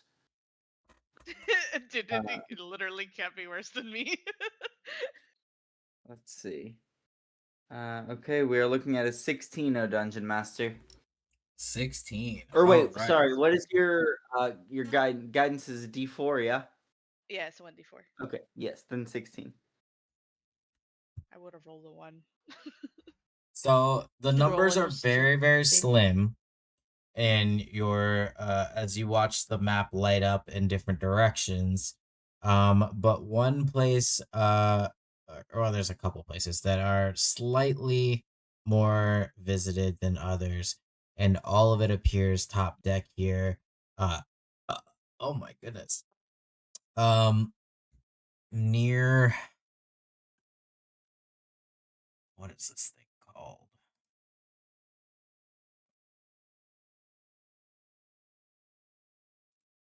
What did I call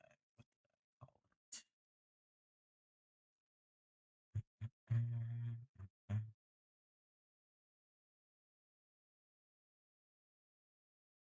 Did I really just call it that?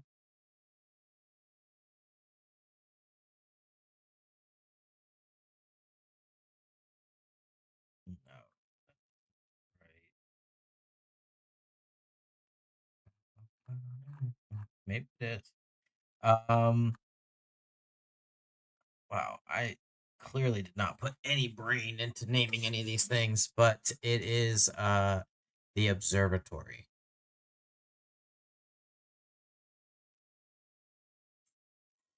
Great, I guess we should start there. Thank you, Good a Dahlia. spot as any. Right with you. Yeah.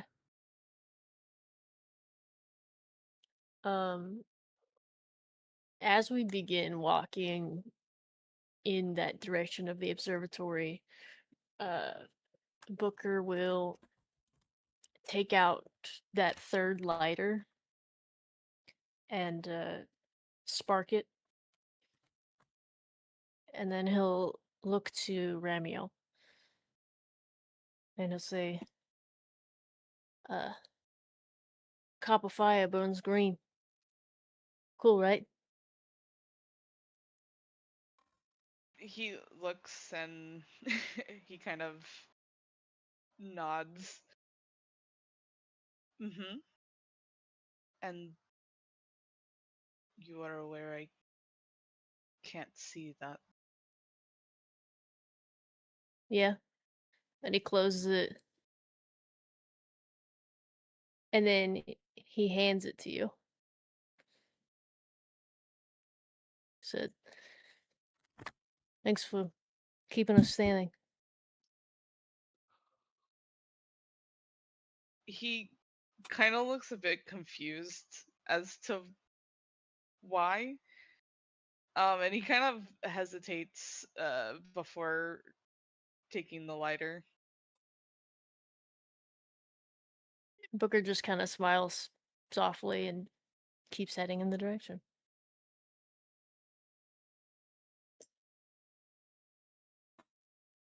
Y'all are so awkward in love. Good lord.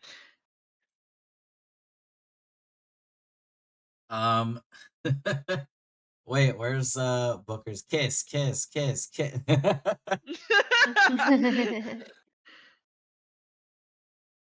All right. Before we continue, we're probably gonna end session here. My intention for this place was that we were gonna be here for a good couple sessions so that everyone can get everything they want to get done here. It's a big place, so I don't really blame you guys for wanting to hang out. Plus it's very rich in lore, so everywhere you go, there's gonna be a little something, something I might sprinkle in there. But that's probably all we got time for though tonight, as it is starting to get a tiddly bit late. Um, but we'll pick back up next week, heading into hopefully finding this elder Celine, as well as some of our other friends here going, continuing their shopping. Um, And maybe Wait. some other fronts. and maybe some other stuff in Maybe. here, maybe some new friends. Who knows?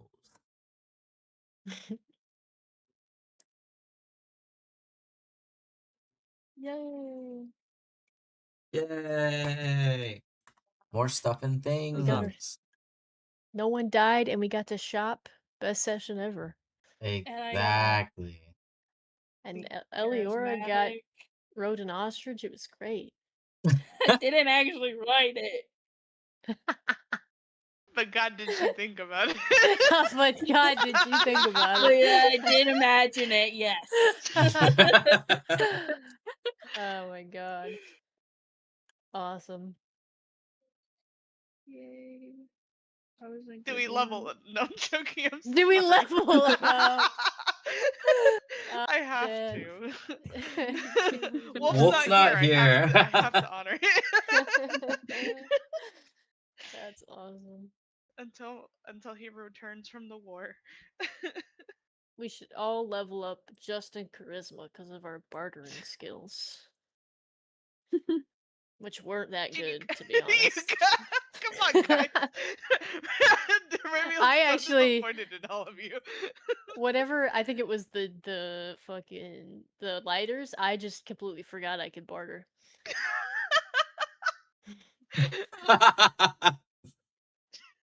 50 apiece. Remy You're over right. It was like I was just so stoked because the last time you tried to buy lighters, they were like ridiculously expensive at that other store. So They're I was like like 50, hell 300 or yeah. something like that. Yeah. Yeah, it was something crazy.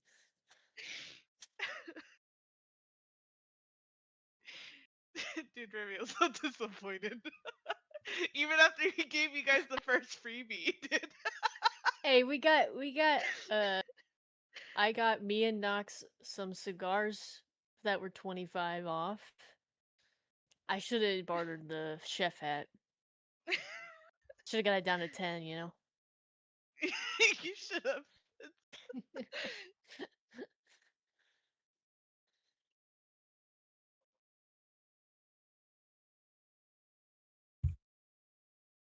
All right. Well, that's probably gonna do it for me. Yeah. Does everyone want to say good night and goodbye to stream? Good Night stream, night. good night Bye, stream. bye.